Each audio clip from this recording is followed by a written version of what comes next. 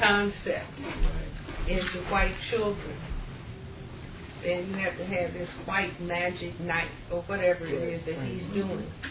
You see, and then they hype it and hype it and hype it and hype it and hype it and hype it and hype it and hype it and hype it and hype it and hype it.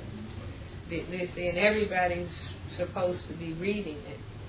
And they do in those books and in the series and in the movies. They do have a lot of dark imagery. I mean, have you seen any of the movies? What's the one, The Hobbit, the latest? No. Lord of the Rings. You're thinking of something else. Lord of the Rings. Lord of the Rings. No, we're talking about the Potter specifically. Harry Potter. They have made a movie of Harry Potter, right? Two. One. Two of them. Okay, two of them. Two of them. All right. And I've seen. Now, what's the basic? You've seen one of them. Right. So, what's the basic theme of those movies? The ones that you've seen. A smart little white boy. Okay, smart white boy. Start with that's the character. glasses. Is that it? Smart white boy is the character. Is the character. And he's able to do whatever comes to his what mind that he wants to do. It seems to me that he straddles the fence, almost like the Lord of the Rings, where he is able to cross over into the dark secrets, The dark secrets, right? I mean, Which is Luke Skywalker and Darth Vader. Oh, Dungeons and Dragons. Yeah. Oh, in other words, it's the same old thing. Yeah. Of the white knight and the demons. Is that what it is? Oh, yeah. Yeah. I mean, At a child level, or at a 16-year-old level, 14, 12. Is that it? Well, there's probably two levels to it. I mean, it's got to have a story. That's what I'm saying. That's a story. Right. That is a story, agreed. But what I'm thinking is that the first level is the movie itself, because a lot of people are not going to read the book. Okay. But if you read the book, I'm finding out more and more with these books. If you don't read the book and you watch the movie, I mean, you really don't have just a... Might get a different you really story. got to read the book, because usually between the lines there's so much. I read 1984 just recently. Okay. And I wanted to call you about that because I saw a lot of the code, some of the aspects of the code in it, and that they deal with economics, education, entertainment, labor law, politics, religion, sex, and war. Is that right? They say it. Is that right? They say it in the book. I've never read George Orwell. But that's why I was going to call you and ask you, had you ever read him? Because it's uncanny, some of the things. Because, in 1984, they deal with words. Words is the heaviest thing. Because through words, they have power over the mind of the people. Oh, yeah. But, I mean, there's just so many layers of it there that I just knew you had it read. I mean, I just knew that you had it read. Never got around to it. I saw the movie. Oh, okay. Right. Yeah, I saw that. Yeah, the thing called Double Speak. Yeah. Double Think. Right. Fork tongue. Right. And they go into real extreme detail. At the end of the book, the afterword, if they call it that, prologue, whatever. Epilogue. Right. Okay. The author goes into this really, really, really, really detailed explanation of double speak, of the language of 1984. Yeah, I picked that up in the movie. But right. I mean, the book, but I'd already had, The book is amazing. The one guy who works in the Ministry of Truth, I think, he starts to explain to the main character how they are going to, by removing words from the language, we're going to keep people from ever thinking bad thoughts about Big Brother, because they won't have the words to describe. You won't have the words, right? And he talks about how we're almost there. In a couple of years, we'll be all right. Yeah. Hey, it's all in the words. Exactly. If you're going to do anything at all, everything, all your thoughts are formed initially from words. So much so that they become more important than what you're seeing. This is why you can look at something and not even see it on account of the words that's already in your mind. And you're looking right at it. You're looking right at it, and you're looking right at it happening. Right. But you'll call it something else.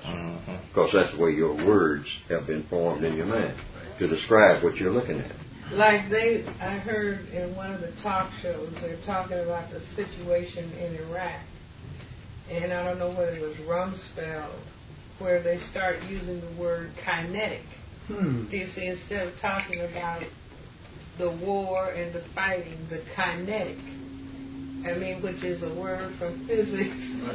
You see, but instead of talking about the fighting is continuing, the kinetics in the situation. You see, so throwing words in that, when you hear them, but then they'll be using them. And so you won't even be able to apply your mind to the situation, but they will have a whole other kind of description. And one of the biggest things is not having a definition that's clear. Exactly. See, if you got 40 definitions 40 words without a clear definition, you can cause all kinds of havoc. All kinds. You can play games with people forever. Just with about 40 or 50 words that do not have clear definitions. No agreed upon definitions. And you can just use those anywhere, mix and match them any kind of way, and keep everybody confused except yourself. Enemy combatants. Now, where did that come from? See, anytime you get these new words, you got reporters that are embedded. What are you talking about? You mean embedded? Where did that come from? That's now in the language. All right? Yeah. And these terms just come out of nowhere. Okay? Detainee is another one. Detainee. Detainees. Oh, that's been a big one. That's been a big one here. Even in law enforcement. When they say, well, I'm not arresting you.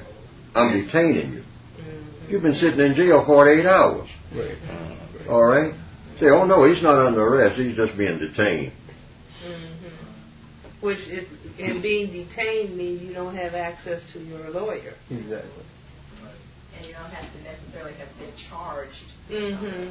See, because I've heard a lot of white people raising this issue with Rumsfeld and with the war in Iraq over, okay, if these people aren't being held because if they're not POWs and they're not criminals, what are they? Yeah, there you go. They say that, well, they're not prisoners of war. Because we're not really having a war. The Geneva Convention. All right? Geneva Convention. But they can't be prisoners of war because we are not having a war. Just like when I was in Korea, they call it a police action. Yeah. That's the official terminology. It was never any war declared.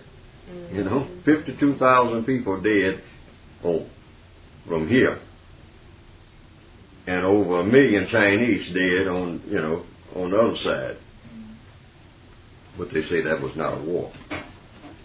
They call it the Korean conflict. The Korean conflict. Right. And, because no war was declared. Same thing with Mr. Bush and the Iraqi situation. No war has been declared. So we are chasing down terrorists anywhere they happen to be. And enemy combatants. That's a new term altogether. New, completely new. That term is just about a year old now. Enemy combatant. Oh no, they're not enemy soldiers. They're enemy combatants. And pretty soon that'll be applied. And we are not having a war. People in urban centers. Exactly. A combatant. Yeah. Just like when I worked at Bureau of Engraving. I was a guard. They said, well, you all don't have arrest powers now. I said, I'm carrying a .38 special on my hip every day. Sudden death. Hollow point ammunition. What do you mean I don't have arrest power? Now, what am I carrying a gun for? If I shoot somebody in the head with that .38 and their head explodes, you better believe they have been arrested. And I said that. Permanently. Stop. Yeah, anytime you give anybody a weapon that can cause instant death, you have given that person arrest power. I don't care how you phrase it. All right? Awful. No. Explain it. I mean, sometimes in medicine, the breathing was arrested. Right. You're no longer, the circulatory system was arrested. I'll say that. about the circulatory system. See, that's the first thing you do is take those guns off of people. You know, any kind of weapon. But you don't have no arrest power. That was official. They didn't give you a gun. A weapon of mass destruction. Yes. Yeah. Yes. That's another term. Mass destruction. We're looking for weapons of mass destruction. But not our own. Exactly. Exactly. Well, if you drop a bomb on a house and kill a family of 12 people, I mean, you know, as far as they're concerned, that is mass destruction. The family is gone. That's about as mass as you can get as far as those people are concerned. What, in other words, now the key word here is what? Mass. What's a mass? What size mass? Yeah, if you got 12 people in your family and all of them dead from a 500-pound bomb. That's a mass Yes, destruction. right. And then you come on the scene and they say they're all dead. Or 2 people. Yeah, right. You've got 2 people in your family. That's mass destruction. That's mass destruction. Right. You know, my wife and my child are dead. I didn't have, you know, I just had one wife, one child. They're dead. I came, house is gone. That is mass destruction for that person. So where do you limit? I mean, at what point do you say, oh, now we're getting into mass destruction? They never have specified. That's what I mean by defining. Right, that's because, They've never said, well, when you got 500 people dead, yeah. that's mass destruction. They've never said that. The word marriage has been Right. redefined. Do you know about the Protection of Marriage Act? When the push came among homosexuals to be legally married, a lot of the different states and I think the House of Representatives pushed through this legislation, which all it was basically a definition of the word marriage. Right. And they defined it as male and female because now you can go to Canada Right. and they will perform a marriage. There's an article in this morning's paper on that, where they've had thousands of marriages, just you know, so-called in Canada, male to male, female to female, in the last 2 or 3 months. Thousands. Since they passed the law. People going through to Detroit and, you know, wherever they cross the border into Toronto. Where is that? And somewhere in Michigan, it's a real that's, area where Canada right. Well, that's across from Detroit. Detroit. The Bush administration also passed some legislation that would give, I think, some tax incentives to married couples, just like promoting the whole concept of marriage. But that's what Hitler did. They gave, in Germany, they give incentives for people to get married. Not everybody, of course, only the... Well, I see some of the logic behind the way that behind their actions. You know, I'm not, quote, homophobic, but once you allow 2 men to be legally married, you know, where do you draw the line as far as... You don't have one. People can... You don't have one. That's what I tried to tell people 40 years ago. I said, this is coming. I said, now, people, black people, of course, a whole lot of black people are homosexuals and lesbians, see. All right, a whole lot of the, you know, professional black people, see, that's why a lot of them go silent. I've been around the colleges and all like that. Ain't nobody saying nothing because everybody's in that kind of activity. That's a given. But all I'm saying is, you look at it the way that the racists play it. The way they play it is that when black people start talking about any kind of morality, and you say this is all right, then you're saying everything is all right. You can't make a single rule. Now you watch this. There'll be people can marry their dog. I ain't talking about like leaving your will, you know, like little old ladies leave their money to their cat. You can marry your cat, all right, and it won't be nobody to prohibit it. See, and then what they're going to do is draw black people worldwide. See, they're thinking worldwide. Keep that in mind. They'll have black people in India and everywhere else, see, into this, and have mass confusion, and just like the illustration I always give, like, you know, white people do all of the stuff that they, you know, like they're the ones who are doing most of it. It's mostly white people up there in Canada, all right, doing this. But see, at a certain point, they get everybody else on a roll, and then they begin to weave it just like they want it. and cause the havoc that results from it. See, the whole idea is confusion among the non-white people. It doesn't make any difference what you use. You can use sex, you can use economics, you use the educational system. Just whatever will make confusion. You want confused minds. You want people who don't have focus about nothing. People who just get up in the morning and say, anything goes. You know. And since anything goes, and I don't have any plan for anything, because since anything goes, why make a plan? And then the racist says, I got a plan for your whole life. Every minute of your life will be according to my plan. All right? And that's how they work it. But you know, I think that at the same time that this is happening, like you say, that the seeds of the destruction of racism and white supremacy are within the system itself. Yeah. Now, what is happening globally? I mean, because what is happening on the continent of Africa, you see, whether it's the wars and HIV and AIDS and starvation, you have millions, tens of millions of people who are being killed. Do you see, so that the end point of white supremacy is almost like the destruction of human life. And so why would you have any concept of morality around marriage in the presence of mass death? Exactly. Do you see? I mean, in other words, it's like Adolf Hitler. Do you see? And Hitler's whole thing, bottom line, if we don't win this war, then kill everything. And so I think that they are you see, erase any lines, but the bottom line for human beings is life itself.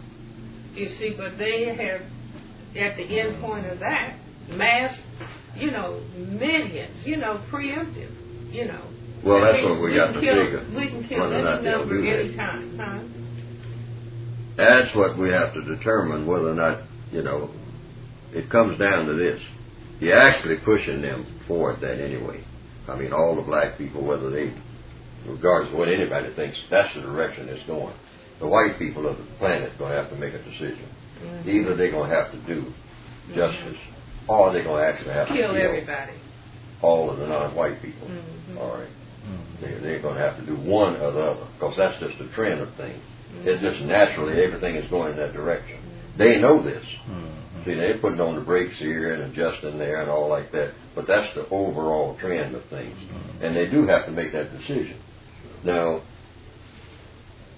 under codification, my whole idea of the reason for codification is to accelerate that process. Mm-hmm. Right. That's why I say you push them into that corner where they either do one thing or another. Actually, now what we're actually asking for, we are asking for the genocide.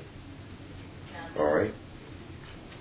They use that word genocide in a box because they ain't never committed it. And a lot of black people say, well, they wiped out the Indians. No, they didn't. They tailored the Indians just like they tailor everybody. See, when you say Indians, you're talking about people all the way from Alaska to the tip of South America. These are people that you classify. All these people we call Mexicans, they're basically Indians. Mm-hmm. All right, they're Indians. They're just not called Indians. Right. Okay, So what they did was wipe out some Apaches here and wipe out some Iroquois there. Creeks here, Choctaws there, and then they always keep quite a few. Push them on reservations, use them as museum pieces. That's what Elijah Muhammad said. See, hey, you set them up and say, hey, they become little museum pieces. You put them out there on reservations, and everybody come by and take pictures of them. So that's what racism is about. Because I have never thought that they were planning on killing us all. Because the first talk I made was at the University of Maryland in 1969. And that's what I said. Because I was getting, pretty frustrated with it. Was right after the riots. 1968 was the riot, big riot here. So I just said, look, since it was mostly a white audience, I just said, look, rather than just keep playing with us, which is what you're doing, Why not just kill us all and be done with it? Have the whole planet, the whole universe to yourself. And you won't have to explain it to nobody but God. You won't have to explain nothing to nobody. Just kill all the black people, all the non-white people. Just get rid of them and then walk around and claim, beat yourself on the chest and talk about what a great planet you now have. I said, you can do it. And you ought to do it now while you still got the muscle. All right? I said, because there will come a day when you won't be able to. Okay? Now, it was 2 or 3 white people sitting up front that started smirking. And how I read the smirk was, he doesn't know what we're doing. He doesn't understand white supremacy. That's how I read it. And even if that's not what they meant, that's how I read it. And then it hit me. Now that sounds silly. Because if they wanted to do that, that would have been a done deal a long time ago. They've had that muscle all the time. It's not nothing they're afraid of with black people. They do not fear us at all. Because the logic would tell me, even in 1969, fear me for what? What white person can I harm and get away with it? Okay? If all the black people say we're going to gang up on the white folks, I think right now, I think that they would say, oh yeah? Get your gang together. Get your best plan. Everything that you know about killing. We've been doing it for centuries. All the little things that you get together. Say you ought to learn something yet, about the Japanese. They thought they were on a roll. They will go and bomb a few ships and whatnot. That's a piece of cake, See, now when we pull something out of a hat, they won't know what hit them. They'll be running around screaming and yelling and whatnot and saying, wow, the sun fell out of the sky. Which it did on August the 6th, 1945. So see, don't underestimate, all military people say. Don't underestimate your enemy. See, and so, not saying that the people that dropped the bomb were white supremacists, but I think some of them might have been. All right, now, having said that, y'all during the 1960s, see, black people were talking about this planning of genocide, and I say, no. It never rang true with me, and it still doesn't. But that's what we should be trying to force them to do. See, I don't have no problem with it. Really. If they pull it off, I don't have no problem with it. I'm going to tell you why. Logically speaking. The theory is, the way I see it, whatever put us here will keep us here. They didn't do it. They don't even claim to have done that. Yeah. Whatever put black people in the universe will put us here. That's why I say we shouldn't take credit for that. See, we don't know what it was. But we do know that we are here. Or whatever put us here, this is ultimately what white supremacy has to contend with. In other words, they're not in charge of the universe. Exactly. That's what I'm saying. They themselves do not even claim that. Okay? So whatever put us here, keep us here. But even if that wasn't true, even if they said and could back it up, oh no, whatever put you here, you got that right. But we can take you away from here. And we have total carte blanche to do that. Total. Bar none. I would still say, okay, go to it. Because that was the first talk I made. I invited that, and I still do. I said, okay, you really believe that? Put it to a test. Just decimate, but don't leave anybody. See, that's the trick. See, they always do this thing of going in, and if it's 100 people in the village, they kill 50 or 75. Well, then they go around and nurse the rest of them and make sure that they don't disappear. All right? They always do that. See, and that's what we should be sick of. No, if you're going to kill us all. Don't play with us. You're going to kill, the mother and leave the father, or kill the father and leave the mother. That's what they always do that. But there ought to be a way of saying that to white people, the white collective. Yeah. In other words, you consider that you are supreme. Yeah. The remaining superpower. Right. But snow, do you see snow stops you? I mean, it's just like looking at some of these things on the History Channel, and when these boats are out on the ocean, like on the Great Lakes, and they start talking about the power of the storms and the water. Yeah. Do you see? So, okay, what you are really, you're not contesting with us. You're contesting with the powers that are in the universe. Now go to it.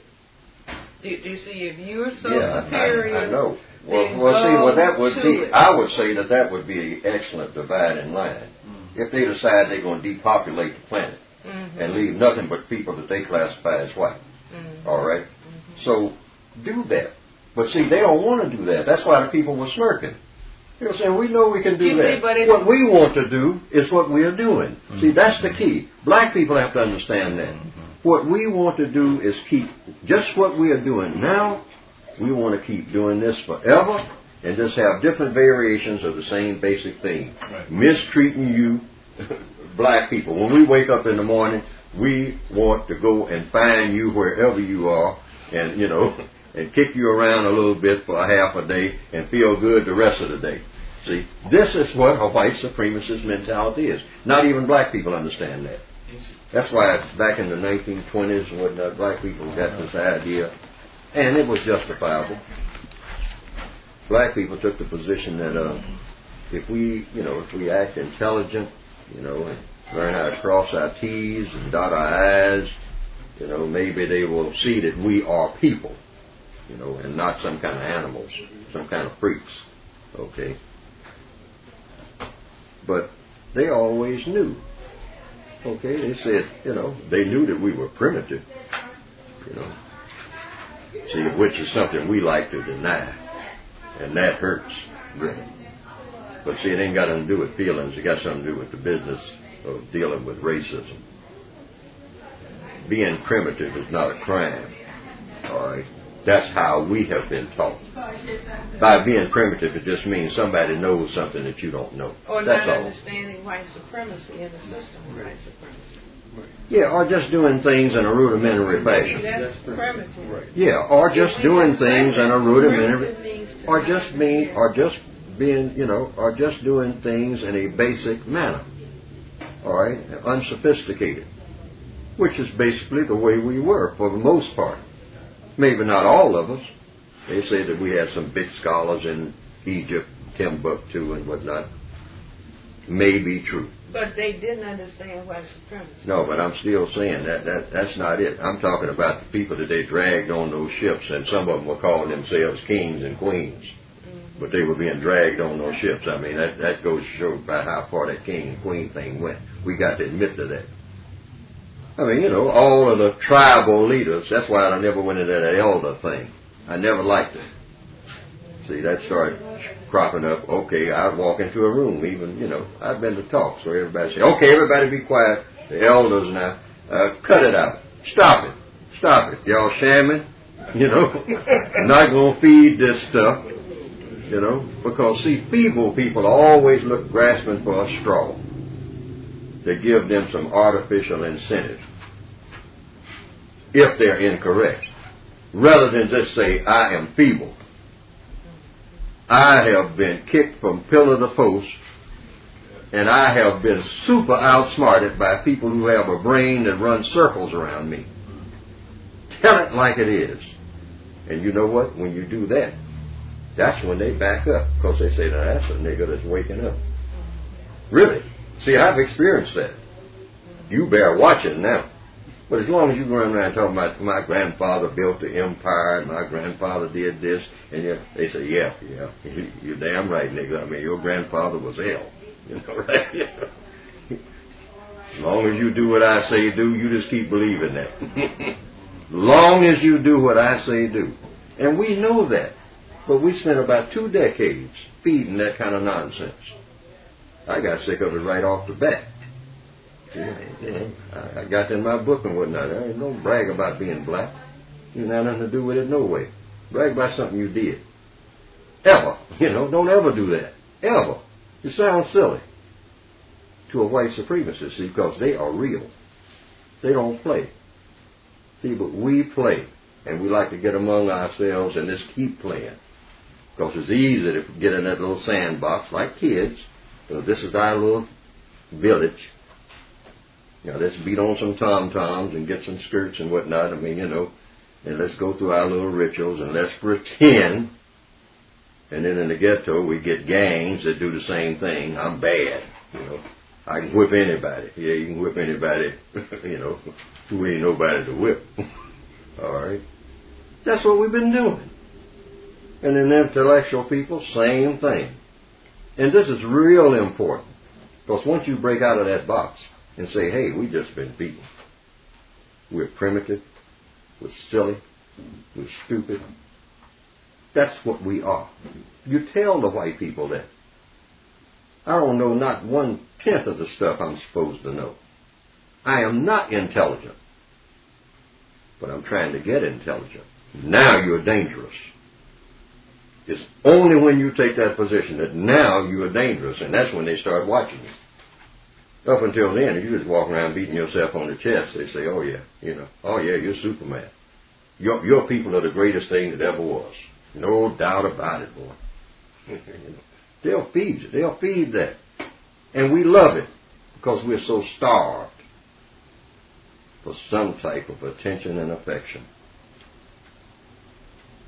And when we get it from a few white folks that nod, they'll tell, you know, they bring Frederick Douglass in, teach him how to read and write. And then they'll say, oh yeah. Problem is, it's just pitiful that the rest of them are not like you, Frederick. And that'd make Frederick feel good, you know. He'd get him a white woman and whatnot, and, you know. Now, he's trying to help. He's still trying to help and all like that. But, you don't buy none of that. What you do is strip yourself. Realistically. Now, that's not saying there's not a lot of stupid white people, okay? But they ain't so stupid they don't know they're white. They don't know the significance of being white. That's all they need to know in the system of white supremacy. That takes care of, you know, that doesn't do anything for black people. See, a white person down on the low rung of the ladder might feel, you know, out of it and all like that, but that doesn't help black people. An ignorant white person is not helping black people. Doesn't help you just walk past and say, that's an ignorant white person. It doesn't help you. You just made a remark. You feel good about yourself because you found, you know, a white person on a park bench. And you say, well, I'm not as bad off as he is. But that didn't help you any. That's an illusion. You think that helped you some. All right? That ain't the comparison you go by. You go by this whole weight of injustice. Of this thing that we call the white race, which is the only race. And so, I'm just saying, to me, that's real important. That's why I said monsters and monstrosities. That's the only type of black people that the system puts out at its very best. I'm a monstrosity. If I run them down the street, start shooting people and whatnot, killing black people and whatnot, burning down their houses and all like that, now I've become a monster. But if I stop doing that and put on a suit and tie and all like that, now I've become a monstrosity. It doesn't get no better than that. See? As long as I'm subject to white supremacy, I'm never what I should be. Never. You don't ever reach that level. And you let white people know that you know that. See, that's where you're dangerous. You let white people know that, hey, I don't care, how much money I have, or where I live and all like that, how articulate I might be. I am not anything close to what I should be. Nowhere. And I don't know no black people who are. Nowhere on the planet. And if you tell the truth, sir, neither do you. Because every last one of them is subject to white supremacy, and that nullifies you right there. See, and when you look at yourself like that, then that's when you start making progress. Out of the box. But they want us to just keep in that frame of mind, hey, you make 3 or 4 baby steps and now you have arrived. I wanted to ask a question and then right. lead us into okay. the discussion for the agenda. Right. But back to the idea that the white supremacists are doing what they're doing because they want to, sort of an ego trip. That's the way I see it. Right. Is that basis, meaning ego tripping, is that in addition to, or does that replace the fear of genetic annihilation, which we have concluded was the impetus for establishing the system? Yeah, that was the basis. Right. The fear of genetic annihilation. So how does continuing it for an ego purpose, how does that fit in? Because once you get on a roll, it's just like second gear in a car, or third gear. Once you're zooming down the highway, so you don't worry about first gear no more. Right. I mean, you're on a roll. But do you think that the fear has dissipated? I mean, is that no longer It doesn't ever really dissipate because it's the basis. Mm-hmm. That's why I say we have to assure them. We ain't going to get nowhere. I'm going to tell you that. I don't care what we do. We can go around the meetings and all like that until we let white people know that we don't intend to annihilate them unless we do intend to annihilate them. And if we do, we should stop playing these games and announce that. Say, hey, if you give us any slack at all, we intend to kill every last one of you.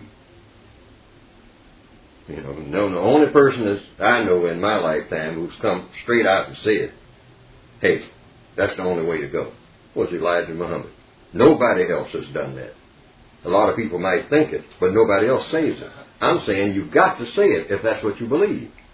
Otherwise, what are we doing here? Going around in an endless circle? There's nowhere else to go. There's nowhere else to go with none of this. If we're not making it clear that you can guarantee their preservation, we should have to be able to do that. Guarantee their preservation as white people, as a species. Or as having this skin condition. Yeah, because the skin condition is not a malady. See, that's another thing. That's something we say because it makes us feel better. No, Fuller, that's not correct. It's something they said. That terminology. Okay, well, even if it is true, you have some people who have a skin condition, okay? So what do you do with people who have a skin condition? See, that's the question then. What do you do with people who have a skin condition, a foot condition, a hair condition, eye condition? What do you do with people like that? Okay. No, wait a minute. Not necessarily. See? I mean, cats sometimes kill kittens. I mean, when they look and see, hey, you ain't going to make it. You cannot make it. And that cat will kill it. It's a newborn kitten. The cat will kill it because they say, no point in take them out of its suffering. But mathematically, they have some issues. Mathematically, if we look at the demographics, if there are 6 billion people on the planet, according to Patrick Buchanan and some of their researchers, there are 500 million people that they classify as white. 500 million in a pool of 6 billion.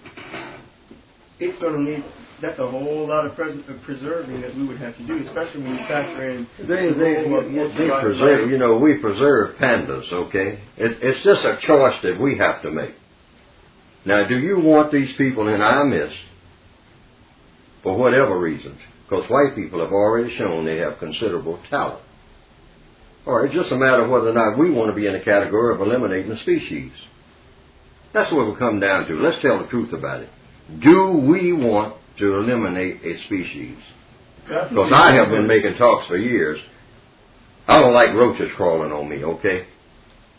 I don't like a roach. If a roach was on my shoulder right now, I'd jump up and want to knock that roach off. Okay? I don't want to sleep with a roach crawling on me, okay? Most people don't. But I'd be the last person on this planet to advocate the extermination of roaches. Tell you why. I didn't create roaches. See, people don't create anything. There's nobody on this planet that can claim truthfully that they created anything. People arrange what's already here. I mean, we use that term now. We'll say that, oh, that's one of his creations. I don't care who he is. He didn't create nothing. He arranged what was already here. You ain't going to create nothing out of, something that ain't there. See, so you arrange what's already there. Okay? The white gene, whatever it is, you didn't create it. Now, there are some people who say, well, they came from us. Where do we come from? If they came from us, that means that's in us. So where do we come from? See, so I'm saying, hey, don't kill that last roach. And this is the illustration I've given for years. Somebody will come along and take that roach, that filthy roach, and stick a needle in it and extract some of that filthy serum from it and mix it with something else and something else and something else. And when you inject it into a person, see, science is peculiar. Be able to cure about 12 different kinds of cancer instantly. So you'll have people running around here who have killed all the roaches now, trying to find 2 or 3 old wobbly roaches somewhere so everybody won't die. All right? That can happen, because that has happened in history. They have found cures for diseases in the most unusual places. White people understand this. This is why they go into the Amazon and whatnot, trying to find a mosquito. Say, we got about 10 left around here somewhere, We don't want them all to disappear because we don't know what they're here for. That's the key. I have a question. We don't want to become so ignorant in our smartness that we presuppose that we know what everything is here for. See, I don't want to go on record as being, claiming to be that smart. Okay? I mean, that's just a thought. That's the way I see it. So getting back to the point, we do have to make that decision. Now, it could be that white people are absolutely useless except, like Elijah Muhammad says, to cause problems. They are a permanent disease. Okay? There ain't no good in them at all. You can never squeeze none out of them. Elijah Muhammad made that clear. I used to hear him talk directly. Nobody could get him to change. He went to his grave saying that. That might be true. But codification is designed to find out whether it is true or not. That's what it's supposed to be designed. And if we find out that's true, then that's going to be the bottom line anyway. Either they're going to kill all of us or we're going to kill all of them. We ain't going to even have a problem with that. Or, you see, they may die out. You see, in other words, if people of color understand what white supremacy is, and the real antidote for white supremacy is to have the global majority not behaving in such a way that allows it to continue. I mean, white supremacy takes the non-white people being in a continuing state of primitive, pitiful, stupid, and silly. Do you see that if we came out of that, so that the non-white people were behaving in a codified, understand white supremacy, a part of that codification is non-white people do not have sexual relations. That's a part of the justice codification. Do you see? So well, that's what I meant by codification would find that out. Yeah, okay. But if they are still functioning on the planet with black people, I mean, still at their peak of doing everything like it ought to be done, and white people are still mingling among us, or even anywhere on the planet. If they are, in essence, evil people, we're going to lose everything that we have built up. I wouldn't care how you build it up. They're coming after you. All right? And they'll put a hurting on you just like they did in the first place. See, if they're here, see, either they are pure evil or they are not. That's what you got to come to that. We've got to come to that conclusion. Now, who's willing to go that far? A white person, by being white, is pure evil, okay? Or not. It's either or. It ain't no splitting the difference. Now, if they are pure evil, that means they cannot stay on this planet. Not because you won't be able to stay on the planet with them. Because pure evil just doesn't sit there. Well, pure evil just doesn't sit there and die out with you walking around here and it's standing right there looking at you. But wait a minute, pure evil, what is pure, let's say, contrast pure evil with pure justice. Do you see what I'm saying? In other words, if they're pure evil, then can they not be counterbalanced and checkmate by pure justice? No, because no, it doesn't work that way. You can't have an evil element in a just situation at all. It doesn't work that way. It does not work that way. Justice is balance between people. Okay?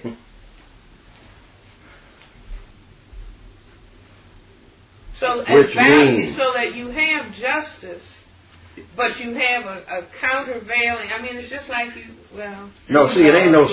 See, we are in the universe. We're on a globe. All of those lines on a map.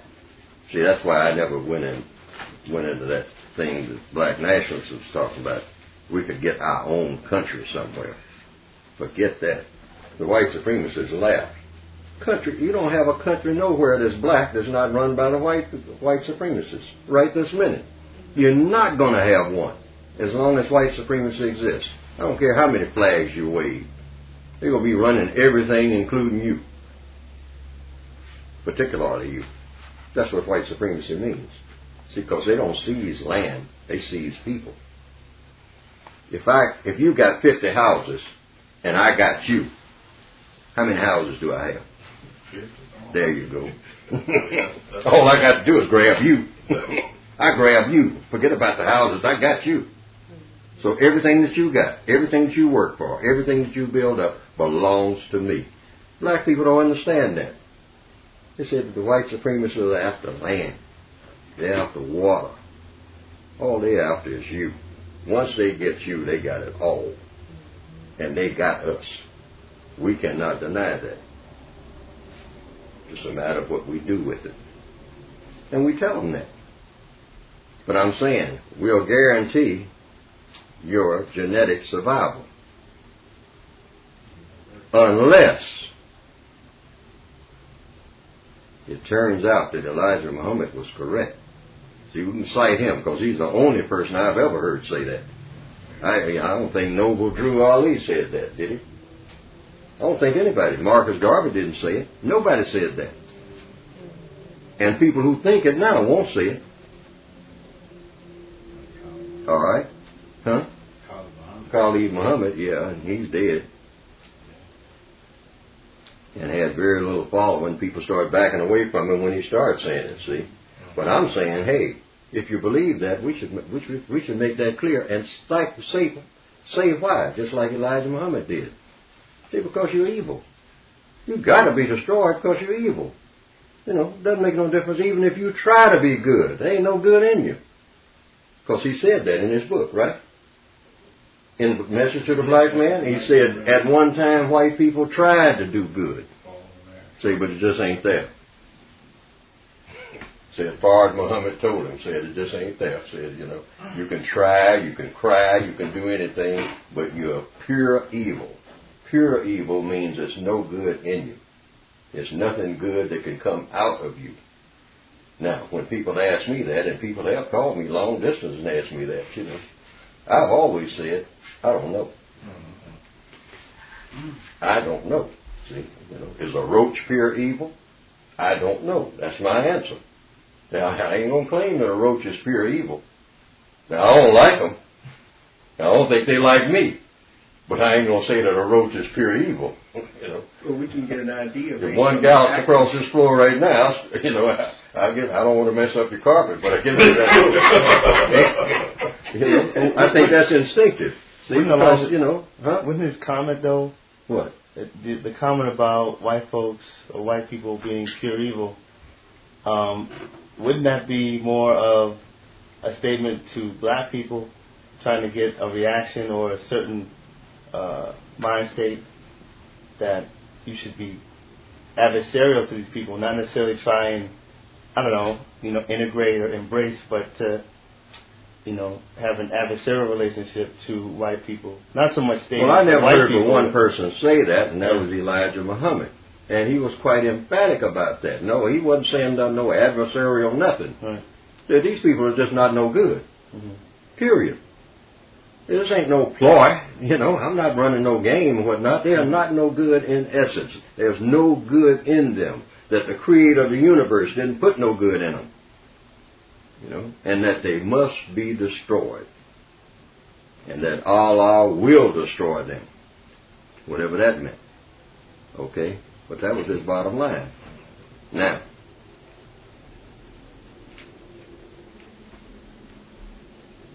the question in this room is that true or false? Because, see, we can't go on no false premises. Because something as big as this, you can't make mistakes. Now, I say I don't know. But I say there are mechanisms to put in place that you can find it out. Okay, what's the proof? How do you set The proof is you keep trying to do justice. And they keep opposing you, and you oppose them as long as they're opposing you. Now, if they just oppose you to the nth degree, that means that they're going to kill you. All right? Which, you know, and that's where we're supposed to be pushing this thing. Right. It's nowhere. See, Martin Luther King even understood this. This is why he said, hey, you know, we're going to keep doing what we're doing. And if we get killed in the process, so be it. Because this is what we're supposed to be doing anyway. This is what we're here for. See, you know, black people try to take shortcuts and whatnot. We all want to stay here as long as we can. But basically, our mission should be to replace the system of white supremacy with justice. Now, once you go in that direction, you're going in danger. Because they are going to oppose you. Okay? I have a question. Yes, sir.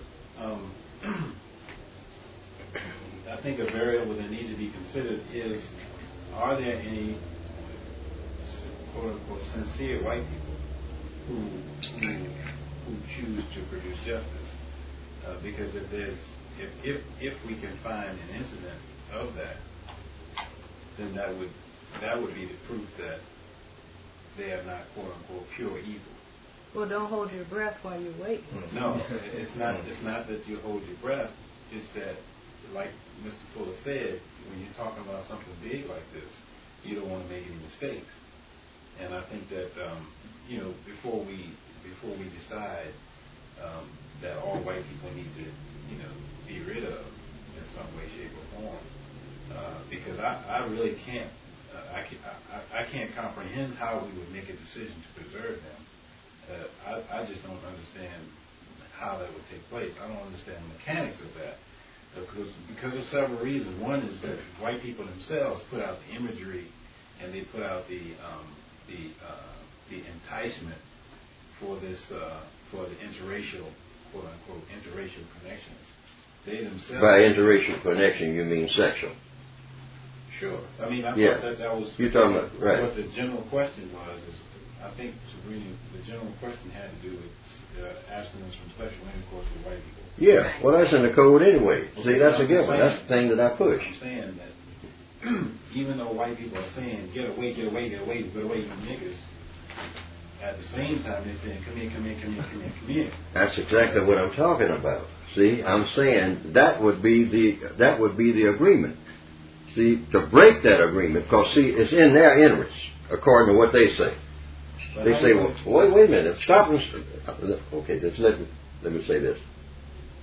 You can't guarantee it. All you can do is propose it. See, we don't even touch the subject. Right. How many times you go to any talk, black people talk about everything, all right? Don't touch that subject. Mm-hmm. Black people don't even want to talk about sex with white people. In most settings, black people almost want to crawl under the chair when the sex thing comes up. And they'll just brush it off by saying, well, to each his own. This is what you usually hear, these cliche sayings. Oh, well, boy meets girl, and, hooray for love, And that don't have nothing to do with racism. That's got the essence of it. You skip around that, you're not talking about nothing. All right? That's the bottom line. So you have to get the white people to say, hey, now, in order to preserve yourself, that means it can't be none of this sexual intercourse between you and non-white people. Nowhere on the planet. Not one. That's the agreement. If you break it, then that means that you are completely untrustworthy on this, that your motive is totally suspect, and that really, for all practical purposes, because this is what I would say if white people was in this room, I wouldn't care if it's George Bush or whatever, what you are really announcing when you go back on that, once you make the agreement, It won't be like some Indian treaty or something like that. That means we are at total war. And what Elijah Muhammad is saying, for all practical purposes, you have shown that you are not interested at all in solving this problem. So we are at total war as of this minute. And even though I might not have a gun or nothing like that to shoot you down right this minute, this is what I have in my mind because there's nothing else left. And this is what you should have in mind for me. Because as of this minute, we are at total war. This is no longer negotiable. We no longer have any kind of understanding. I look for you to harm me in every way that you can. Because I am dead set when I get any kind of chance to harm you. Let's get that understanding now. That's how you should talk at the negotiating table. You know, if they go back once, but we got to bring them to the table to at least say, we want to preserve ourselves as white people, and this is why we keep changing neighborhoods, and when y'all move into the school, we move and all like that, because we are afraid of this genetic annihilation. Okay? We very seldom talk to them where we get them to even discuss this. And they like it, because then you can continue the thing as it is. See, I don't care what kind of discussion you have. You can talk about economics and talking about, voting and all like that. They love that. You can go and you can go on like this for the next 10 million years, and get nowhere. You've got to get to the sex thing. You got to get to it because that's the key to the genetics. Okay? So when you discuss that and get them to say, yes, we do want to preserve ourselves. Okay, well, to preserve yourself, then you have to behave yourself. Okay? That's the deal. Now, behave yourself like what? Then as they say, the devil's in the details. You got to guarantee that there'll be no sexual intercourse. Even that sneaking around in the farthest reaches of the Congo. I mean, that black male, a black female, come down the river in a canoe, ain't nobody around for 1,000 miles. Everybody's got to understand, hey, there's one thing we can't do. We cannot engage in no sex. That is a worldwide law that nobody breaks. Because if you catch anybody breaking it, even if it's the black person voluntarily, see, because we're the subject people. Because people have asked me about that. Well, you got a whole lot of black people that's hot to trot about white people. I got a newspaper here, that says so. These classified ads, I watch them. These personals, whole lot of black females who are advertising for white men. This is June the 20th paper. Why you were looking at the classified? Yeah. All right? All over the world. See, not just here. All over the world. Because they're getting tired of black males. Getting tired of our game plan and being weak. They ain't got nothing going for us and acting like we have. And a lot of black females, and there'll be more, are saying that. Hey, I got to get me somebody. I'm tired of this. I'm tired of this. I got to get me somebody. I don't care if he's white, whatever. All right. Yes, sir. Doesn't it still go back to the question of sincerity? In other words, truth. Are you telling the truth or not? What? You mean the white supremacists? Sure. Oh, okay. And maybe entering through the 8th area of activity is a way to prove, whether they're being truthful or not. That is the test. See, once you get them, we don't even discuss it. We discuss this like it's this nothing. When they come to the sex thing, black and white, how many discussions do you hear about the sex thing between black and white? Well, that's because we don't take racism to the definition. Right. See, the definition is critical. Right. That if racism... And what is it all about? What is it all about? Right. Which is where this whiteness stuff comes in. Yeah. In other words, they see us taking the definition and laying the definition out.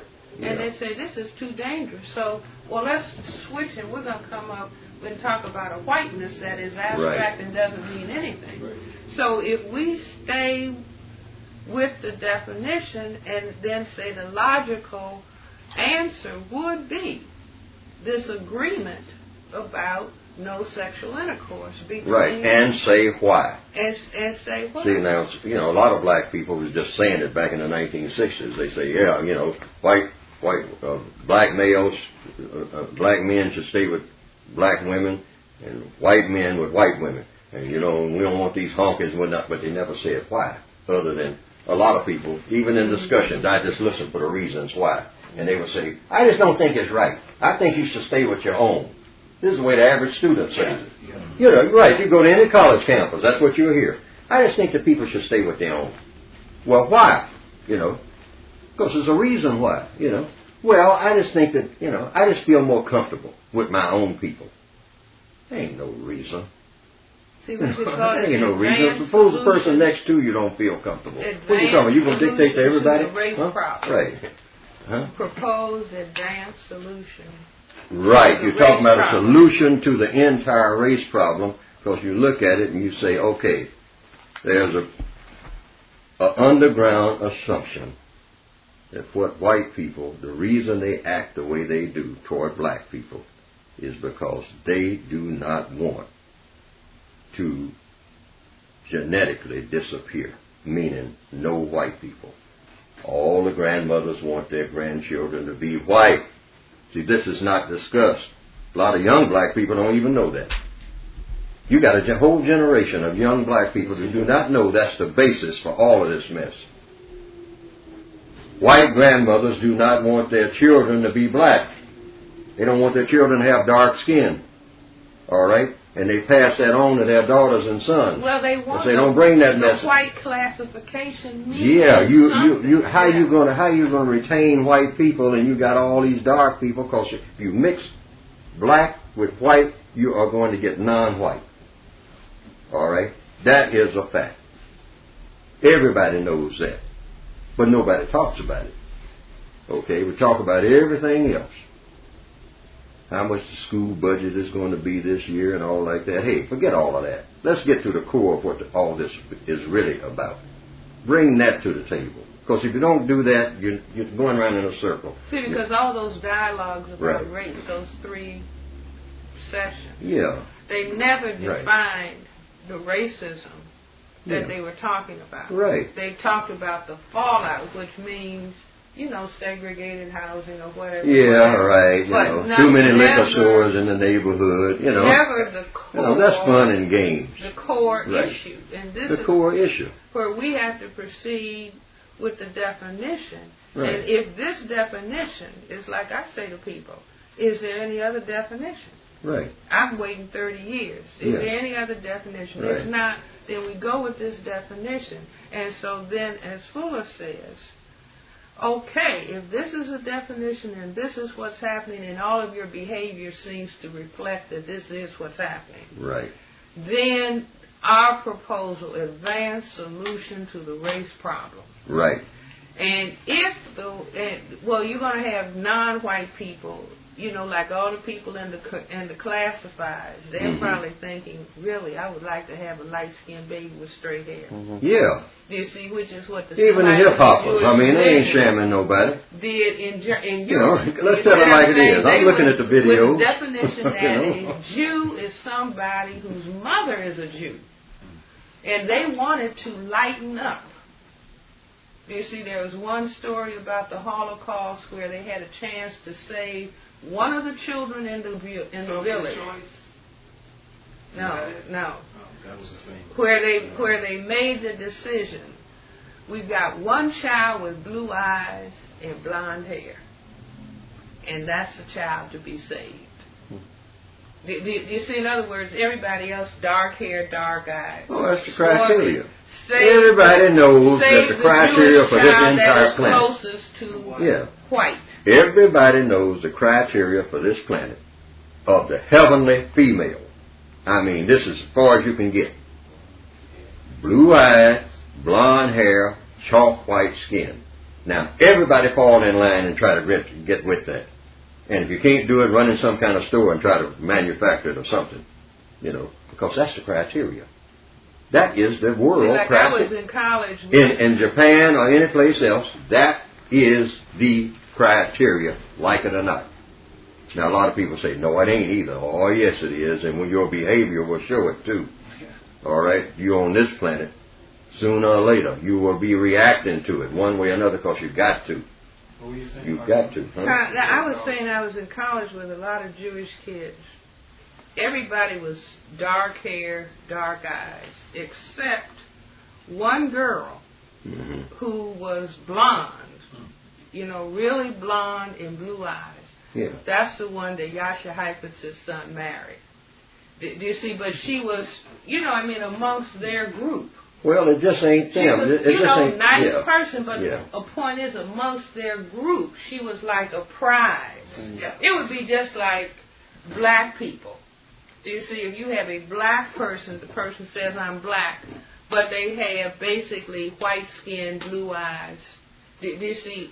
What do other black people think about that person under white supremacy? See, this is the question. I said that's the prima donna, huh? This is the question I have. Okay. If they are so terrified of white genetic annihilation, Okay. then why do they make themselves to appeal as this heavenly epitome of woman or epitome of a people to non-white people? I mean, it's almost like they're flirting with their own destruction. No, wait a minute. Say that again. Why is it, if they're so concerned about white genetic annihilation, then why are all these white women running to these black men? Why are all these white men running to these black women?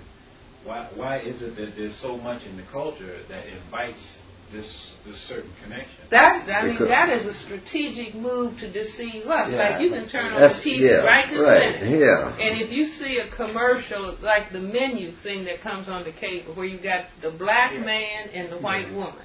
You see, that's for the ingesting of, it's just like if they say, well, we'll have to sacrifice That's a million of our women. That's what it is. To deceive. That's like what it I is. was in this trial in Atlanta where a black man had come up behind, this black man said, I interviewed him in the prison in Georgia. He said the reason that he went up behind these three bankers, the banking district in Atlanta, this black man walked up by himself behind and shot three of them in the back of the head, killed two, blinded the third. White bankers, I said. Okay. So the lawyer, I interviewed the man. He said the reason he did it, he was tired of being harassed and stopped by the police. It had happened so many times. Relatively young black man. He said he got tired and he decided, since you keep on harassing me on the street, I'm going to give you something to really imprison me for. Mm-hmm. So he was sitting in the day room in the prison with his feet up on the table, clean tennis shoes, jeans, and just as relaxed as if he was in a hammock. So when I presented this to these white attorneys, one of them said, why didn't he just rape a white woman? Mm. Do you see? And I said to him, now he's an attorney for the opposing side. I said, do you hear what you're saying? But his thing was, and he said, are there other black men who think like this? And I said, as long as you have a system of racism. Do you see? And then, why didn't he just rape a white woman? Meaning that we would be rather have him rape a white woman. So, to me, when I look at the TV, do you see, they're really matching up. It's mostly black men. You don't see them putting a white man with a black woman as often as you see black men being placed with white women. Even in commercials, people might be in a bar. It'll be a white blonde woman next to a black man and no black women in the little group. Even though in reality it probably happens more the other way around. Well, secretly, sure. Yeah. But I'm saying that they will offer the idea up. Even if it had to be 10 million white women on the planet with non-white men to make the non-white people think That's what it is. Racism is not a problem. That's what it is. That's what they're doing. And we now. don't have a fear of genetic annihilation, but deep down underneath it, that fear is resident, but this becomes a tactic in opposing the non-white people. Yes, for staying in business. So the sliver of We have to sacrifice. the sliver of those couplings are not important in the larger scheme of things, is what you're saying. You see, and just like it was on CNN, a discussion this morning, was race a factor in saving the white girl? Jessica, yes. Of course. You see, a white woman, in a little panel discussion. Of course. Was it that she was white? Of course. And so then the other white, oh, no. Yes, course. it was. Do you see what I'm saying? They concocted a whole story. Always because has it been. wasn't true. Always has been. They concocted it to, you see, it's just like as long as Bush is saying we're going to be killing non-white people, he will get elected. He will get reelected. He will get reelected. He will get reelected. Because it means controlling the non-white. So, Dr. Welsing, in the Cress theory, do you say that white women desire to have a child who is a product of color? Is that in the Cress theory? Right. I mean, do they desire that? Is that an inner desire, not connected to fooling black people, or is it? No, I say in other words, they just like they tan. There's a desire because there's something missing, something wrong with us. So we want to perfect it, but that real, in other words, I say the albino, the reality of albinos being produced came before the elaboration of their system. Is that just the white females or the white males too? Desiring the product. Well, do you see it? Well, it's I say that when white men produce, they get with a non-white woman and they produce a product of color. They feel they have participated, right, which is what the golf game is all about. So what is the consequence of the conflict between having that one thought in their head and also the fear of the genetic annihilation? Don't those two ideas collide at some point? Right? Well, they at a certain Not level. as long as you're in control. Right, they seem to collide. See, control is the thing. In other words, if I'm running let's look at it like this. It's real simple. I'm running a business. The business is white supremacy. The business shows a profit. But all businesses also, for the most part, have some losses. If you are an astute business person, you already figure your losses before you even set up your business. In other words, you say, okay, well, I'm going in, I'm going to have a shopping center over here. Now, every now and then, we're going to have to redo the parking lot on account of the traffic that's going to be coming and going. We're just going to have to clear everybody off the parking lot and completely redo it. That is a business expense. The mafioso operated on that premise. We're going to lose so many. We got some hitmen out here. Every now and then, some of our hitmen going to get hit. That goes with the territory. All right? Now, it's the same way with the racist system. How many people do we have on the planet? That's the way they figure. How many are white? How many are non-white, according to our stats? Okay, we're going to move into the refinement thing where we got to keep these black people food. We got television, that they sit in front of all the time. What we'll do, we're going to sign worldwide 4 million white women. We're going to let that many, give or take. Just hang out with black dudes and put them on television. It's called racial showcasing. That's the term I gave to it. You've heard of racial profiling. I made up one called racial showcasing. They're going to do a lot of that. In fact, they're going to be more and more black people with money than you wouldn't believe. This is just my guess. Worldwide, it's going to be something like 4 or 5 million. When I say money, I don't mean just a nice job paying well. I mean rolling in money. I mean big money, Mabutu money, Michael Jordan money, Robert Johnson money. You're going to have 4 or 5 million.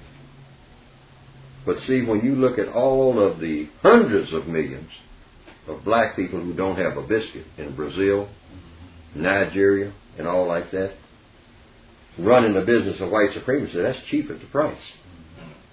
See? And particularly, since you have the system still in place, they're going to get all the money back anyway. Where do you think Mobutu's money is right now? He's a double billionaire on paper when he was over there in the Congo. Big palace, 2 or 3 palaces. Saddam Hussein, they showed his palaces on, that don't mean nothing to a white supremacist.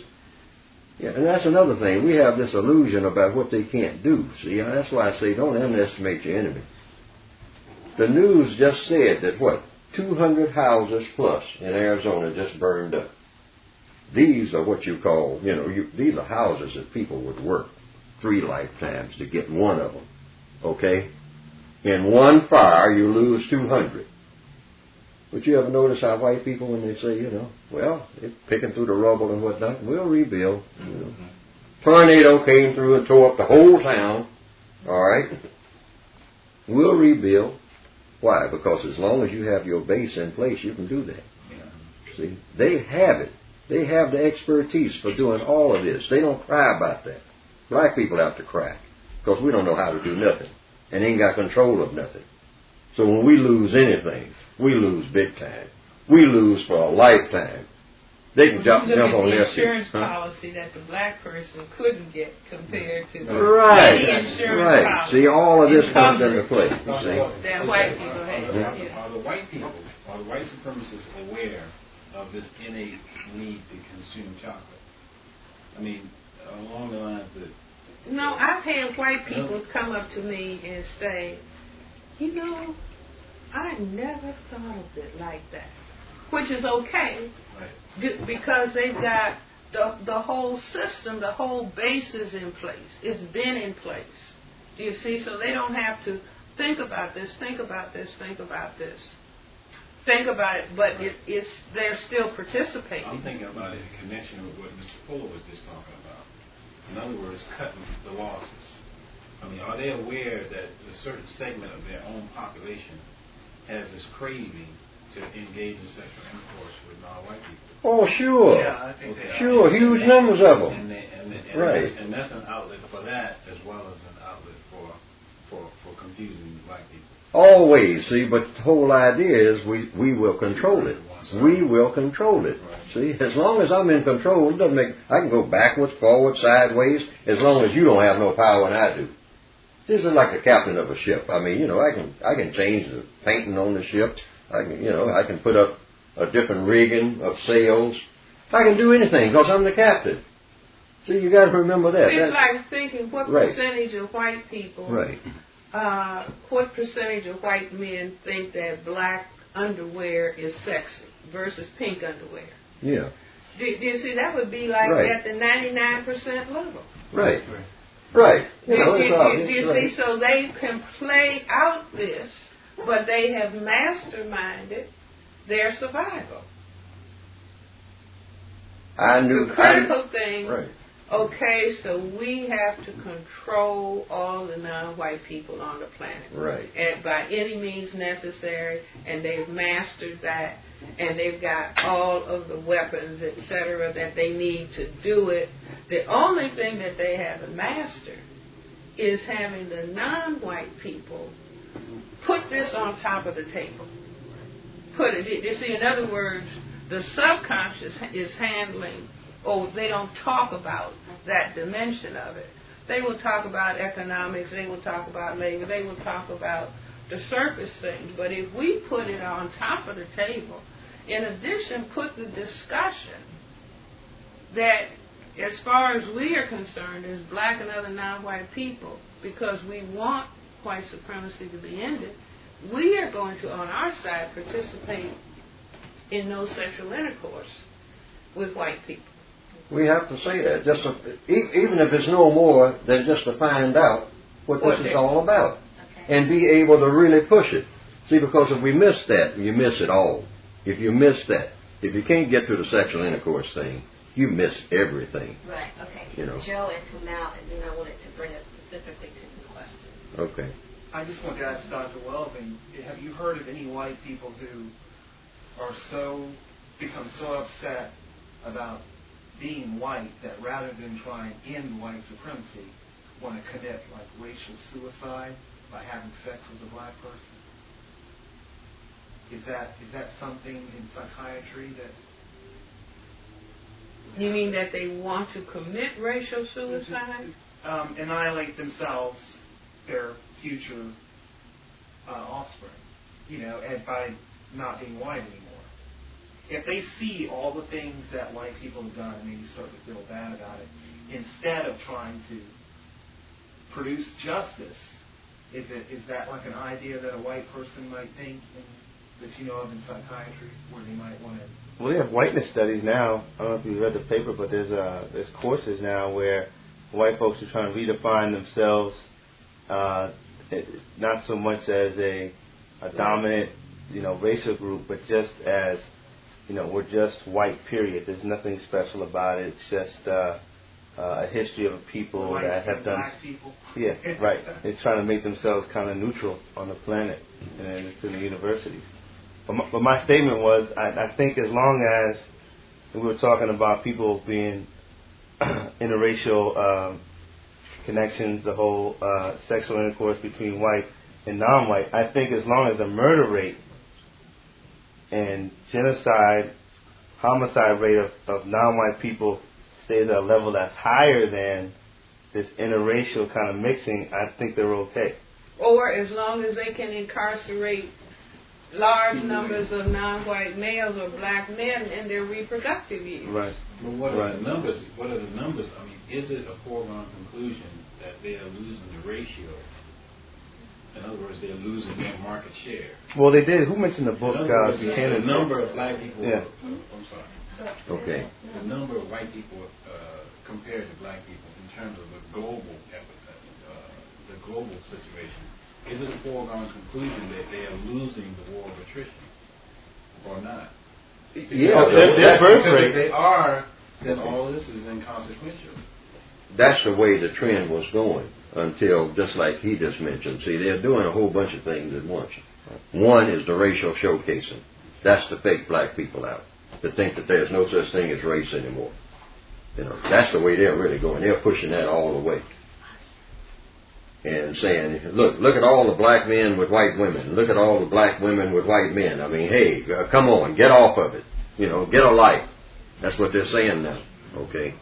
You people run around here, you can't ride that horse no more. Black people are everywhere. Look at Colin Powell. Look at Oprah Winfrey. And there are going to be hundreds of Colin Powells and Oprah Winfreys. Okay? So when you point to that, visually, you won't be able to make a case because they'll have enough of them that are being showcased. But percentage-wise, see, worldwide, they won't even be a token. Right. All right? Even if you're talking about thousands. Okay, that's the racial showcasing. The other thing that they're going to do is a racial dislocation. Meaning, keep them moving. And in this area of the world, it means the second and third generation house. Just a simple thing like that. Keep them moving. People who are gypsies, will always be, at the behest of somebody else. Mm-hmm. They can't think straight. They're conniving. They have to resort to all kinds of chicanery and whatnot because they're always having to move when they don't want to move. See, they knew that about the Indians. Hey, these people are settled. What we'll do, we'll say, we'll just tell the chief, hey, I know you've been here for the last 100 years, but just move across the river. And then we won't bother you no more. See, when he gets all set up across the river, here he comes again. Mm-hmm. See, they do that over and over again. And they do it with us, with the second and third generation house. See, because I started noticing in the 1950s, that's when black people first started getting that second generation house. In the 1950s. That's the first time we ever got a chance to get it. The white supremacists know that. See, they're smart. Okay? They build the houses, so they know. They say if people who live in a neighborhood become stable, where people kind of look out for each other and all like that, kind of help each other out over a period of time. They have some animosities to start with, But over generations, I mean, they come, you know, and they have some type of mentality of a place, okay? Eliminate all that by keep them moving. See, by the time you get that first house just about paid for, here they come. Gentrification, urban renewal, whatever will get you out of there. And just tell you, move over here. And they won't bother you no more. See, they'll run the same game again. That's racial dislocation. Overseas, the way they do it, is just dry up the river. See, they got every kind of gimmick you can name. See, you'll say that this is my tribe in the Congo, and we're proud. Muhammad said, innately evil. I said, what you we are, this is our land, this is our flag, this is my tribe, this is my grandmother, these are my cousins, and we have a nice little tribal setting here. And they say, okay, say now, we'll know if you come here with guns and try to invade us, and we will oppose you. And the racist says, oh no, I'm not coming there with guns. Right. I'm not coming there to invade you. You won't even see me. But I'll tell you one thing, you are going to move. See, and then you start noticing the fish are dying. They're poisoning the water. See, 800 miles upstream, they are pouring all kind of potassium nitrate and everything else in there. That's why when people were talking about this separate land that black people were talking about, I never did buy that. I say, these people don't understand white supremacy. There ain't no separate land on this planet. You know, where can you go that they can't devastate you? I say, get off of that. You will never find it. All right? So they got all these, it's racial dislocation. Now, the other thing is the white sacrifices. If you drive through Washington right now and you see 8 white people sleeping in alleys, a total of 8, begging in front of the subway. Now, your mind is picking this up as you're driving. Now, it might be citywide a total of 120. Okay? White people, the old white woman like I saw the day before yesterday going through a garbage can. All right? You'll get the illusion that it can't be race. Because I'm riding. There's an old white woman over there in a garbage can. She's white. She's as white as she can be. And living out of a garbage can. But percentage-wise, see, that's what I mean by these visuals. You'll have, after you see about 8 of them, you'll have the illusion white supremacy is dead. Or just like looking at television. You'll come to that conclusion in your own mind. Each time you turn on the television, you get the idea that white people are the majority on the planet. You see, because you rarely see any large numbers of black people or other people of color. Or even if they show you South America, they'll show you light-skinned people. So you say, well, they're all over here. But not, you see, so that they can definitely... So it's the same thing with the white sacrifices, see. Those are white sacrifices. They're going to have more old white women going up and down in alleys, eating out of garbage cans. They're coming up to you when you come to the stoplight. And they'll run up to the car, and, you know, and it'll be white people wanting to wash your windshield, not black people. It's going to be more of that. And so when you go on your way to a meeting, that happens to you. When you get there, in your mind, you're saying, there's a whole bunch of white people who are down and out. And a whole lot of black people, because I see them on television. Plus, I ain't doing too bad. So how am I going to stand up in front of all these people and start talking about race? Because they will have a good case. A white person say, well, look, you know, I see white people, you know, who are down and out. I'm sure you see them, you know. They ain't invisible, you know. And I see a whole bunch of black people here, like I noticed right here in this audience. A lot of you look like you're doing pretty well. You haven't missed no meals. I mean, some of you got a little weight on you there. Seeing a whole lot of black people got weight on them. You know, you know that. See, yeah, right. I mean, you know, I don't want to get personal, but I'm right here in this front row. You know, because there's a whole lot of us who are well-fed hamburgers and French fries. All right, true. Isn't that true? See, boy, they're gonna have it. In another 10 years, they'll have it together. And people like me going around talking about this race stuff are going to be shouted down by other black people. Because they're going to say, man, you must have been on the moon, you know, or you need to go back to the 1920s or something, man, you know. They're talking that stuff. You're all out of sync. You know, I ain't crazy, you know, I might be a fool, but I ain't blind. Well, you see, but one of the answers, though, is the, you know, financial well-being. The Semites of the Jewish religion were financially well off in Europe, especially in Germany. You see, but hey, that didn't matter to white supremacy. You see, so that wasn't the answer to saving yourself. Well, see, the thing about the color thing, they're playing all kinds of games with that. They're going to Brazilianize racism big time. Okay, now nobody says anything. Saudi Arabia. All right, you got a foreign minister, right? Foreign minister of Saudi Arabia come on TV, and he talks. He ain't Jewish either. He's an Arab, right? Saudi Arabia foreign minister. Look at him. I mean, have you ever seen the foreign minister of Saudi Arabia? Which one? The ambassador to the United States? Yeah, that's what I'm talking about. The ambassador. Bandar. Right. Yes. Who looks like a black man, or who looks like hey, let's cut to the chase. Is he or isn't he? Yeah, he is. Is he or is? But nobody gonna say that. Nobody. A black person's not gonna say it. You know. He's from Saudi Arabia. He's the ambassador. Prince Bandar. Anybody who stands up and say, yeah, but what color classification is it? Ain't nobody going to say that. Right. I don't care who it is. Nobody is going to ask that question. That's a taboo question to ask. Everybody understands that you don't ask a question like that. Right?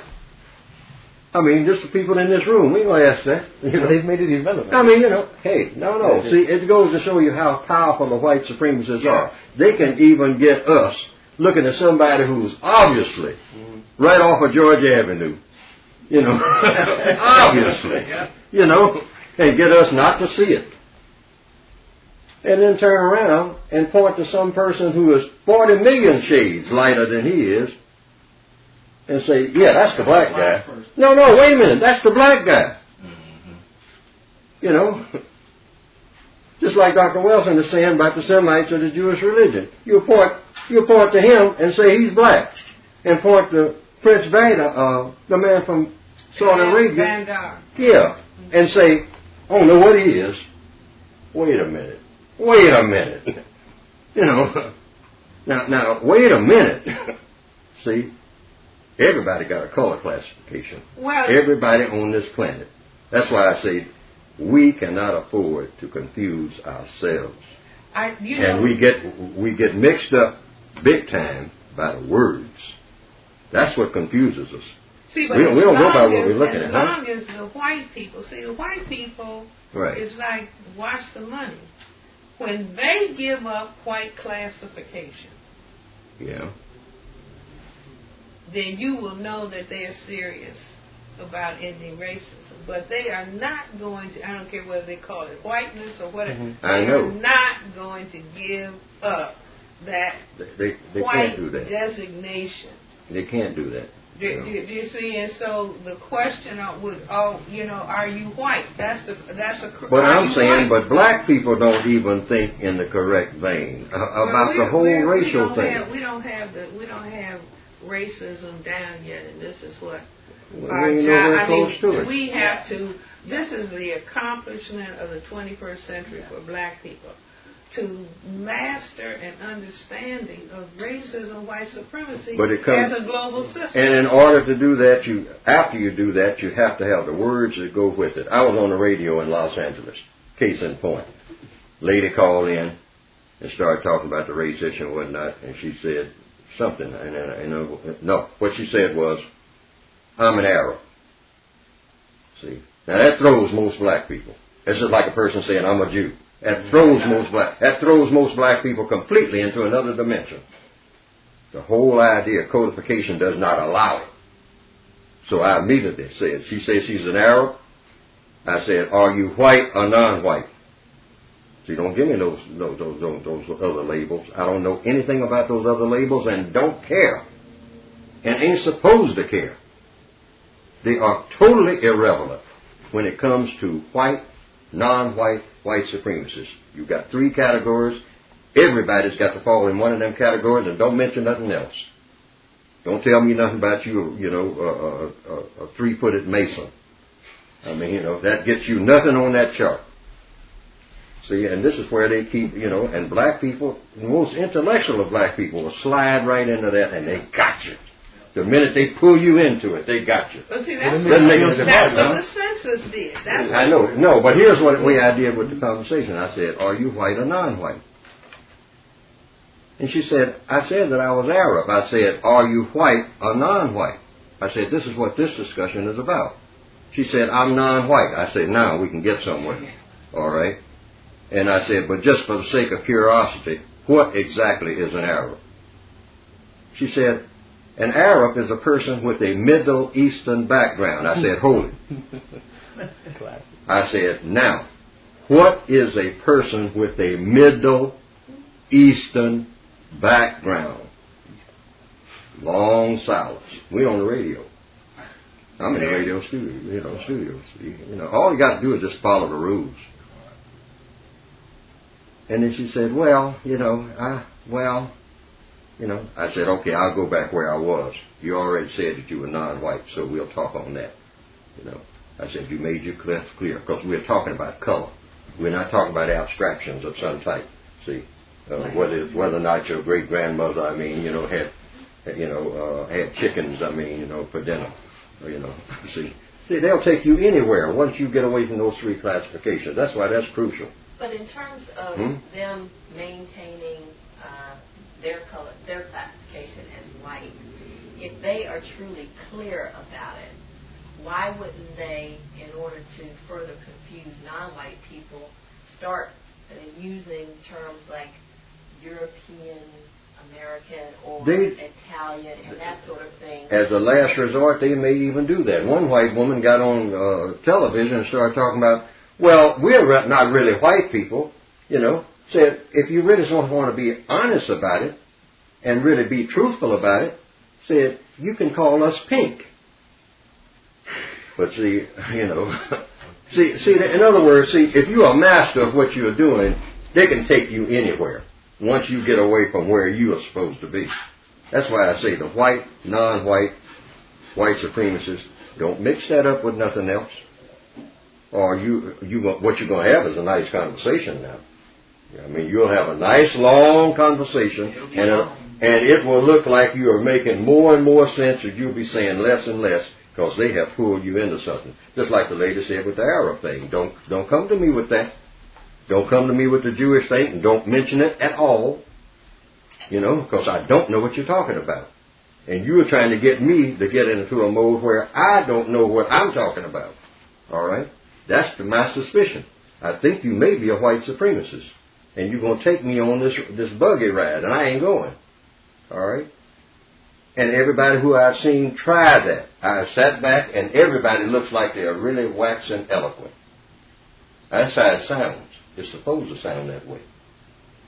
See, just like this Arab trick, or Jewish trick, or even if a person comes and say, I'm a Coptic Christian, and I'm talking about color. All right, I'm Rastafarian. I'm talking about color. Is there a Rastafarian color? Is there a Christian color? Is there a Jewish color? Is there an Arab color? I have never seen it. I've never even had anybody even hint at it.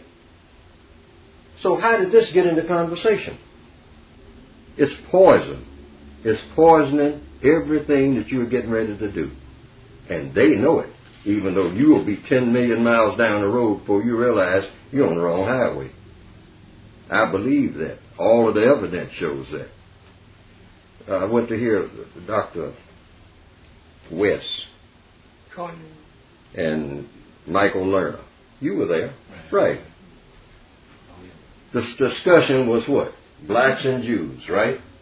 I have repeatedly said, and I'll say it before the Supreme Court or anywhere else, once you do that, you put that on the board and say that you're going to have an intelligent conversation, you just said something false. It can't be done by anybody, by the greatest brains in the world. It's impossible to say blacks and Jews and then continue to talk and say that you're going to have a very, very revealing conversation. And can't those be done. discussions have gone the way of all flesh. You don't even hear those discussions anymore. It's designed not to go. What did we hear? We were there. You were there, right? You were there. John was there. And Bill Reeves was there. Right? Didn't they talk a long time? I sat there listening carefully to Mr. Lerner. Now, these are college professors. Then I listened to Mr. Cornell West. Because, see, I came there to see if, Fuller just runs around making statements. I was going to test my own premise. So you should be willing to put your own premise to an acid test. I mean, going up against the best of the best. Otherwise, you ain't got no business in this business of counter-racism. Counter-racism is super exact. It ain't no slack in there at all if you're doing it correctly. I don't know how to do it, but I'm supposed to be learning. Okay? So I went there that night just for that purpose. I didn't really want to go. But I wanted to find out, Fuller, I'm going to see if you're going to hear one statement made that makes sense out of all this talk. They talked half the night. Place was full, wasn't it?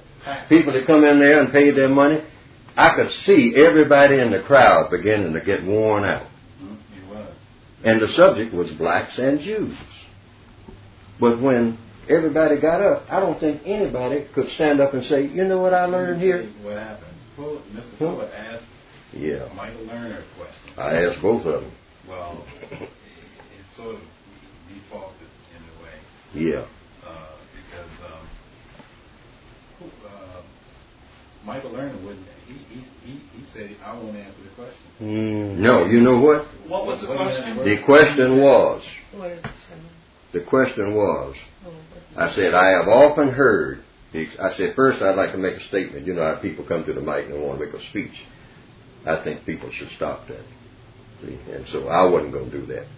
First of all, I was just going to say, I'd like to make just one statement. And then I'd like to ask a question, if I may. I don't want to take up nobody's time. So I said, my statement is, I have often heard the term black people and Jews. I have never heard the term black people and Christians as a subject matter. Would anybody care to explain why that is? Dr. Cornell West said, oh, wow. Oh, well, I have to think about that. So then I looked at Dr. Lerner. I said, would you care to answer, sir? He said, I pass. Pass. Those two words. Talk for hours? I said, thank you very much. And I sat down. And then I went over and told you all, I said, what happened was exactly what the code says will happen. See, you set up a scenario that can absolutely go nowhere. See, because as far as I'm concerned, it's still improving. See, it might be somebody who can prove me wrong. That might be some scholar from Oxford that can walk in here and say, Fuller, you said that it's impossible to have an intelligent conversation with that kind of title. I'm going to show you that you didn't tell the truth and you haven't been telling people the truth, and I'll just let him unwind. I haven't seen nobody yet. I haven't seen nobody yet that could do it. Because I still say it's impossible to do it. It can't be done. You won't know what you're talking about. You will talk. You will sound like, you'll be going and talking about history and all. Oh, man, you'll be all over the place. But when people get up out of their seats, they will be groggy. I'm telling you. Wasn't everybody that night? Everybody left there. And what was that about? What Mr. Fuller did not say was that after Mr. Lerner passed, Cornell West waxed eloquent for a long time, trying to deal with that. Yeah. Do you remember he talked? Yeah. But see, he hadn't even thought of it. But he's the guy making the presentation, Cornell West. He's well noted. See? Well, because But I would say huh? there's a major deception, as I've always said. Right. The issue, you say black, that's a color, white, and Semite means mulatto. And instead of saying Semite, they throw in religion, because the Semites of the Jewish religion in the United States after leaving Europe, they have declared they're white. The legal code for the United States says they are not white. Mm-hmm. Now, Dr. Welsing has presented this for years, and I haven't seen anybody take it. But see, the way I do it, I shortcut it by simply saying, "Are you white?" Yeah, and I haven't had no takers for this reason. Because see, once I get into that, the reason I chose not to ever do it, because I never do it. Because I was in New York, and the thing of Semites came up. See, now Jew is one word, Semite is another. Okay, that's the first thing you got to notice. Okay? Now, so when I was in New York, downtown New York, and that room was huge and had all these people in it, somebody said something about anti-Semitism. And I said, okay, I would like to say something right now, because it's something I want to find out. I said, if you have anti-Semitism, that means somebody who is against Semites or Semitism. I said, do I have that correct so far? And somebody said, yes. Yes, that's what that is. Somebody who's against Semitism or Semites. I said, do I have to see? Take baby steps. See, go start with a clean sheet of paper. That way you don't get confused. So somebody said, yes. I said, okay. I have a key question, now that that's established. What exactly is a Semite? About 8 people, hit the floor right quick. I said, wait a minute. See, that's another thing. Man, they're getting ready to take you on a long waltz around the park. Because, see, if you like to have a long exchange, you can go that way. That's why I never choose to go that way. Hey, I want to come right to the point real quick. I mean, dagger sharp. I don't want an academic exercise, okay, because that's where they'll take you with this. That's been my experience and my observation. So I said, wait a minute. The only person I want to answer this question is a person who is a Semite. All of those people sat down. See, now you've got Semites, but nobody knows where they are. Okay? Even in New York. You've got Semites walking around on the face of this earth, but nobody knows who they are. You can't grab this person and say, hey, everybody, this is a Semite. No. See, they are phantoms. Okay? That's the trick. See, I believe that when I asked the question. Because when I said, I knew I was going to get a long argument from the people that hit the floor. I said, oh boy, I know they hot to trot. They fixing to really take me on a trip and take everybody with them. All right? But I said, I don't want anybody to answer that question except somebody who is one. Because then I had other questions to ask. What is a Semite? Now, what does a Semite do that nobody else does? See, because it all comes down to one thing now. Since we've gotten away from color. See, now it comes down to deeds. That's the only thing you got left. I want to know, and what does a Semite do that nobody else does? Well, you see, but all right, that's where I was going to go. But see, since nobody would stand up and say, I'm a Semite, I said to the audience, I turned to Harry Allen and whatnot, I said, well, it looks like I'll leave New York, again, without ever finding out what a Semite is. Yet everybody talks about it. People talk for millions of hours about Semites and Semitism, don't they? Every book that you can name, on every well-stocked shelf, got something about Semites on it. All right, but you can't find none. And you cannot find anybody who would describe what one is. Wait a minute. There was the other day on television. Except Dr. Welsing. There was one of the ambassadors from the Middle East, Arab. Mm-hmm. And, he said, well, the Arab people and the Jewish people, we're all Semites. Right. Now, no challenges. Now, he's sitting there not being white.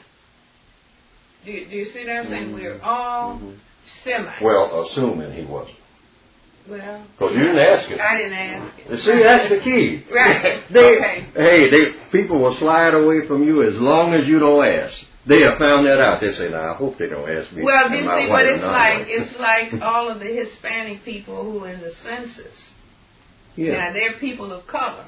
Right. But they wrote down white. Right. And when they were asked why did they write white, they said because that's where the power is. Right. Do you see? Right. Just like light-skinned black people. I mean, back in the old days. I mean, hey, they want a job down there in Louisiana.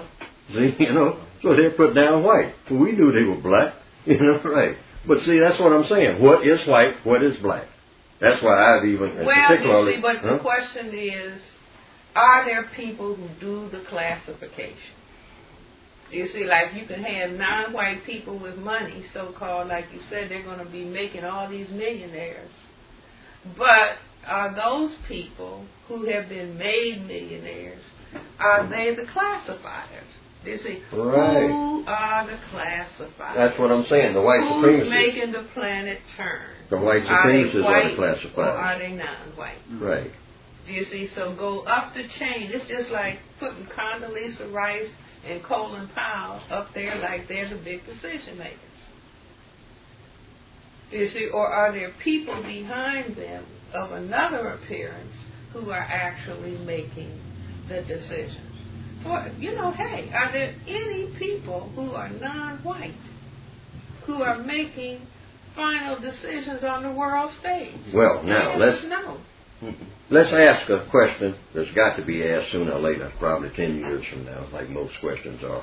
If you go according to the white supremacist schedule, they don't let us fast forward nothing. At what point do we say that a person is white or non-white? That's got to be real important. Because, see, do you have shades of white? Because I say no. Because I have to.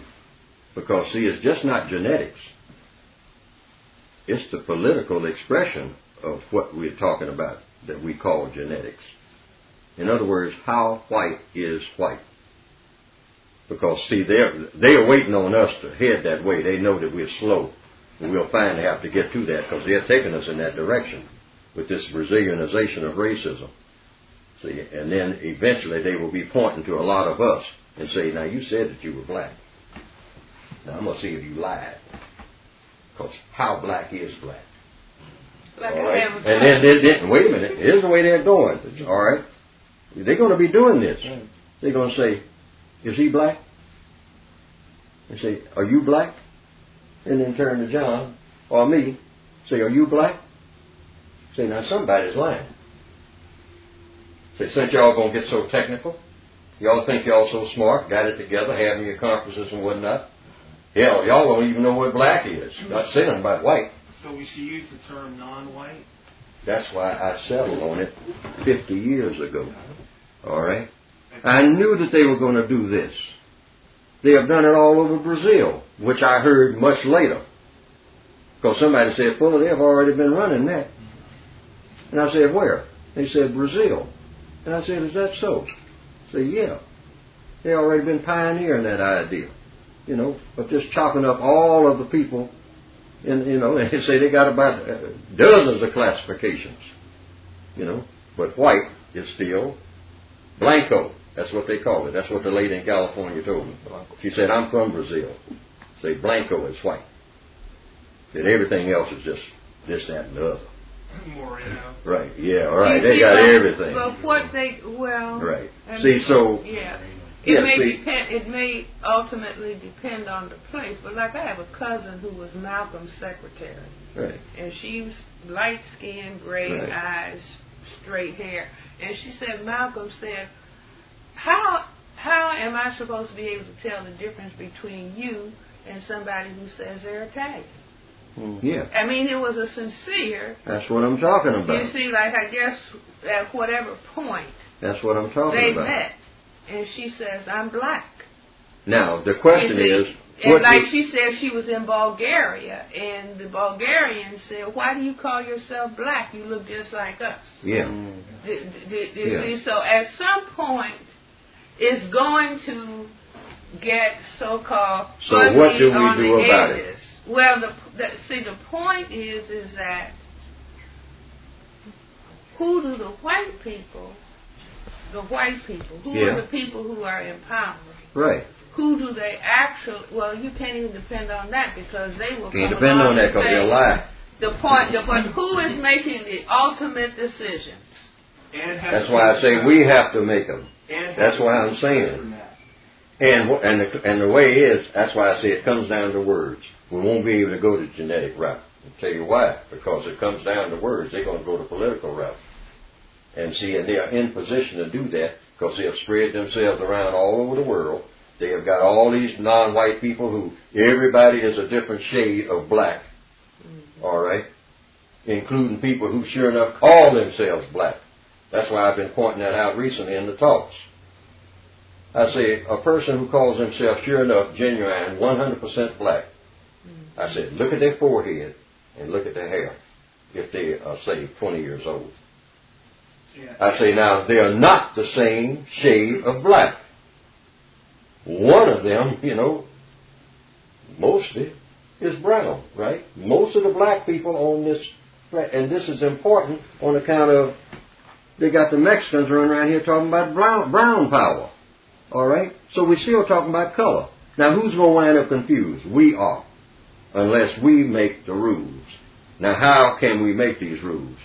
Once a person says that they are white, you can't deviate from it. That's the key. There's no other way to do it. Otherwise, we're going to wind up confused forever. Right, and not only that, it's like, let's say if it's a person, a wannabe white who says I'm white. Yeah. They better get someplace and stay. The white requirement Right. is that that person has to act towards non-white people in the same way that white would act. And be accepted by the white people in doing that everywhere they go. Exactly. Everywhere they go. Exactly. Here's That's a a hell of a Sabrina, criteria. can it be cooler in here? Sure. Here's a piece of code that Ed came up with that I've actually practiced and tested out.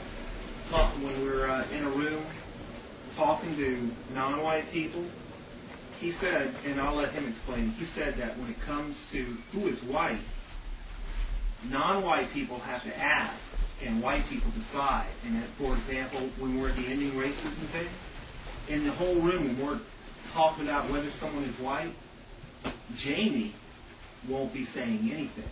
It'll be like myself and Ron, the person who classifies himself as a Jew and says he's non-white. It'll be the non-white people having this discussion. Jamie will be over in the corner not saying anything. Because he doesn't have to. He's a white person. He knows who's white and who's not. He doesn't have to get in this conversation we're having about, well, who is white and who isn't. He'll just sit back there and... You see, but Jamie is sitting there basically lying to the people of color.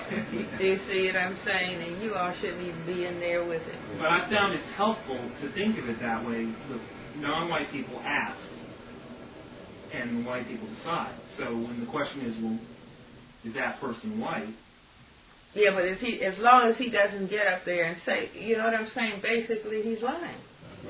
In other words, if it was just white people in the room, he knows he's white. He would be, white people don't have a problem distinguishing for the most part who is white. And as I've said, why they would classify, or one of the things that the Hitler and company said about the Jews was that they were sneaky because many of them were so highly miscegenated that they didn't tie the sneakiness to the fact that they could pass.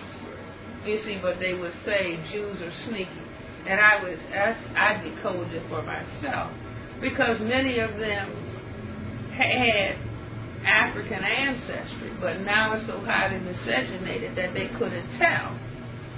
But they are constantly, steadily, in other words, let's say if a light-skinned black person went amongst white people and said, I'm white, the white people would be looking at the person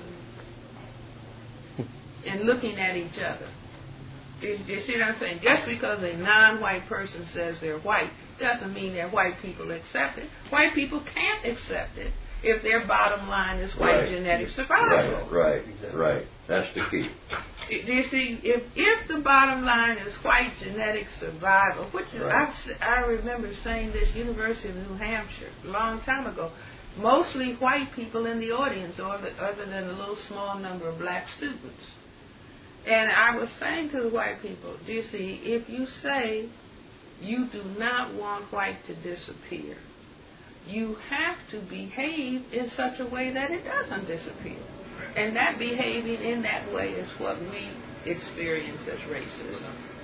Do you see? Because, I mean, even the Hispanics being the majority now, that's if you're black, get back, brown, stick around. Because the people who have less color are less of a threat. You see, not only that, they're less of a threat, and under white supremacy, they want to be white, so that white supremacy can maneuver and tool them against the population of people with most color that they're most fearful of. I mean, at least that's the way I see it. I wanted to get to a specific focus on the purpose of this meeting and the agenda and get to some questions, and I want to read some things into the record also. The purpose of our gathering is to discuss a mechanism to fast forward the effort to eliminate racism and produce justice. And the context for this discussion is that evidence indicates that persons who classify themselves as white fear genetic annihilation, and this fear inspires them to practice racism, white supremacy, as a white genetic survival strategy or imperative. And we're going to refer to the functional definition of racism, white supremacy, as provided by Dr. Welsing. And I want to read that definition into the record.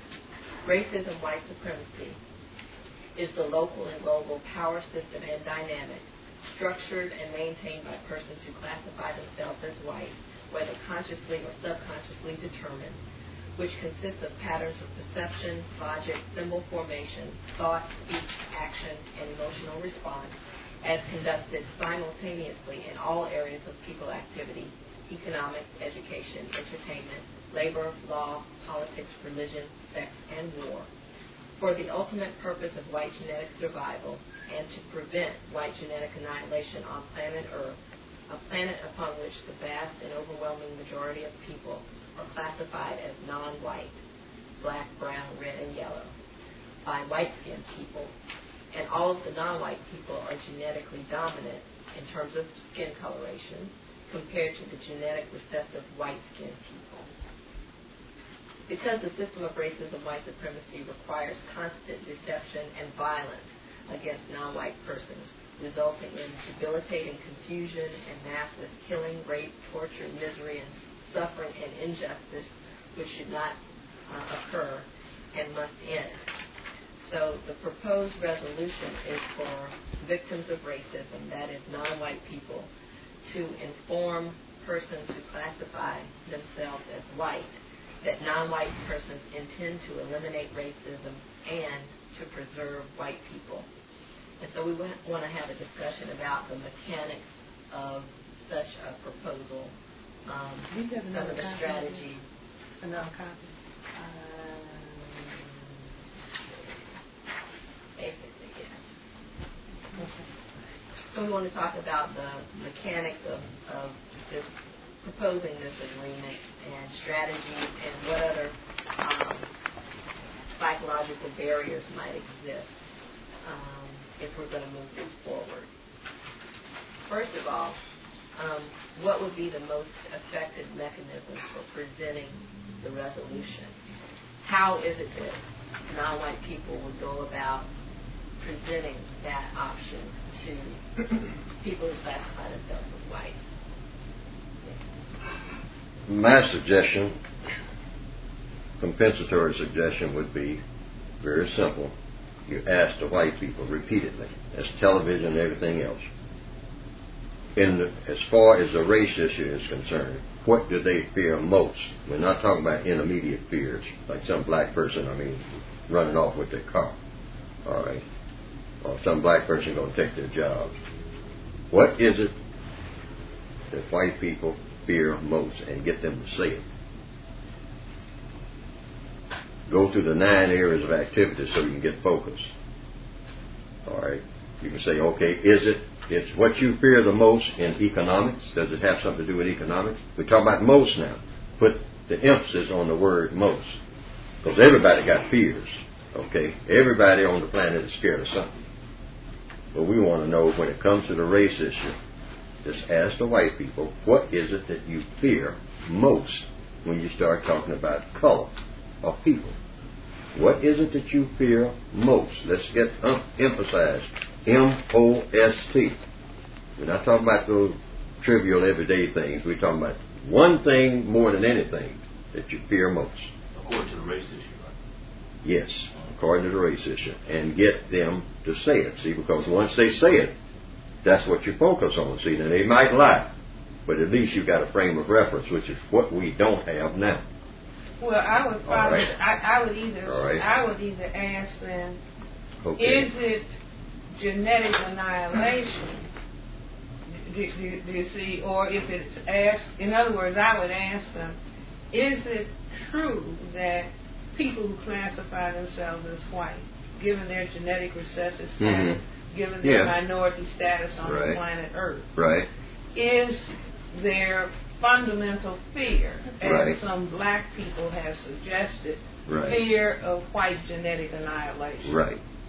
Do you see what I'm saying?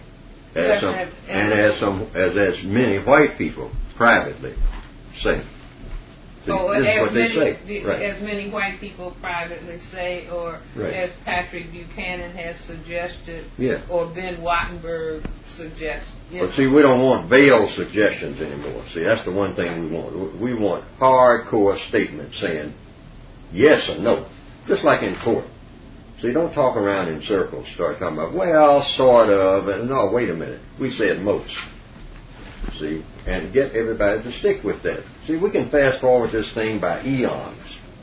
You know, See, but I don't think that the fast forwarding actually has to do with what white responses are, because if their methodology is deceit and violence, then they're going to be lying their way through.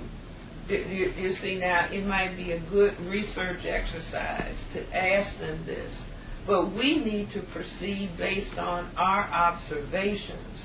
In other words, no matter how they answer, we need to be proceeding on the black side of the chessboard, encountering racism as we understand it, regardless as to what answers they come up with. We just note the answers that they come up with, or we perceive the deceit in what they answer, but not predicate whether racism, white supremacy is going to end based on how they answer. No, but go ahead. I think strategy number 5 is a good one that you have on your sheet. Okay. Ask the white people if they want racism eliminated as a mechanism to lock them into the solution, creating agreement. I think that's a good strategy to use. Ask them first is there a problem, and what is the problem, and get agreement on that first, and then go towards solutions. Well, this is just my idea. That's why I stick to the first one, and that is, you got the whole thing wrapped up when they say what they fear most. Because see, the only reason we have a race problem is somebody's afraid of something. Okay, that's the only reason I'm talking about it. Is that I'm afraid of something. Okay. Well, what if they say they're not afraid? They're the one white person. Oh well, then it is. Then they're not telling the truth, and we just say that because see, somebody's afraid of something. Well, they may. Or we wouldn't have a problem. They may agree to admit that racism is a problem. They may not. Yeah, well, that's why I didn't even want to go there. I didn't even want to go with the racism being a problem. I wanted to go with what do you fear most? See, everything is based on fear. That's the premise. The premise is that somebody is afraid of something.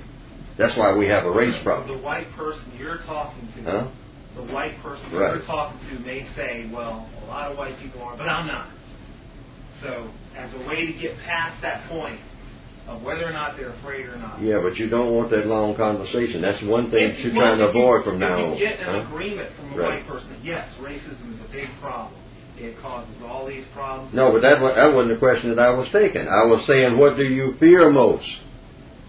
That was the approach. And let As them a tell strategy, me. As a strategy. Yeah, as a strategy. Now, you assume they're not going to take it.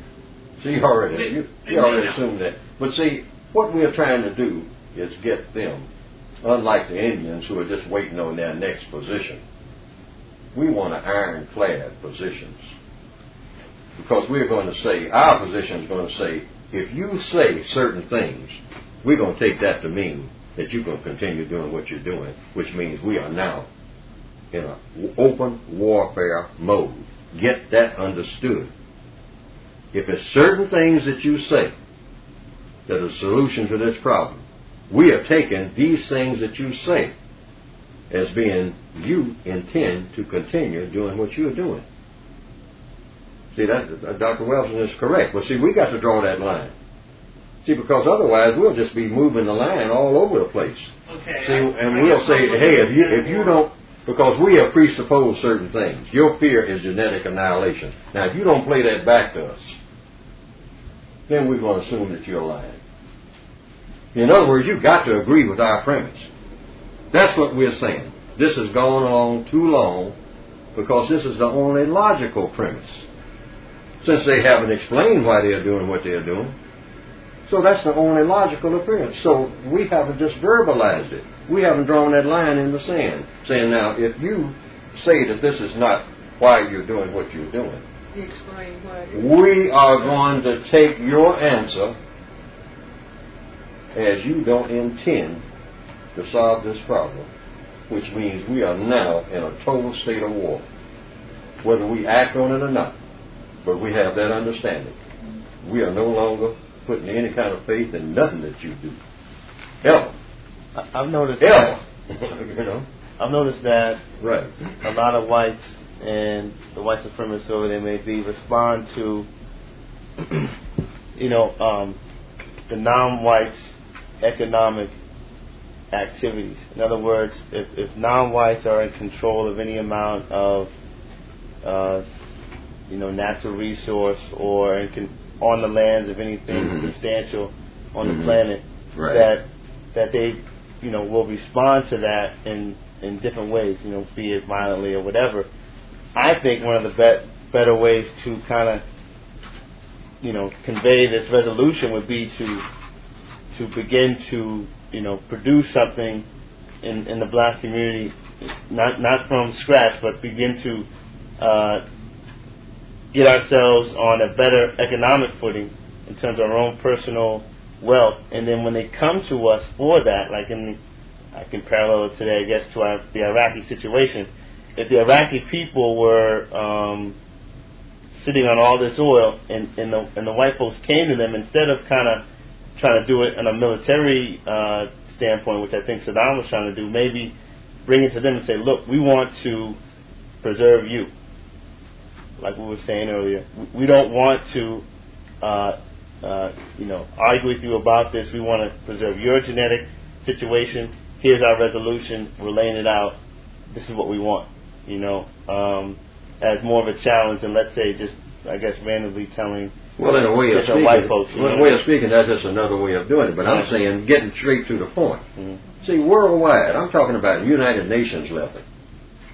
See, we're trying to solve the race problem. See, they had that Durban South African conference. I talked with people who were going there. I said, hey, you all are going there without focus as far as, if you ask me, Of course, everybody got BGQ. But if I was going there, I would go there with total focus. And it's not going to be no 5-day conference. See, we're going to wrap this thing up, worldwide in about 2 hours.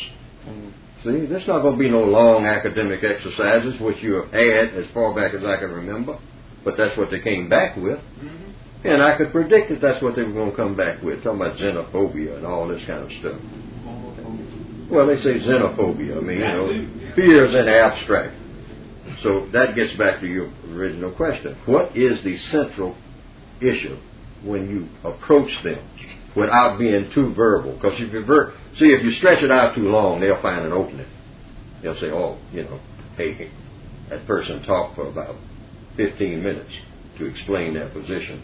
We can take these 2 lines and concentrate on that as the focus. See, because that's how they operate. They'll take 2 lines out of what you said and then say, and we will keep that in a discussion mode for at least 15 days until we wear them out. 15 years. All right, or 15 years, right, see. But if you just say, hey, we just want to know one thing. What do you fear most from us? What do you fear most? And now, if they don't have a ready answer, say, take your time and answer. But when you come to the table with your answer, that's going to be interpreted as your final answer. And if we think that that is really not your final answer, that you are not telling us the truth, which is what your record shows, we're going to take that as a declaration of war. Meaning you're going to continue this war against us, but you are now declaring it officially. Because evidently you have a fear. It's something about us that you fear. All we want you to do is go on record for the whole world for the first time in your lives to say what it is. Then we can negotiate on the basis of that. Otherwise, there's no point in continuing to talk. But I think, like Dr. Welsing's point was that because deception is the cornerstone of the system of racism and supremacy, we would expect them to utilize that in responding to that question. So I think we're at risk if we present that initially, that question to them. Why not just say, okay, this is our proposed agreement in order to meet our objective to eliminate racism and meet your objective to survive genetically as quote white. You can do that, but then no sex between non-white and white. Right. And then have them react to that as opposed to asking them first, what do you fear the most? Which they would have an opportunity to use deception. Well, I've thought about that, but if they're going to use deception, they'll do it anyway. And I would say they'll have more to work with going that way because they'll say, oh, no, we never thought about nothing like that. Where did you get that from? No sex, and what's that all about? And, and why not? And now we got a debate going, see. But if you start with the premise that everybody has fears. We have fears. Every creature on the planet fears something, even if it's no more than unknown. Walking into a dark room, you don't know whether or not the floor is there. See, all right. Presuming that you have fears, what are the greatest fear that you have where we are concerned? Not where you have, some, bird flying out of nowhere, a dinosaur chasing you down the street. What do you fear from us? If you have any. You may not have any. But if you say you don't, it's not going to add up because your behavior shows there's some type of fear. Why do you want to, interact with us at a certain level and another level? You've got some kind of fear because you can't interact with us all the time the same way in a way that's constructive. So that comes from some type of fear. We just want you to say what it is. Now, we have assumed, like Dr. Welsing is saying, we can go into a little discussion of what we assume, but we want it coming from you. Because we have also assumed that if you say anything that doesn't make sense, if you say your fear is that we'll drive you out of your neighborhood, and that's your greatest fear, when we ain't in charge of no neighborhood, all right? We ain't in charge of no country, nothing. We're not even in charge of ourselves. So I can't drive you out of nothing. See, so don't come that way. Don't do that feeble thing. But you do fear something. What is it? And don't answer until all you all get together and find out what your unanimous answer is going to be. We're before the United Nations now. But who is the all y'all? How many white people you want to gather up, and say that you're speaking for all of them. Because once you do, you are. See, now, if you're not speaking for everybody, y'all got to get together in the closet or wherever, or have 15 meetings yourself. See, set a deadline and say, now, we will come forward with our answer to our greatest fear, where you all are concerned. You know, Mr. Pat Buchanan can participate and all like that. You're a white man. You've written a book and all like that. What's your greatest fear, Mr. Buchanan? You have written a book that kind of spells out some ideas that y'all might be afraid of something, right? You know, he'll admit to that. Buchanan will have to admit that, hey, because he wrote a book saying that, hey, the death, what is it? The death of the West. Death, I mean, everybody fears death. You know, nobody, the average person doesn't want to die. You know, who's trying to live. Okay. Explain what you mean, Mr. Buchanan. The death of the West. Now, the West ain't going nowhere. West is west, east is east, north is north, up is up. You know, how you going to have the death of up? The death of down, you know. You know, so you're not talking about that. You're talking about the death of something else. Now, explain what you mean, see, you know. So I think that we just raise that question. Now, you're afraid of something. What is it? And we know we can debate it, but not long. See, we can debate it by raising questions. They say, well, we're afraid of this, but they haven't said we're afraid of genetic annihilation. And then you can say, well, wait a minute, this thing that you say you're afraid of, you're in control of it. So we don't believe you. See, you're fixing to get into a mode where it's an obvious lie when you say that's the thing that you fear most. You fear most. The most thing that you fear is some black person is going to break in your garage. That is your greatest fear. When you have control of all of the black people in all the garages, all right? You don't have no problem with no black person breaking in your garage if you're talking about your greatest fear. So what is your greatest fear? Okay? Many white people, not many as it used to be, will say that. Like a trooper, they interviewed him, I guess, last time I heard it was about 8 years ago. I think it was a trooper from South Carolina, a state trooper. And he was saying, oh, you don't have nothing against black people having nice homes and things like that. He said, yeah. He says, definitely. I mean, they shouldn't live in these shacks and whatnot. So he's all for them having nice places, a decent school, you know, decent cars, riding them down the highways of South Carolina. So you don't have nothing against that. He said, no. He said, anybody that's against that, they just ain't right. So the guy said, well, what about intermarriage? He said, well, I draw the line there. See? Because, see, some good old boys will just say, be up front with you about that. Yeah. Hell no, you know. I'll be damned if I want you to put your black hands on my daughter now. Right. You know, now, I don't care mind you having a nice place down the road, whatever. You know, as long as you stay down there and keep your hands off my daughter, you can ride them down my highway. I don't care, you know. Ride them down my highways. I mean, you know, we can sit down and have dinner together. That's no big deal. Hey, having dinner, you know, so what? You know, you got eating out of your plate, I'm eating out of mine. You know, I ain't scared of that. I don't have no fear of that, you know. But now you go into my daughter with your black self and come up with them black babies, now that's a different thing altogether. That's what I interpreted him as meaning. I've been knowing this for years, all right? Now, get them to say it. That's the key. One way or another, get them. Now, if they don't say it, then we give them a deadline and say, since you won't even admit what it is that you're fearful about, then we'll have to go into a total mode that you are committed to have an endless war with us. And for all practical purposes, as of this date, before the United Nations, the white people and the non-white people of this planet are now in a state of war.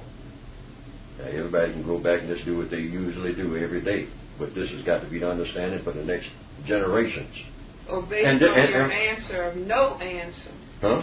In other words, if they don't say it, then that's no answer. And then that's a sign of deception. That's a sign of deception. You got an answer. To have an ongoing deception. Right. You see, but I think that, I mean, there's a, like in the court, you know, prosecuting attorney, they're not asking questions from a position of helplessness. Right. They're asking questions from the position of having the answers themselves. You see, so they will know whether you're Meaning- telling the truth. And I think that our dialogue with white people should not be from this out, well, what do you think about this? Or what do you want to say about that? As opposed to, Thank you. we have made our The decision, assessment right. of where you Yes. are coming from. This Right. is the And procedure. it really is just an announcement, basically, Right. of where we intend, Right. where we're just saying where we're going. Right. Because we have made our analysis. Right. You see, are you white? Yes, I'm white. Yes. You see, we have an analysis that you're fearful of genetic annihilation. From your vantage point, are we correct or incorrect? Mm-hmm. You see, and they And probably, that's your greatest fear. and that this is your Right. greatest fear. They Right. probably are not going to answer. And so, we accept your answer, we accept your But silence. this is all right. Yeah. Do you see, then we have this to recommend. You see, it's our assessment that this is your greatest fear. Or you have said this is your greatest fear. Okay, if you accept this, then this is what we propose. We can only propose, we cannot impose. We're Yeah. not in a position to impose. Yeah. Our recommendation is that there be no sexual intercourse between white and non-white people. And from our side, we intend to educate, help our people understand, help the non-white global majority understand. This is critical to their behavior. Do you see? And so if we abstain from having sexual relationships with them to the extent that our power allows us to, as opposed to their raping and forcing us from their position of power. Okay, so this is our recommendation. Do you see? Now, if you, on your side, continue to have sexual intercourse in the presence of your fear, do you see, you're just reinforcing your fear because the product always ends up being non-white. You see, and it really is a declaration of continuing war. You see, so howsoever they answer, we have, that's the key. We have a codification as to how it is that we are going to proceed. We're just laying down, this is our position, how do you do, okay, and we get up and we depart. Not only Shouldn't that. my questioning be, you said the courtroom, so then should we allow them to tell a long drawn out story? Shouldn't the questioning be yes, no, right? Yeah. Should have said that. But this is what I'm saying. And something else. Right. Dr. Welsing just said something else that's extremely important because it's just not our frame of reference. It's also their frame of reference, and the key there is she gave that in most courts of law. They subpoena you. Okay? If there's an issue going on that's going to have impact on society as a general, they subpoena people, right? Yeah. They send through the mail. Now, by you not showing up, you have shown that you are outside the law. Just on that alone, right? Yep. They gave you the subpoena.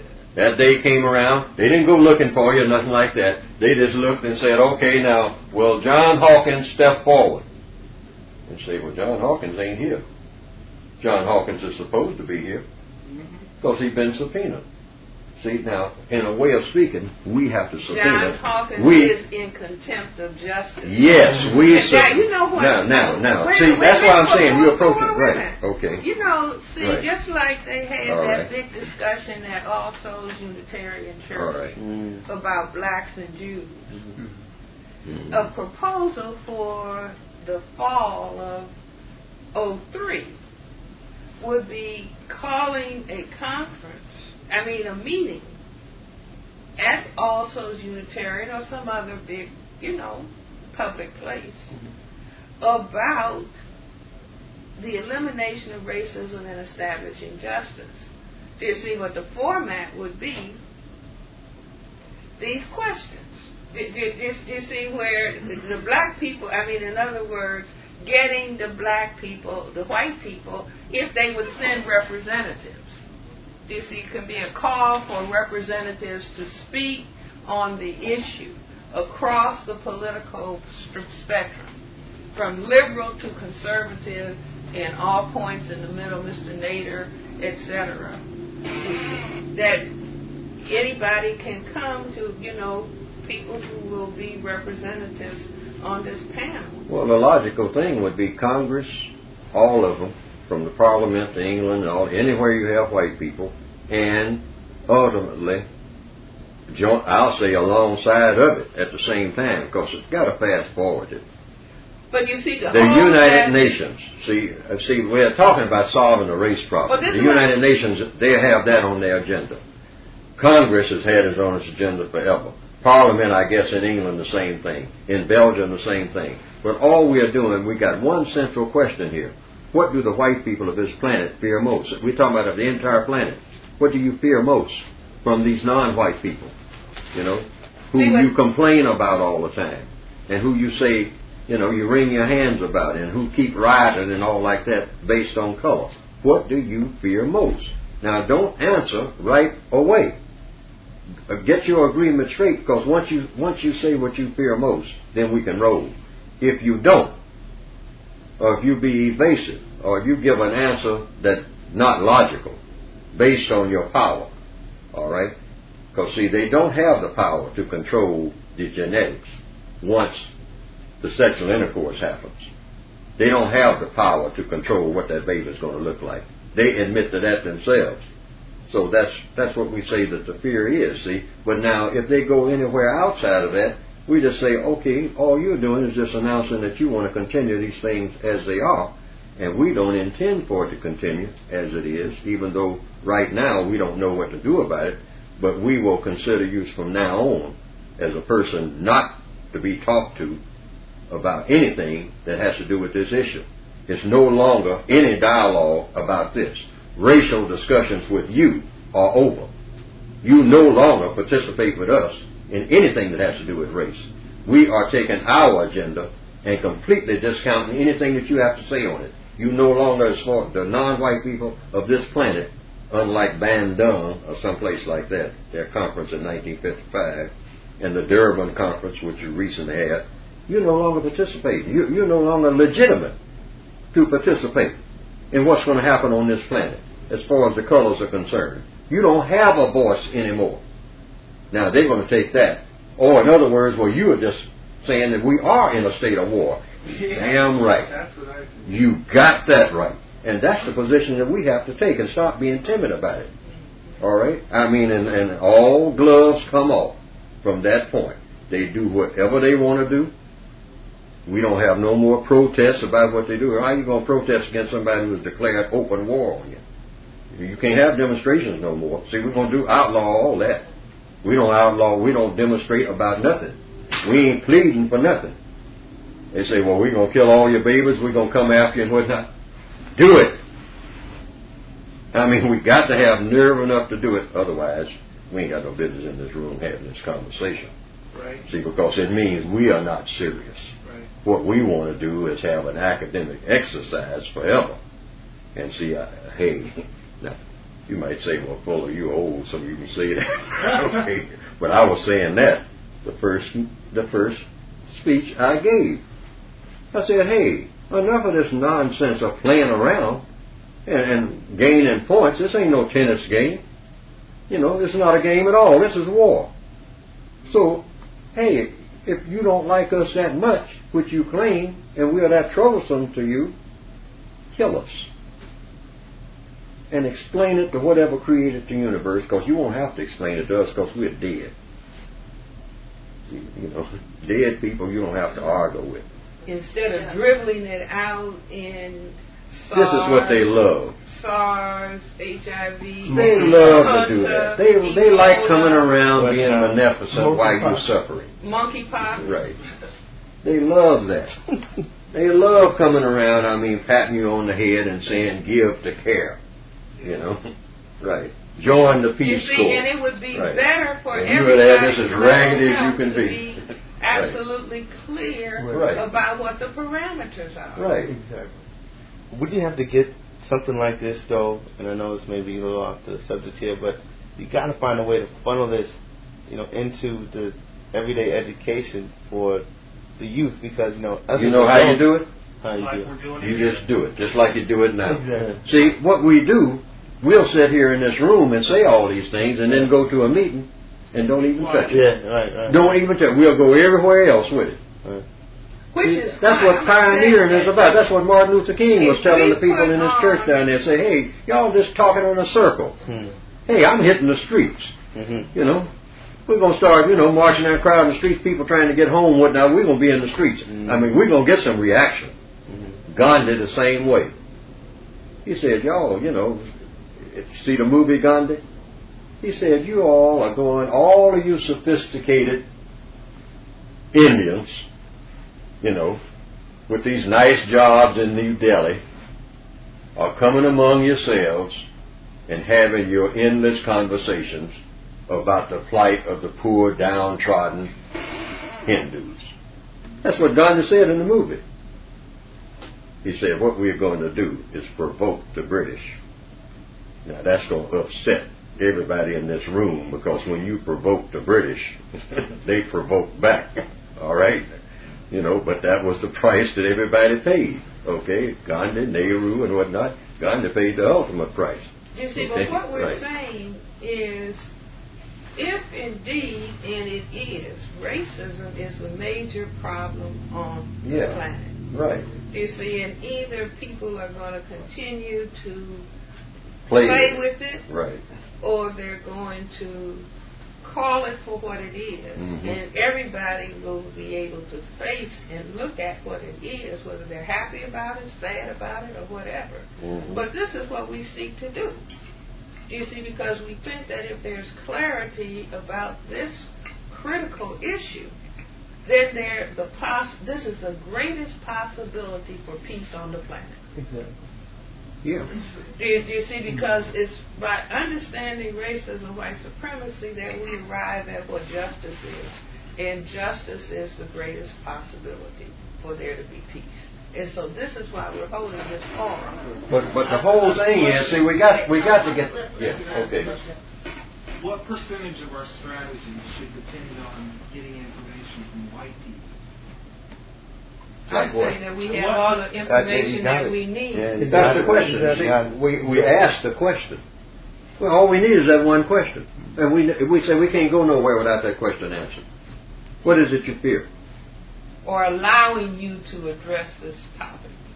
Yeah. Allowing by that I mean giving you All right. the How much work opportunity. should we put into getting the information from white people? We already have it. What information are you talking about? That's the information. See, the way we're proposing in this room is to capsulize everything that's been said for the last 200 years on the subject, and try to do it in one swift sentence in the form of a question, because everything in science starts with a question. And of course we have to agree in this room that there's a fear. Okay, well, if you're That the white people of this planet have a fear. This is the genesis No, of well, it. the question, it would just be, not that it's my definition, but consensus that racism is related to the fear of white genetic annihilation. So we go to the table, our assessment is that there's a fear. We would like to hear your side. We would be interested in hearing your side. Yeah, we can't get around that. Otherwise, we just keep talking to ourselves about what they might think or what their fear might be. We got to be able to have them to talk about it. Otherwise, we'll just keep sending emails and whatnot back and forth ad infinitum for the next 40,000 generations. And if you're in a room full of white people who are all saying, well, I don't know where you got that from. I'm not afraid. True. You said a room full. That's the key. You don't do it that way. If you're in a room full of white people, then you can start in this way. You say, I want to ask something. I want to ask a question. What percentage of white people do not want their children to be colored? Do not want their grandchildren to be colored? Do not want their great-grandchildren to be colored? Do not want their great-great-grandchildren to be colored? Or you can ask it another way. What percentage of people who classify themselves as white, is the white classification important to them? Do you see what I mean? If you had 10 white people in here. You see, you go around and ask them what percentage of white people. The white classification is important to 100% of white people. But see, what Dr. Welsing says that, you know what that means on the world scale? Nothing. No, but I'm saying... See, the whole idea is to get them. See, otherwise, there ain't no point in talking. See, otherwise, we have to sit here in this room and say we ain't going to talk to white people at all. Because if we're going to talk to them at any point, we have to come to the table with something that gets right like a knife to what we're talking about. Otherwise, there's no point in talking to them at all, and then there's no point in us really talking to each other. Because we are not making the leverage that it takes to take care of, I don't know how long racism has existed. But see, we're trying to do something. I think Christopher Edley said it in a pamphlet recently. I think he's a Harvard professor or something. He said racism is not rocket science. It's harder than rocket science. Have you heard that expression from him? I thought that was an excellent statement, because it is. What we're trying to do in this room is not just something, like finding out how to get a new pipe in the municipal, auditorium or something, or some new windows. We're trying to solve the greatest problem that the greatest minds claim that they don't know what to do. Mr. Clinton, whatnot, is threw up both hands. Yep. People say, I don't know what to do. Everybody says that. Say, I know how I feel. I got a whole lot of theories. I got this, but I don't know what to do. I don't know how to proceed. Eleanor Holmes Norton said after that book, that big study by the Rockefeller Commission, I think, or somebody, it came out through the National Research Council.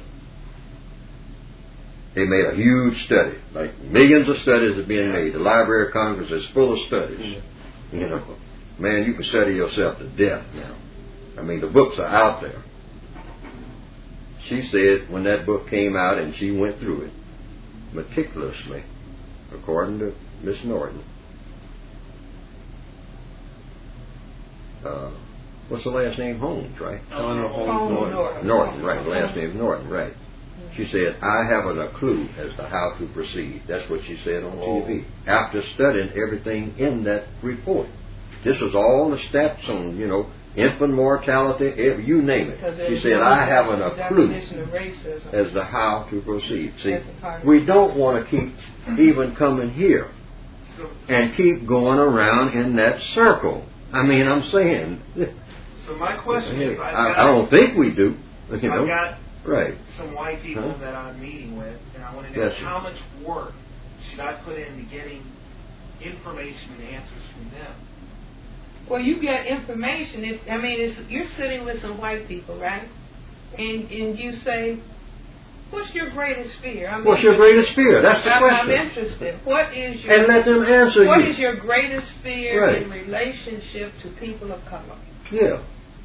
And what's your greatest fear in relationship to tell them please don't make such a and tell them please don't make a long conversation. And don't say something like that they might. Hey, now you're presupposing. Wait a minute. You're presupposing what they're going to say. Wait a minute. Yeah. If they say they might kill us, they're talking about a power that is other than arms. The non-white people don't have weapons. You see, so if they think that they can be eliminated, they got to be talking at another level. You can say, surely you're not talking about weapons. Surely you're not talking about money. I guess what I'm asking is, participating in this thing with these white people to get information, or is it a waste of time? Well, no, you can talk to them, but I wouldn't talk to them and get a headache if you go there expecting that they're going to give you some information that you don't already have. You see, That's what I'm trying to pull out. No, you should go there with being interested in their responses. See, the thing about it, you're really not trying to pull nothing out. You're asking a flat-out question, just like a subpoena. See, it's as though you're saying they are going to give you an answer that is superior to the answers that we already have on the table. I'm wondering if they might know something about how the system of racism, white supremacy works. That's another question. No. That's another All you got to do is find what is their greatest fear, where black people, non-white people, are concerned.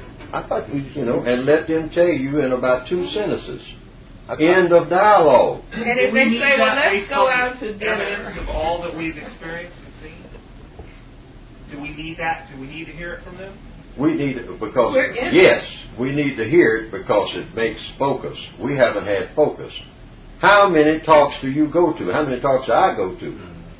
Where I walk out of there and I say, where was the focus? See, how can we proceed from what we got? Just like Miss Norton did when she made her study. See, I haven't a clue from making this study as to how to proceed. This is a big, thick book. I mean, with a whole bunch of super brains spending all kinds of money to run all over the place, doing every type of detailed research you can make. So in other words, we need unlimited funds to do it.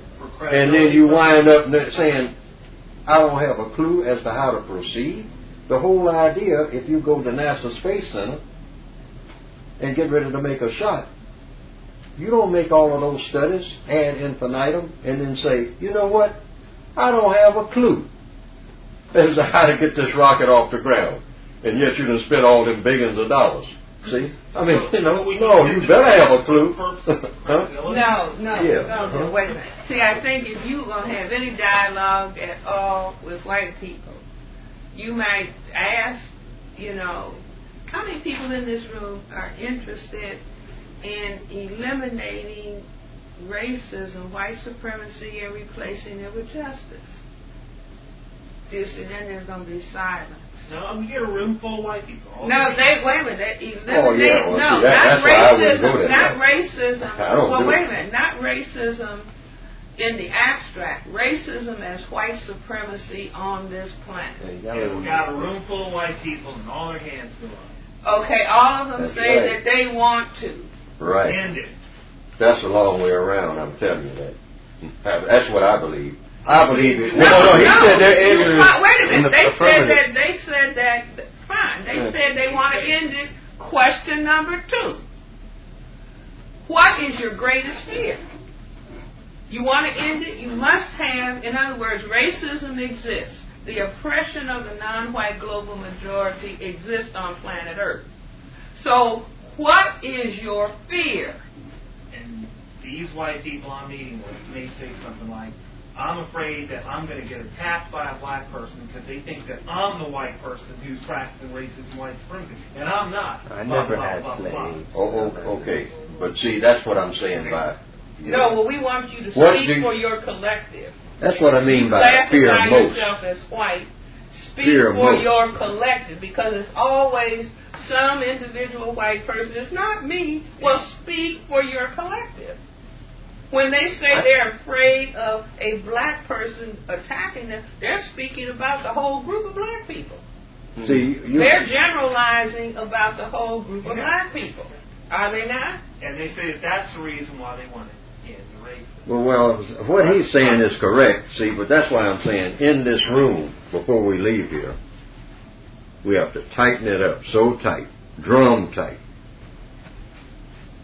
That, see, we don't keep going around in the circle. The white supremacy system is designed to keep any black people who are even thinking about the subject, once they start talking about it, is to wash you around the park forever until you just fall down exhausted, and then they say, okay, next nigga, for a walk around the park. We have to hit the jugular vein and to get all that blood splurting out at once. And you have to do it with a karate chop. True. We have to find out right here in this room, where is the karate chop? One chop. See, not no whole lot of stuff. See, once they get you into that stuff thing, they are masters of stuff. Okay? They know how to beat you every time if you're going to have a long conversation. Mm-hmm. See?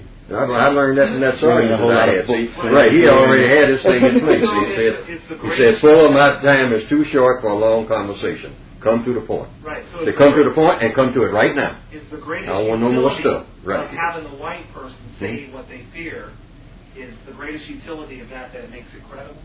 And that black people... It makes it credible because you got a back door saying, wait a minute, if your answer is incoherent to me, if it doesn't make sense, I'm going to ask somebody else because there's no point in talking to you anymore. See, that's got to be clear. In the United Nations, any place else, we have to start approaching en masse with that type of thing.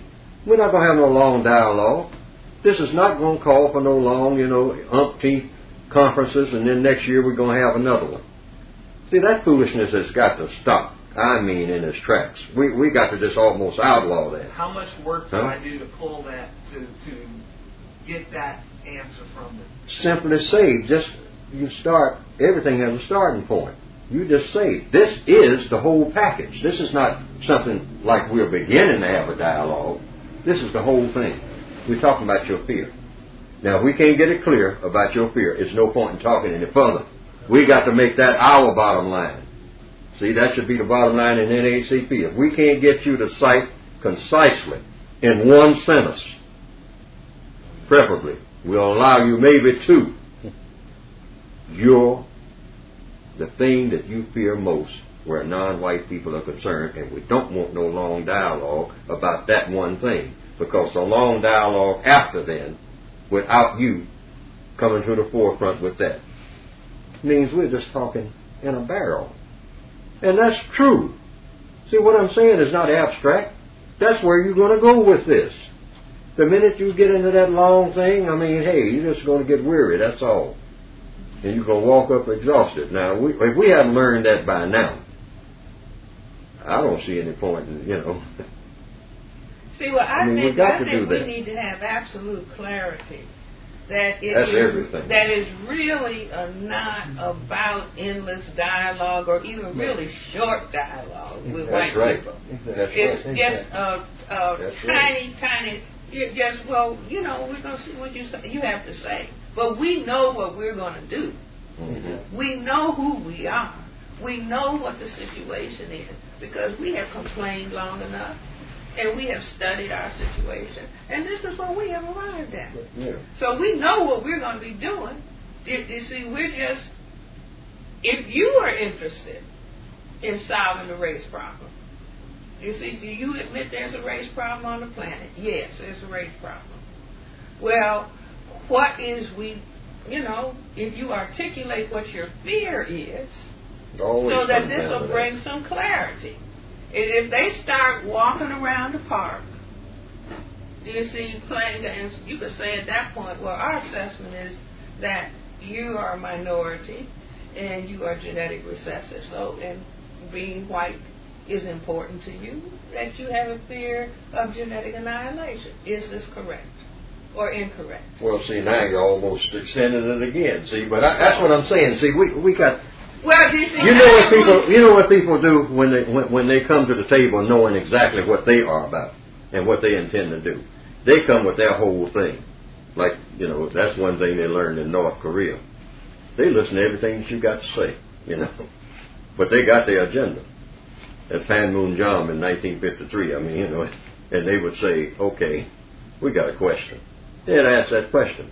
Now, if they didn't get the answer they were looking for, like any lawyer, like any prosecutor, I'm looking for an answer.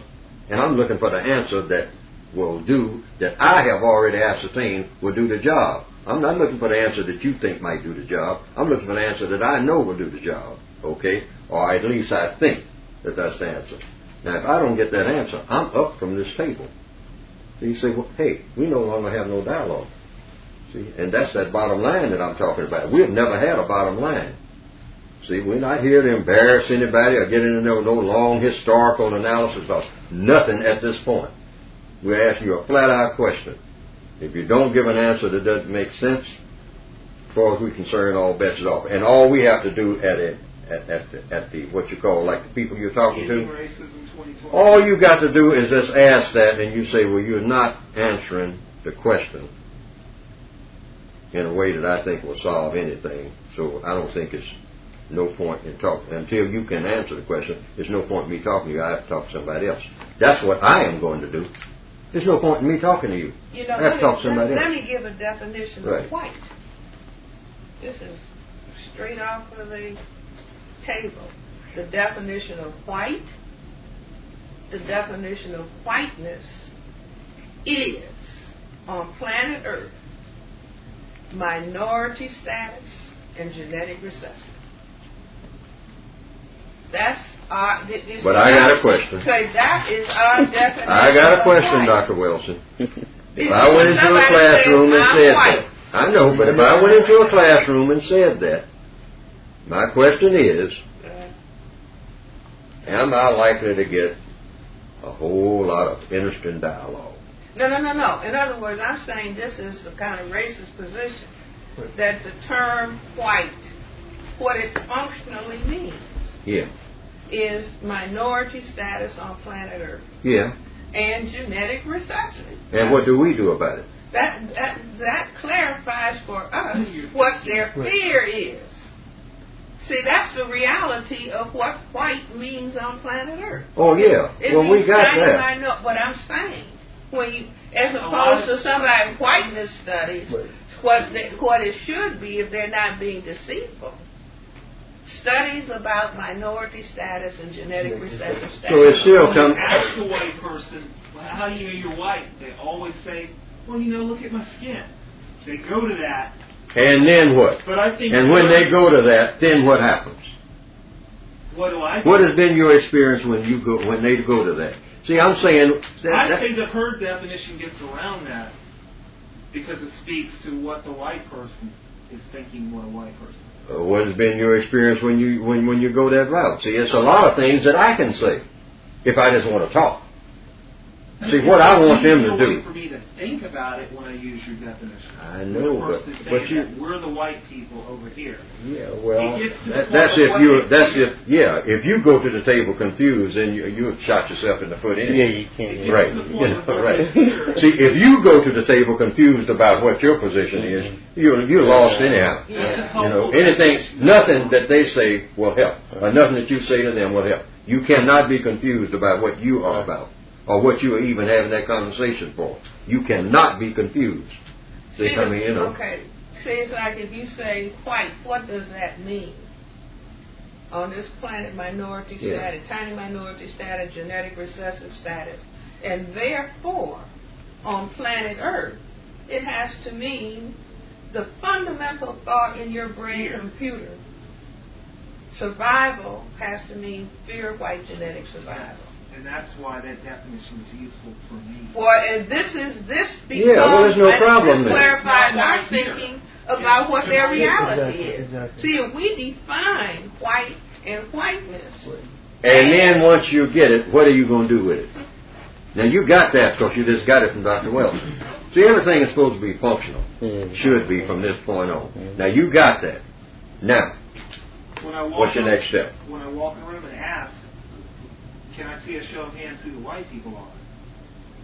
Then I know who to address that question to about what do you fear most. Instead of having Ron hold his hand up. Or having who? Or PJ. Having who? Ron, the guy who said he's non-white but he's a Jew. Well, see, now wait a minute. See, that's where we start an hour or two ago. That's what I'm saying. Wait a minute. I know, man.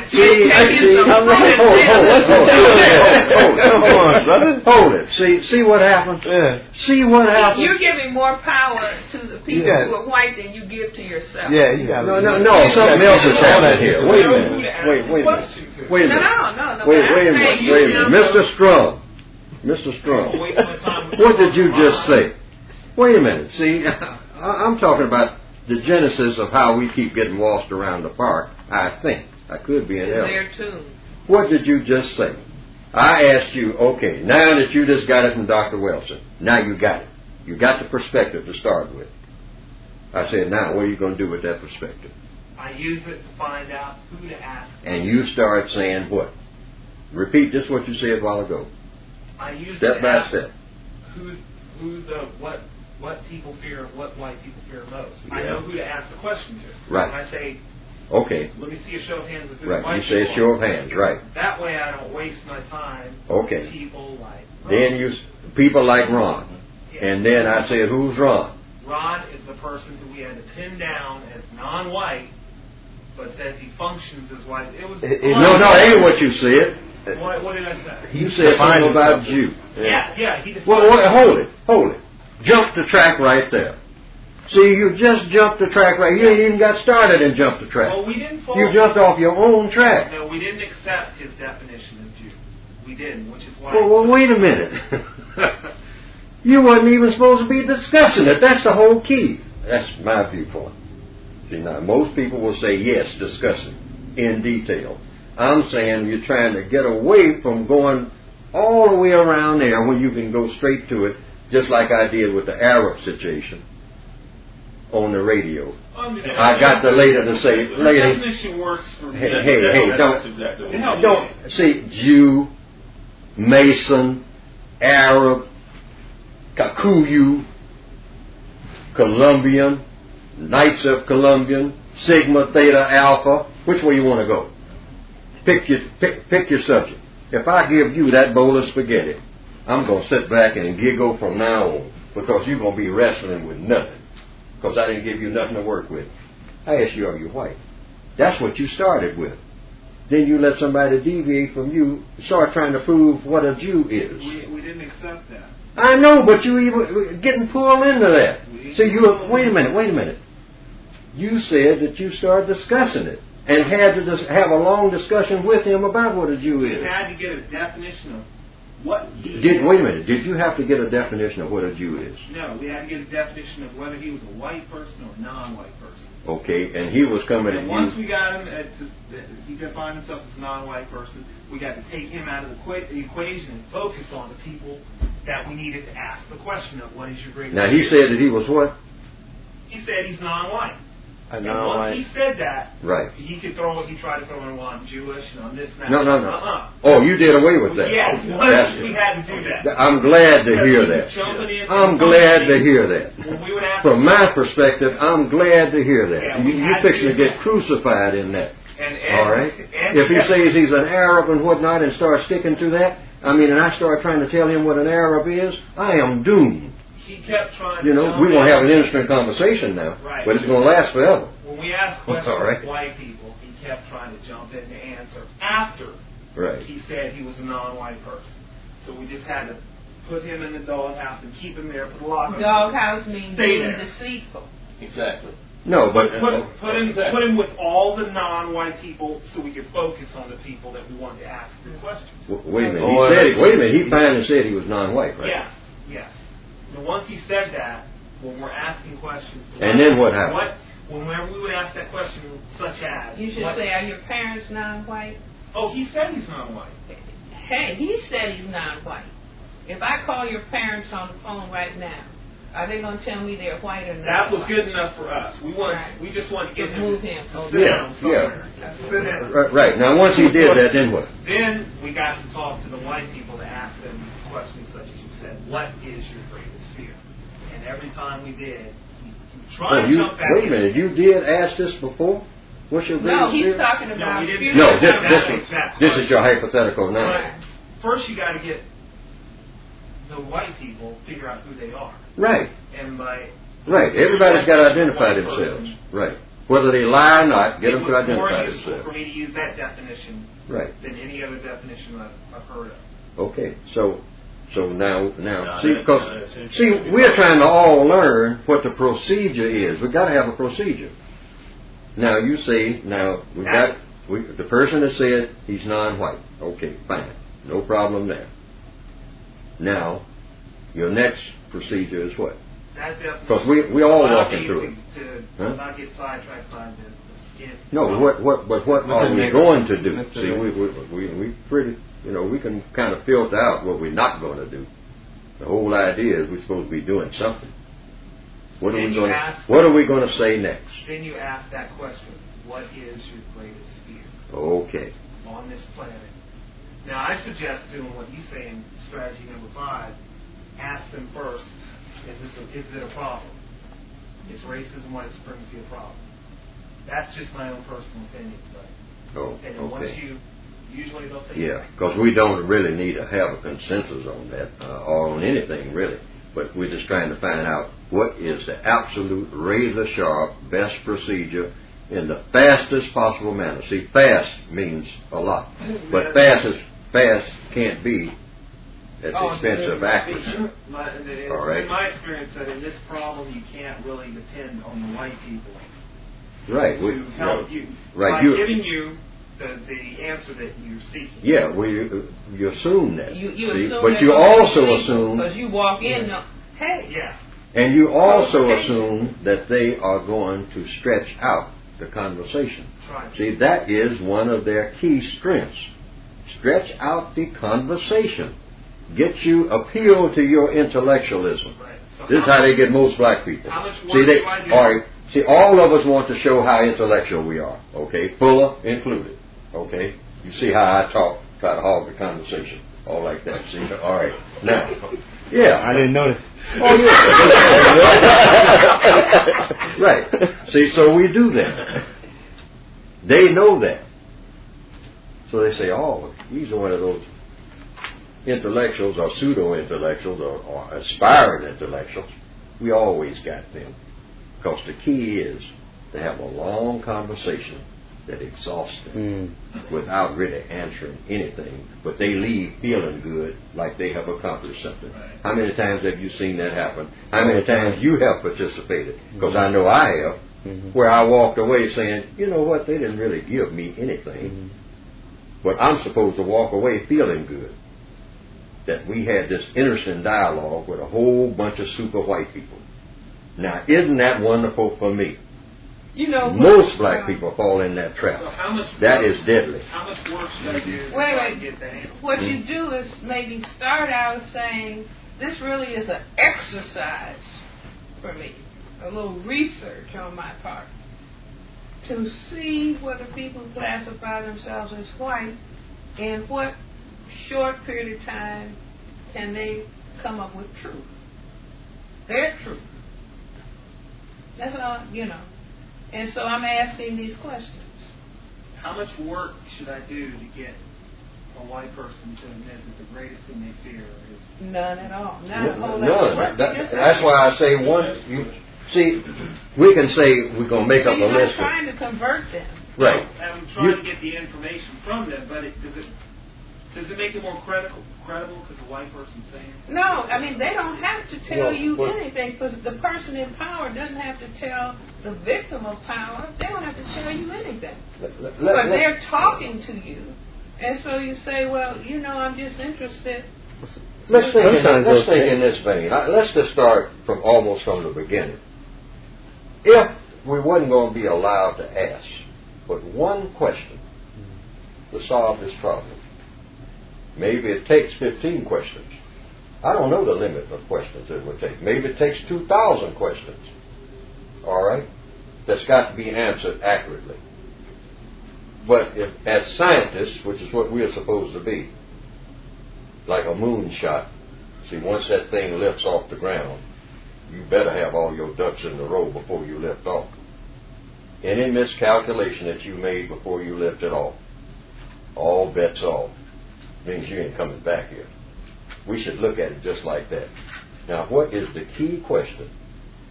Everywhere in the world, if every non-white person would ask a white person about this subject, that would give it total focus. And I didn't say a key book or a key long 2-hour dialogue or intellectual exercise.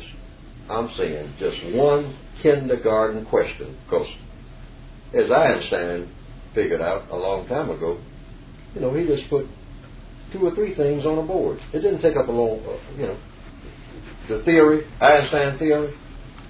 You've heard of it, right? Oh, yeah. Yeah, you can get it in the palm of your hand, right? In big letters. Right. And he says, that's it. So you don't give me a wall full of numbers. That's it. That's all of it. That's the key to the universe right there. If you're talking about nuclear physics. You know? And everybody say, no, that can't be it. It's too short. That's it. See, this is what we're supposed to be doing in this room. See, and that is not easy. It is rocket science, like Christopher Edley says. See, but white people have found out, once we learn how to read and write, that we want to call every word that's in our vocabulary. Because that's the way I was taught when I was going to school. try in every conversation, try to use every word in your vocabulary to show how smart you are. Right. So what's See, and they love it when you do that. They trapped us into that. Okay? But what we want to do is just like a smart lawyer, come right to the point. I mean, so razor sharp, I mean, it jars. And just like Einstein's presentation. So right in this room, right this afternoon, for the umpteenth time, and all the other meetings that we go to for the umpteenth time, and I get on planes and go everywhere for the umpteenth time, right in this room today, this Sunday afternoon, can we come up with the one key question, the Einstein of all questions ever in the universe, that if you answer this, you got it all. And without saying, yes, and I'd also like to add. All right. now we're going to, now you're getting ready to do the same thing that we all have a tendency to do. But we are really just refining this for really for ourselves. I mean, because it's not a question of, I mean, it would be interesting if you had 10 white people in a room and you were having the kind of conversation with them to see what they say.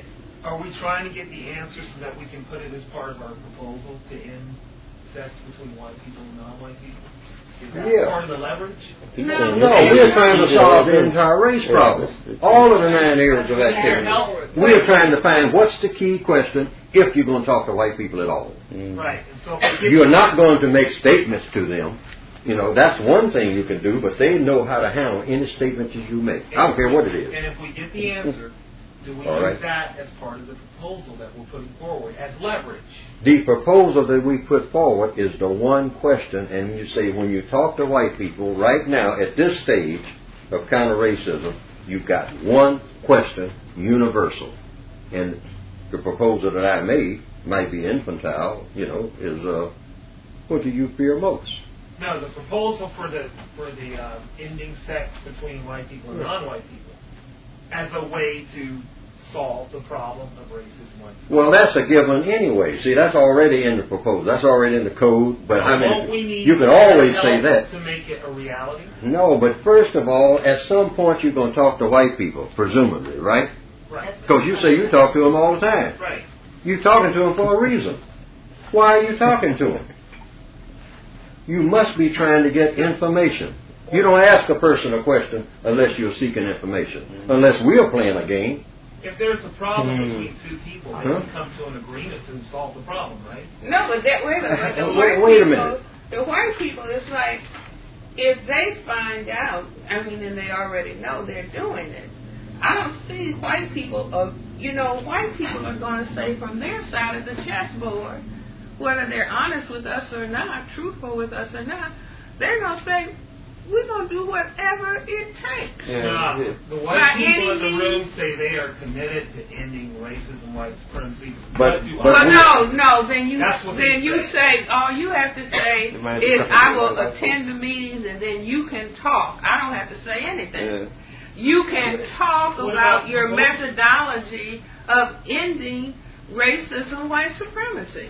Can I put forward this proposal as a way to end it? What proposal? Yeah. To end sexual intercourse between white people and non-white people. Sure, you can do that. I mean, sure you can do that. But is that the greatest question that can ever be? You know, that's not even a question. That's a proposal. Are you running the meetings? Wait a minute. No, Sabrina has her thing that she wanted to. I thought we were operating on follow up on. Okay, all right. It's all related. But it is, it's all related. But before we get back to that key question, and I want to put a question on the table. Okay. If you had just one question to ask a white person, I want to get back to that. But first, Anthony has had his hand up first. Okay. Well, wait a minute. I was just trying to drift back to question number 1, where you asked, what is the most effective mechanism or mechanisms for presenting the resolution? I think I agree with the idea. It would be less of an agreement and more so of an announcement because we have our analysis already. So, say for instance, today we could actually sit down and work out the verbiage you have an idea, and the objective is to disseminate that idea and to get people to buy into that idea.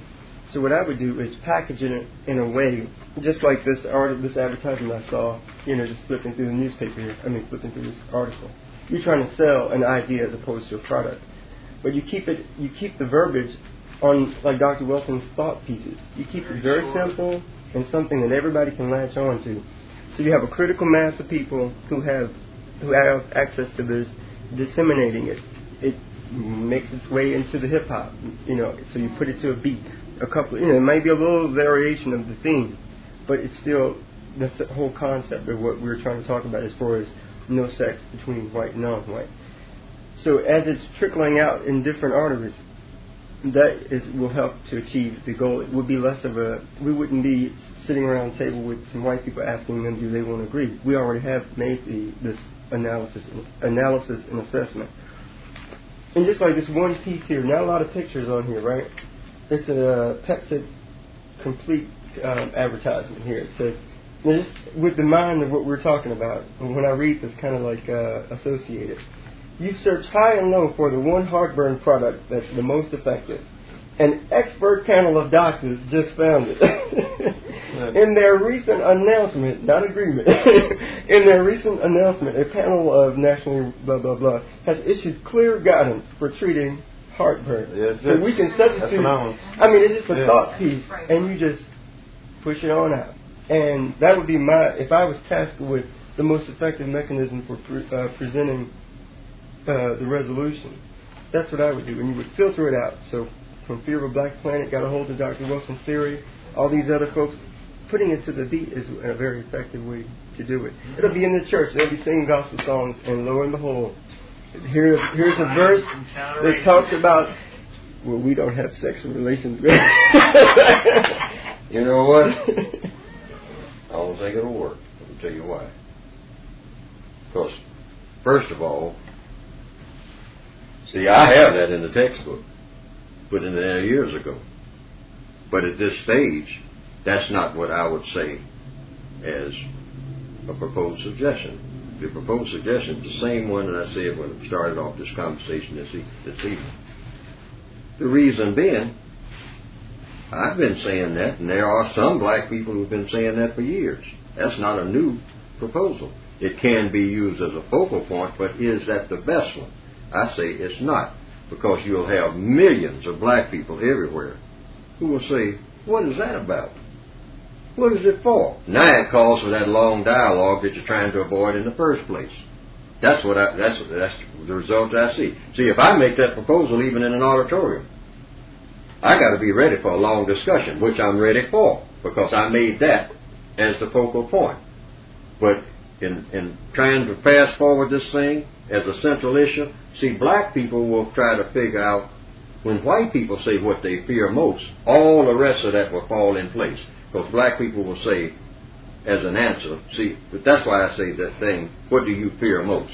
If you're going to go with anything, if that was on billboards, if Tony Brown, when he talked about it on TV, when anybody, President Clinton came up and say, well, everything now is just that one question. What do the white people fear most? What about because that's the nucleus, flyers and just letting them drift across Pennsylvania Avenue? No, but I'm saying anywhere. You don't even have to go to that sophistication yet. That would be, let it be understood by everybody on the planet that you cannot move forward with any discussion until that question is answered. That is not a question. See, hey, I got a book full of questions, but I'm talking about the question that's the nucleus of everything that we're going to talk about or ever going to talk about as long as this issue prevails. This is what I'm talking about. What do white people fear most from the non-white people on this planet? That's all. And don't embellish it. Don't dress it up. Don't lead into it. Don't start saying, well, I think that what they fear. No, don't do it. Let that question gel. Let that question just be over and over again, because we have all agreed, at least on that they fear something. And for the most part, we have said it's genetic annihilation. And now, Joe, instead of what proposals do they have? tell them to reflect on that question, and then they can come back Yeah. and talk about their answers. You see what I'm saying? And it won't in get other no words, what do you fear most on the planet in relationship to non-white people? And let it go at that. And let them go around and talk. Yeah. You go to of interest. Can you see what that they that come would, up with. Can you see that? You got to come up with some stories. Okay, well, wait a minute, Mr. Strong. Let's look at it like this. They might come up with anything. You're just saying that they're not going to be honest. Yeah, right. No problem. They're going to talk about what their system. No problem. That's why I'm saying the question itself is structured to get the answer that you're seeking. And I don't care how you call base you it. up when they get the answer. Wait a minute. I don't care. It doesn't make any difference. I don't make no difference how many lies they tell. The answer is coming out all the time in that process. Because if you don't ask that question, any other question that you ask, or any other proposal that you make, or any other analysis that you read from the podium of the United Nations. Dr. Welsing can go to the United Nations and give her analysis. I can go there and give my proposals, read the whole code book. You know what? They will say, oh, that's real interesting, and then we got a long debate. Oh, wait a minute. Right. He wants to speak, but let me just throw this in. If we just turn on the TV, go to the paper today, what are we going to see? WMD. Yeah. What do they fear weapon most? of mass destruction. Yes. Not that France hates us. Right. Not that, but I'm saying not that Israel, not that France, not that England, not that any white nation has weapons of mass destruction that non-white people have, and I say that boils down to genetics. But it comes down to the mechanics of what is the best way. Do you whatever you say, is it best to make a statement? But most lawyers would tell you, no, don't go in court and make no statement. See, because now you're going to get a long dialogue from everybody, including the judge. Ask a question. See, a question always fast forwards, all down through history. I mean, when scientists are in a laboratory, the scientist that stands up and say, wait a minute, I got a question.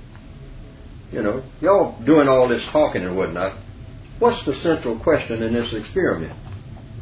Now, magically, if you have ever tried it, if you've been in a laboratory, high school or whatnot, everything moves real fast from that point on.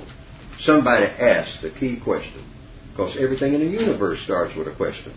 Okay? The court systems are set up in that way. There's more questions. See, if they want to make things move fast. But if people just want to make speeches, and particularly if I'm a defense lawyer, I don't want no questions asked. I just want everybody to make a long speech. The judge can make a speech, all the prosecutors and whatnot. Hey, I can sit back and ride. See, I'm going to get up and make a long speech, and the speeches will sound good. See, but we ain't getting nowhere, because all we are doing is just saying stuff. But we are not answering the key question. And I'm saying, if the question is put out there, what do they fear most? And when you come to the United Nations, that's all Kofi Annan would say. Well, the only question we really have to the entire world, the white people of the world, is, since we're trying to bring this thing to a head, is, the key question is, that most people agree on now, worldwide, what do white people of this world fear most? And I can speak from personal example because I'm married to a white woman.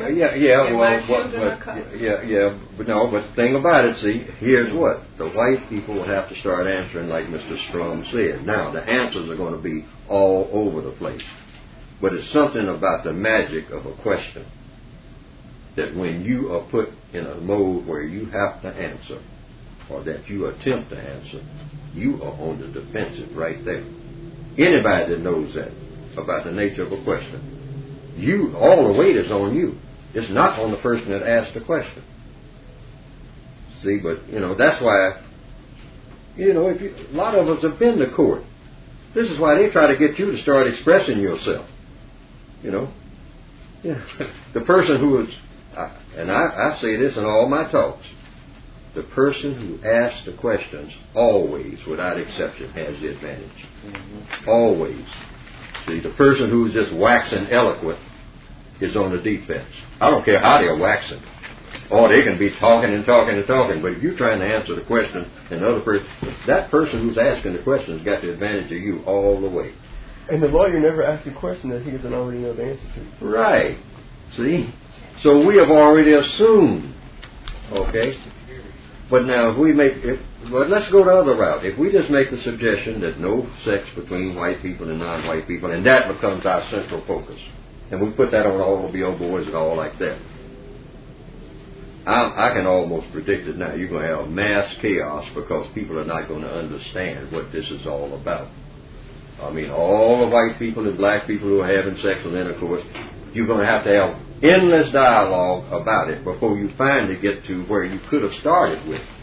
See, it'll work. Sabrina's got it pretty sure You know? on here. Huh? She's got it pretty sure on here as the mechanics for the agreement. Racism is a problem. You start with that. How you solve the problem, you put forth the solution. No sex between white people and non-white people. You say just start at what do white people fear most, but I think you're... But I think another way to avoid a long drawn out discussion and maybe avoid some of the deception, because part of the deception is that white people don't want you to know that they practice racism. So if you say to them, are you willing, or do you desire that racism end? And most of them will say yes. And then ask, what are you unwilling to sacrifice to accomplish that? Good question. So, they might go into, I'm not willing to sacrifice my life or my children's lives or the disappearance of white. Right. Yeah. Or I'm not willing to stop having sex with non-white people or whatever. Well, what was the first question? That's two questions. I know the second question. What are you willing to give up? What's the first one? Do you want racism to end? Okay, yeah, those are two good. And what are you unwilling to sacrifice? What are you unwilling to sacrifice? That was the question. Well, what about would you give up? So you got two white? questions. I got the committed white. You got two questions. Now, which one is best? Allow for the disappearance of white. That was the See, we're trying to get to the key question of ending racism. We got to get to the key question. Yeah. All right. We still got to get to the key question. See, we got two questions there. See, and the answer would be no. What? Would you give up there being white people to end racism? And they're going to say no. Would you give up the whole idea of there being white people on the planet? Is that the best question? Before we even go to that, all right. That links to my last question posed to us. Could racism be eliminated and justice be established by non-white people, victims of racism, without preserving white-skinned persons? Can it be done without preserving it? Not should it be, but can it be? Without preserving? Yeah, I would think it yeah, should be. Because that doesn't mean kill them all or that they disappear immediately. Well, but in terms of their lineage, I think when you put them, when you look at the 90%, 10%, if we're talking about justice and equity, I think just them in their 10% place, them being, of influence of, 10% of the planet's wealth or whatever you want to talk about it, they are going to either, isolate themselves to an extent, and, there'll be a lot of, maybe inbreeding. I don't know what would go on, but if they're going to if we're all going to enjoy the planet collectively, eventually you're talking about a race that's not large enough to kind of sustain its whiteness. And I would see it as kind of, it would take several hundreds of years for it to happen, but they would eventually disappear just because the numbers aren't large enough. If they refuse to have sex, with the folks who have the greatest genetic diversity, Yeah. then as a genetic recessive group, eventually it would be like committing genetic suicide themselves. So no, they're really up against the wall. Yeah, that's why you see. Which brings us to a Right. point a friend of mine who couldn't be here and I discussed. Should we, non-white people, be concerned about preserving them? Why should we put them in a special, why should we set up special conditions for them to preserve what they have picked as something that's important to them? But why is whiteness, or I don't want to say whiteness, why is white-skinned person, why is that more important than, say, left-handed people or... We shouldn't be very overly concerned about, unless, of course, you want to, if you have a special affinity for white people, then you would try to come up with a way to preserve them. But if your self, I don't want to sound cliché, but if your self-love and self-respect is intact, you can't really worry about others, survival. I think you gotta, adjust yourself for yourself and your people, and then the chips kind of fall where they may. But I do not think you should take advantage of anybody in the process. But you do have to get right for yourself, because we're all here to live, and I don't think it's the ultimate goal is survival. On top of it. Isn't that the ultimate goal? I would think so. Justice. And justice, yes. Right. Justice. It is. Yeah. It is. See, I think that the thing that, from our position, which is on the defense, to say to white people is that, if your fear is, if you address what is your fundamental fear, and you say that it is genetic annihilation, then we can participate in a solution to that. I don't see how you get around it. To say that to them. I don't see how you get around We it. commit ourselves, or we plan to educate ourselves as non-white people. And that's why they're To not going to commit admit. ourselves, well, you see, but we're operating on what our analysis They want to is. convince you that you have no power. What? Okay, They want to let's convince the non-white people that they have no power. let's Wait, I'm consider. sorry, I didn't hear that one. They want to convince the non-white people that they have no power, and for them You to mean tell that we non-white people have for no them to power? say that black people can help preserve white people is giving the non-white people too much power. No, but the point is that non-white people can commit themselves. Our codification of counter-war, or is that, no, we are not going to have sexual relations with people who classify themselves as white as long as white supremacy exists. Right, Yeah. but they actually control that. Well, they can rape, they can, in other words, they can make non-white people to the extent that they can, but non-white people can refuse to cooperate to the extent that they can. See, we're speaking for people who are not in this room. Mm-hmm. All right, and we got to keep that in mind. Zillions of them. Okay, everybody in the Congo. Are they listening to what we're saying? No. Everybody bleaching people. We're trying to come up with the best approach right here in this room right now, starting from scratch, which is where we are. The people in this room, that's from scratch. See, we're not talking to the entire world right now, and they are taking in all this and analyzing it and putting it in its proper perspective. They're not getting that. If we had to leave this room and start from scratch with just one thing, and say that and amplify it and have everybody else saying it, what would that thing be? And that's all I'm saying, at this juncture. I didn't come to this conclusion in 1969, or even in 1957 when I started writing. I'm coming to it now because I say this is 2003 and we're not supposed to be doing the same thing, because the same thing that we have been doing has not worked. We are sure of that. So that means we are not doing something that we should be doing. That What question is can that be put on something? the internet. Put that question on the internet. Which one? What are you unwilling to sacrifice? No. What is your greatest fear? Greatest fear. See, This question people. let that rest. Yeah, people act on their fears more than anything else. Talking to white people and you don't engineer that question correctly by setting it up, you can get a story from some white people. That's okay, but see. Don't get a story. Okay, Mr. Well, Strong. wait a minute. The longer the story, the shorter the truth. Right. Yes. Right, Mr. Strong. The reason I'm saying this, because what you are saying is absolutely correct. But you already predict that.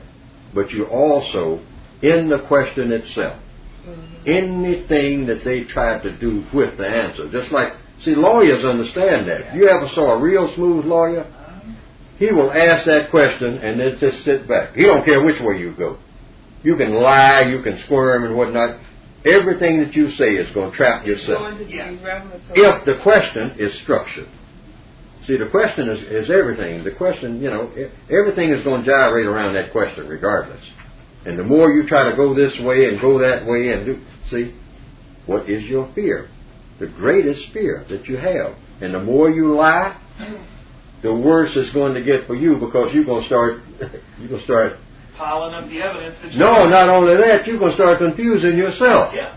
See, if you keep talking, the framework of the question right. is like racism appears to be related to fears that people who classify themselves as white have in relationship to people of color. So what is, you see, people who are then interested in solving the race problem, people who classify themselves as white, must address what is their fear. See, any way you shake it up and forward, it comes out that way. Let them right. have the ball and run with it whichever direction they choose to run with it. But you're putting it in the framework that racism appears to be related to the fears, to a fear that people who classify themselves as white have of people of color. And what white people do is they will go close to that, but not all the way. Well, wait a minute. However, I fear losing my job to black people. Fear losing my house to black people. They don't get. Wait a minute. But you let them wind on. You see, because let's say if that question was on the internet, and that was the only question, you had a whole lot of people writing in or addressing their answers, and let them just go on and on and on with their fear. But one thing that they will come to face is that black people of color, are saying you have a fear that is related to the people of color. Now, what is it? What is that fear? See, we didn't tell them to list. Put that on the table. The question wasn't list your fears. All the fears you have in the universe. Yeah. Hey. I'm afraid of spiders. Right. They're black. Right. I don't like. I'm afraid of dinosaurs. Yeah, right. I don't like.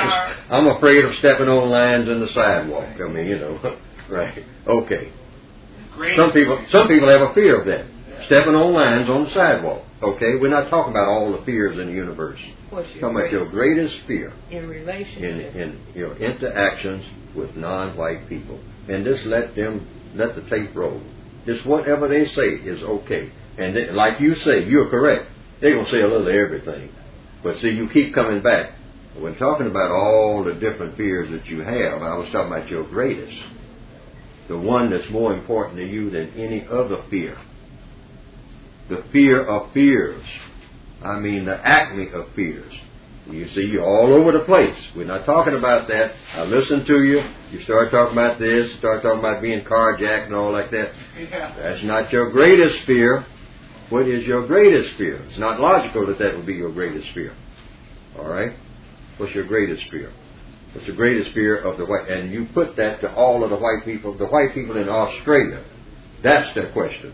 See, now some of them, all right, hey, some people tell me that white people in England and some of them in France will tell you right up front. See, because they haven't been schooled. Le Pen, and refined. educated people in France, they'll talk about the disappearance of the white race. They will tell you flat out, because I've talked to people who have been there, to these places. A lot of places in the world, see, the white people are not into this game playing. And they'll just say to you, I don't want no kinky hair, like, I want my grandchildren to look like that, tell you outright, right, I don't have no baby by you. They'll tell you to your face. See, the ones here won't, because they've become sophisticated. Now, when I was coming up, they would. They would tell you that's their greatest fear. They'll tell you outright. Every white man, every white child will tell you, no, I don't want to look nothing like you. Nothing. I don't want my children to ever look like anything that resembles you. The purity of the white woman. I mean, you're all right, you're a nice guy and all like that, but no, no, no, no. But see, since they have gotten slick and they're trying to get the rest of the white people to join in worldwide, see, then they'll say, oh, no, I don't have no problem with that. See, they just lie outright, just like you're saying. But see, but the thing about it, by you raising that as the central question, then what happens automatically is, then you're saying you have no fears. So then what's your problem? All right? So see, what you are doing now, you're just mean-spirited, we can only conclude now, you just like to beat up on us just for the hell of it. And we're not going to tolerate that anymore. So if I do get the answer, right, should I use it towards the proposal? Well, you see, for anybody... No, your question answers everything. I know, but should I use that question to get their help in solving the problem? No, you get... Am I not having sex between... No, you see, this is a... Joe, you're not going too far to the white people to help solve... Help you solve nothing. You want them to answer the question. And ask us how to... That's all you want. You don't want nothing else from them. Maintain white supremacy. You don't want nothing else from them. You just want an answer to that question. And you don't have to ask them to do nothing after that. So the white people don't have a role in solving the problem? No, we will say, well, we are going to propose now. See, after we get an answer to that question, or even if we don't, of course, even if we don't, we got an answer. Then we just say no sex between white people and non-white people, and that's the way we go. And we explain it to the non-white people. That's why I wrote my book, it's for victims of white supremacy. That's why I told Mr. Ed Williams, I say, well, I don't even know how to participate in the discussion that you and Joe and them are talking, because he asked me to participate. I said, I don't even know how to do that. Because see, I got real short, what you call right to the point questions for white people of the planet. And I tell them that. I do that in the talks. I say, you all run the world. Y'all don't need a whole lot of information from me. Right. That's my position. Right. You're around here looking for a whole lot of genius from me, and you're white and going to the moon. Okay? And I can't even get across town. And part of your deception is playing like you don't know what's going on. See?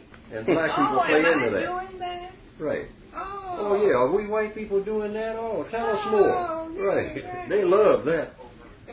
You try to explain to them what they're doing, like they don't know. See, so hey, I always say white people can end white supremacy. Tomorrow morning. Yeah, right. In the next 15 minutes while we're having this discussion, we'll walk out the door and it's a done deal. They say, why you're all in there talking? We did it. We just decided to do it. So in the meantime, when you're talking to white people, the most you can probably get is some strategies for application of what questions to ask and how to ask them. Okay, it depends on what our objective was. My objective when I wrote the book and when I come to this talk right here in this room is try to fast forward this whole process of either they're going to kill us all, or we're going to kill all of them, or we're going to do justice with them on the planet. Because there ain't no other moves you can make. Now, this is not just Fuller. This is Martin Luther King. That's all he was saying in a roundabout way. Because he finally wound up getting killed.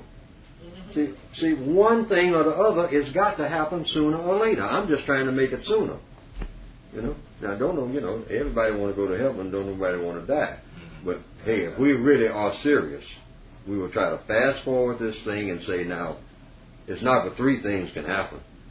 We will have a system of justice. that will include the white people on this planet. All right, that's one.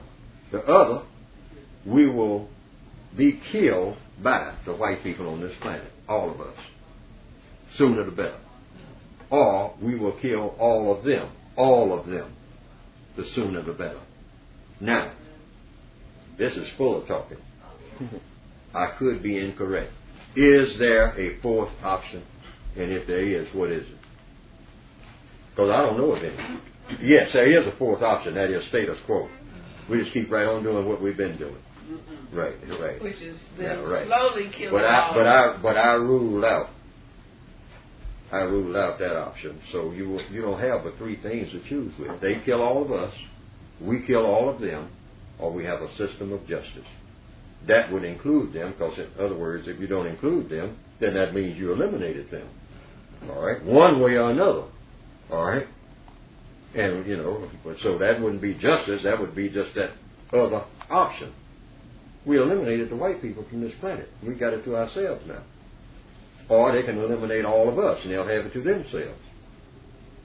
Or you got a system of justice where nobody's mistreated, and the people that need help the most get the most help. It's not but three ways you can go. I don't care if you're Malcolm X, Mao Zedong, Bush, Clinton. There's not but three ways you can go. You've got to select one of those ways. I don't think that we think about it that way, but that's the truth. That's the way you would say it in a third grade class with white and black students. It ain't but three ways we can go. You choose one. Because you can't have it all three ways. You got to choose one. Now, what other plan, what plan do you make to get it on the road to doing one of those three? And do it fast. See, that's what we all are afraid of, including me. I ain't going to lie about that. All right? But see, on this issue, you see the goal at the end of the road. It's just a matter of you creep up on it or you hit that gas and run smack into it. The sooner, the better. And that's what we're left with. So how do you do that? The mechanics, like what you started off saying. What's the mechanics? Ask that question. I think that's the key question. If it's said at the United Nations, said all over the world, whatnot, what do you fear most? Because you're talking about white people's fears. This is the genesis of everything that's happening. Which is why they have to be a superpower. Well, yeah, but get Which them. Is white supremacy. Yeah, but get them to say what their fear is. Then and only then, because particularly most young black people don't have no idea of why white people act the way they do. They just say they don't like us. They hate me because I'm black. No, it's deeper than that. And it is still simple. Yeah. I just don't want, like Hitler said, I don't want your blood in mine because, that black gene is going to make my children black. That's all. Y'all are arguing about all this and that and, and can't do this and you can't go to the prom together and all like that. Hey, I don't want my children to be black. You got that? Do you understand that in your thick head? Have you gotten the message yet? All right? Now, I don't care about your children being black. In fact, I'll go into you and produce some more, But y'all will be over there on the other side of town, including all of my children. You black women having babies by me, you take them babies and get lost. Don't bring them around me. Do not bring them around me. So I have a question. Is there any utility to having black people hear that from white people? Will it help? All information. Hey, you better believe, coming from them, people were speaking truth, coming from them, it don't get no better because they'll be telling the truth. Why they don't say it. This is why they don't say it. You don't hear this discussion nowhere but in rooms like this. They'll talk about everything. Black people too. We'll just talk about everything. They'll talk about hairstyles and everything else. They ain't going to talk about nothing that deals with the real core of this problem. And white people are glad of it. They say as long as they keep skipping around what is really bothering everybody, we can keep going like this. We can set up, hey, let's get another committee on race relations. Let's have another demonstration about, tuition for black people. Let's do this and let's do that. When the real problem is the bedroom. That's the problem. The bedroom. Say it. Have nerve enough to say it. All right? Most black people, even black people, consider themselves brave. Black people who will fight white people. Fight 2 or 3 of them. Can't come into a room and say that without falling apart. Because they know that's the nerve. They know that that's the nerve. All right? We all instinctively know it. But we act like it's not there. See? And that's a mistake. That's what prolongs the agony. A 15-year-old black lady standing up in a class, even a class of collegiates, I'm talking about PhD level people, and just saying the real problem here is, the bedroom. Let's talk about it. Okay? Right. A 15-year-old black girl who understands that will say that and make everybody crawl under their seats. But how many of them will do it? Not one. At the institute, not one. One of the students at the institute said, I don't know what situation she was in, but it was a group of white lawyer types. Right. And she said something about white genetic annihilation, and the whole room. Yeah, right. Everything's going to collapse from then on. If you don't talk in too stilted language, you make it real plain. See? Because, what the white supremacists do say, oh yeah, genetic annihilation. Well, let's see now. The gene structure is so-and-so and so-and-so, and Dr. So-and-so said in 1826 that the gene structure really is kind of complicated in that, and they'll try to take you on a waltz.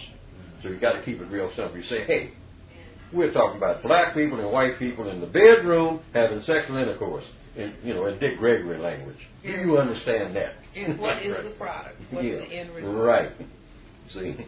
That's what they can't stand. That's why everybody, to this day, loves Malcolm. I got a question. Because they said he made it plain.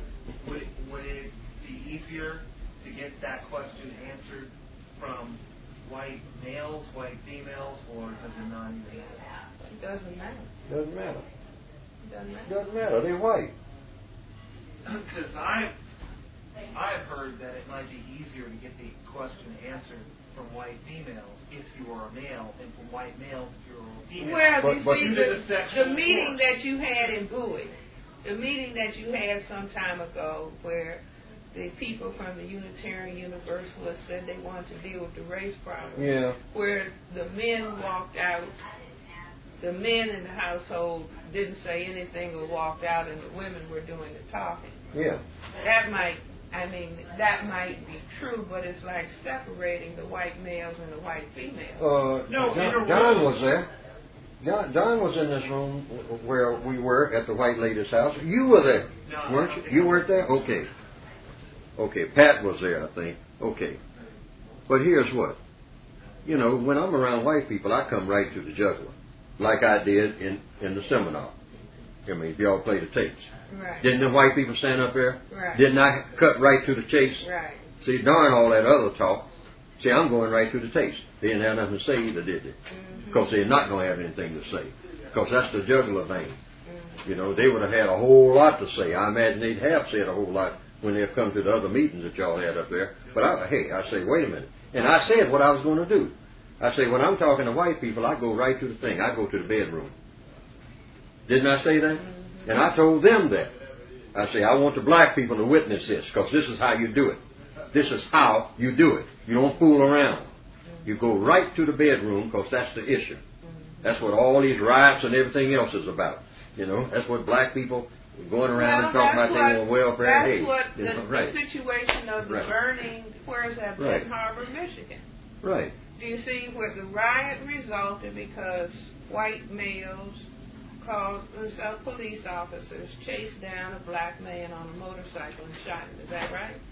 And then shot him and killed him, and then the place went up in flames. I think he crashed while they were chasing him.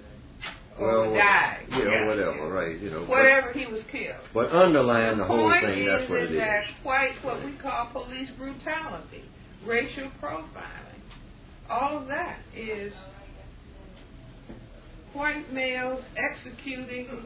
You know, it's a lynching. They're talking about reparations. Everything behind that. Yeah, they're talking about reparations for the Tulsa race riots. All of that is about white genetic survival.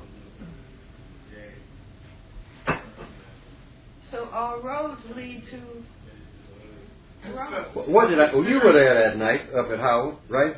When the two white people were there and asked me those questions. Weren't you there that night?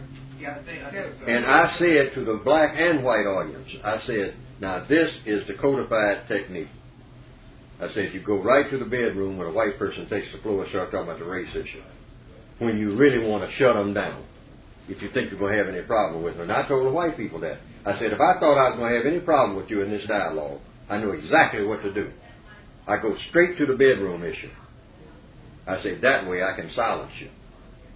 I said, if I wanted to use that as a technique just to silence you.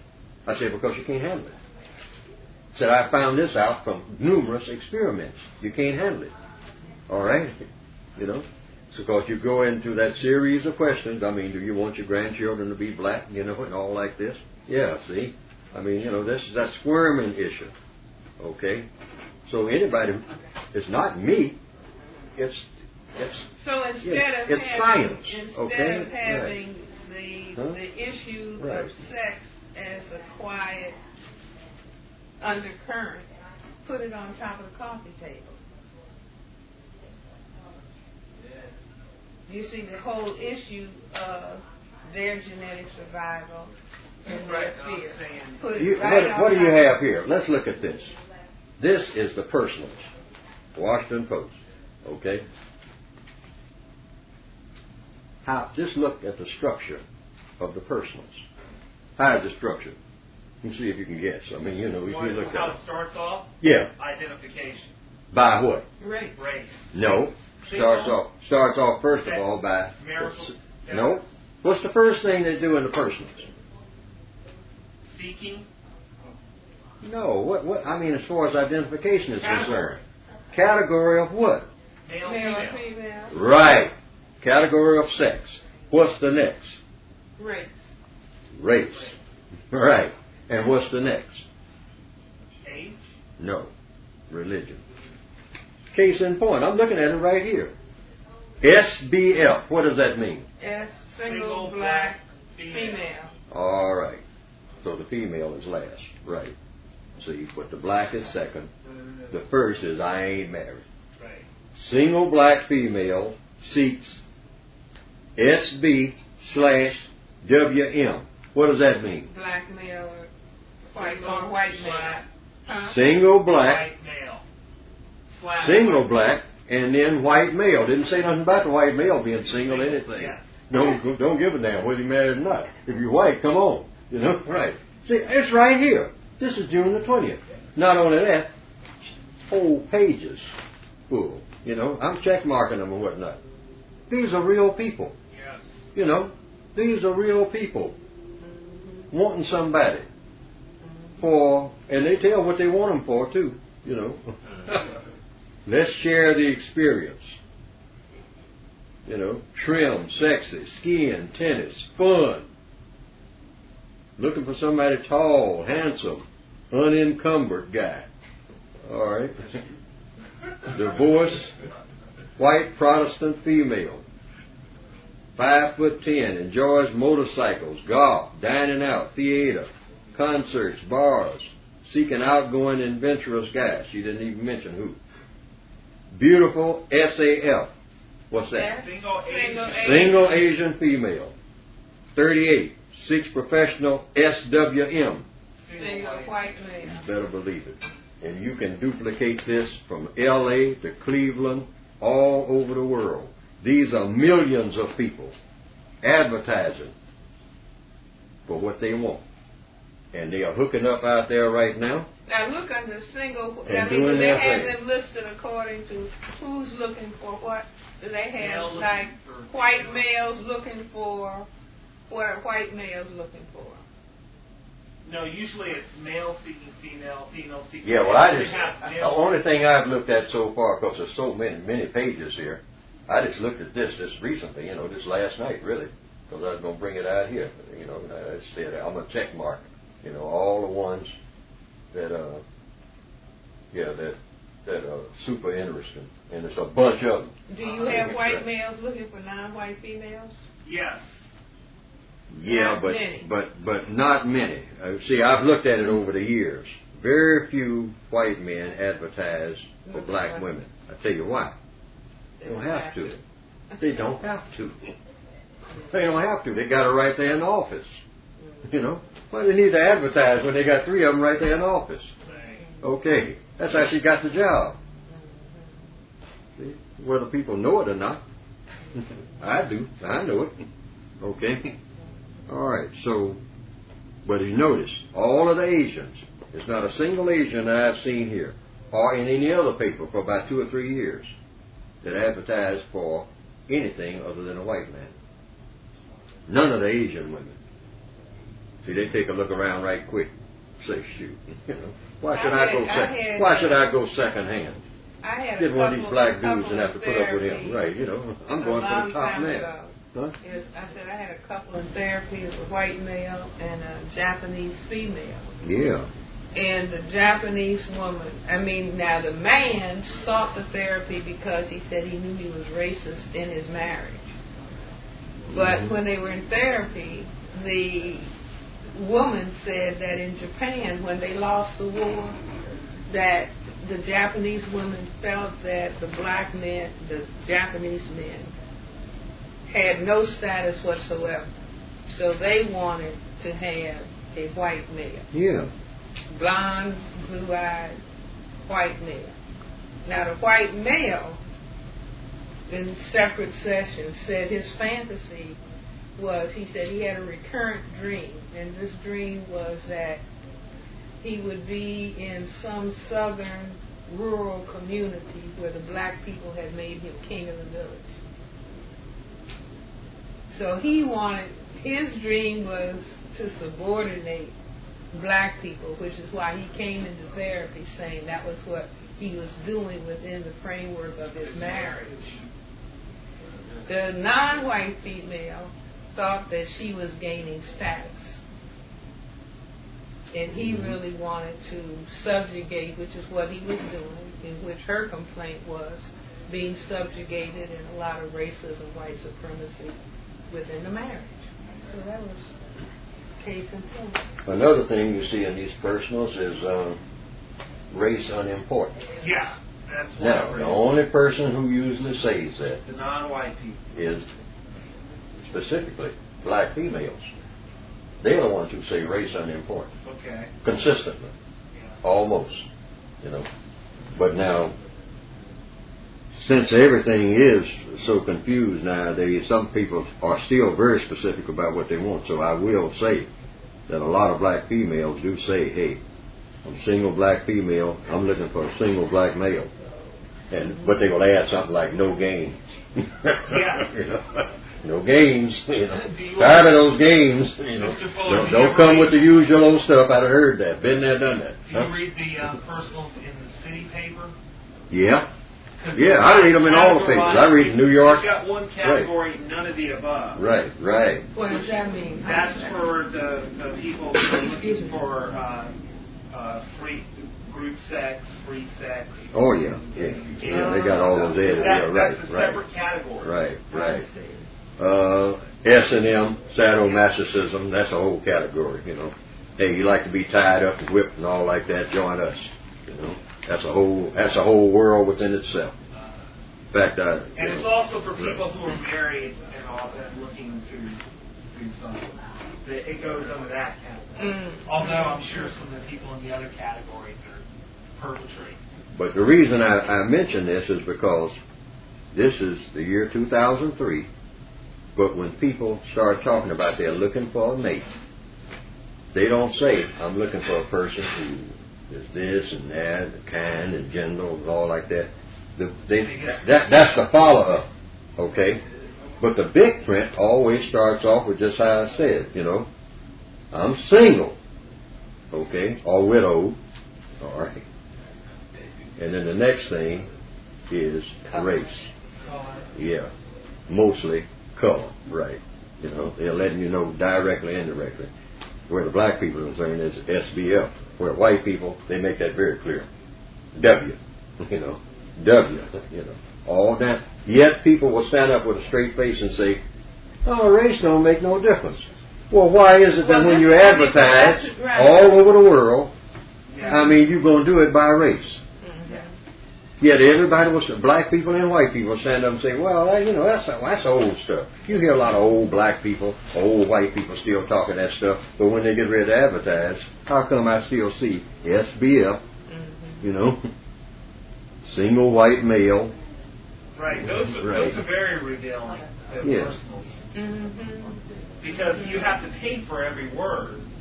Sure. So, you know, people, when they're picking out what they can say, if you go over a certain amount of words, I don't know, it's like $7 for 25 words. Then after that, it's like 50 cents a word or something. So does anybody advertise race not where they don't identify their race? Yeah, it's a few of them in here. They don't identify their race, and they don't say who they're looking for. And I will guarantee you, most of them don't get no calls. Because if you don't tell what color you are, and you're in the personal, I mean, you know, and somebody's figuring on calling somebody, and they say, well, is this person white or what? You know, they don't even say. Oh, forget them. And they move on to something else, I'll bet you. It costs money to call, Dr. Welsing. It's like $1.90 a minute, and you have to listen on the phone when you call to the other person talk. So you got to wait for them to finish talking while the meter's running before you can respond. Single Asian Protestant female. She gave her religion. 37, attractive, petite, fit, well-educated, affectionate, financially secure, seeking single white Protestant male. 35 to 45, 5'8" and up, well-educated, fit, down to earth, no kids, a plus. That's another thing. See, and she will get calls. If she reveals to him, she ain't got no kids either. Otherwise, he ain't serious. See, a white man walk in, and he see a couple of them slant-eyed children walking around there. Hey, she's dead in the water. You know, I don't want that. Unless he's a pedophile. See, now a lot of white men will hook up with black women if the black woman that he moves in with got a growing daughter. Oh, I'm going to get 2 for 1. You know, and if there's 3 of them in there, 3 for 1, because he's going to start approaching them immediately, if not sooner. That's the technique, and they brag about this. There's one way that I know. I was in the military, wasn't I? Oh yeah, you know. Yeah, I got this black gal. She got a growing daughter. She needs some help. That daughter will be just about right next year. See. So where are we on our agenda? Well, actually, I was going to say we could take a break and eat. I don't know exactly where you want to get to actually wrap up, or where you just were. I've got a few questions to take with me, so I've got some information. You know, I've got some useful stuff I can use. Well, some of the people had to go, right? Sabrina, do you know where you are in your quest? Yeah. Mr. Williams didn't come. Oh, okay. Got you mixed up with another Williams. That's me, Ed Williams. You wanted the books. Yes, sir. Right. They're out there in her vehicle. Sabrina, if you can make it to the next meeting, I think it would be interesting to see the dynamic of having a black female in this group, because so far there have been none. So there's this sexual dynamic going on between all the white people who are mostly female and all the non-white people who are all male. And I think that... Wonder why? Because the sexual dynamic. Wait a minute, you say what's going on now? At these ending racism sessions, the white people, are all female, with the exception of Jamie. and the non-white people are all male. So there's a spectrum. Jamie is a white male. Yes, and he says he is. Do you know whether or not he's a homosexual? No, I do not. Okay. No, wouldn't He's know married. Hmm? I wouldn't know that. Sometimes they tell you. Nowadays. Yeah. Right, you know. Yeah, no, wouldn't know. Ain't supposed to be no secret nowadays. But I'm saying some of the questions that we ask, I think it's possible you might get a different response if it was from a black female. Well, you Because see, but that's an interesting dynamic, and maybe I said it before. You see where you have the white male is orchestrating. Jamie is the He orchestrator. set the group up. He's the orchestrator. He set it up? Yes. He Ah, started beautiful. giving race The white male is the orchestrator. Wouldn't it? The white females are, if they're not the bait,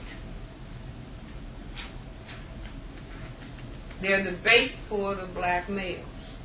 If they're not the bait, it's the traditional, under white supremacy, role that is given to white females. In other words, the men come in and kill, and then the white female comes in as the nurse and as the missionary, and she's so nice and kind, etc. You see, but the white male, just like you say, he sits and he doesn't have much to say. Doesn't mean that he's not thinking a whole lot. You see, but he's in charge. Yeah. He sets up the whole thing. The white female goes according to his instructions. And it's like, okay, we want you to trap these black males. Yeah. In other words, would the same number of black males be frequenting a place where, you know, most of the females are black? Probably no. And you got to figure what are the people there in the first for. In the first, everybody is after something when they do anything.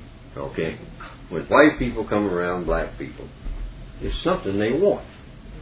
You know, it's something they want. It's not money. You know, so you just go through the process of elimination, find out what they want. You know, being an old soldier and whatnot. At one time in the military, I used to know automatically. You know, I'm standing in front of the bus station, and a white guy comes walking past everybody and comes right to me. How you doing, old buddy? And then wants to engage in a long conversation. And we're standing down there in Memphis, Tennessee someplace at a bus station. So all I do is just wait, because I know he's coming. You know, now it ain't for two things he wants. He's a homosexual, or he thinks that I can do some pimping for him.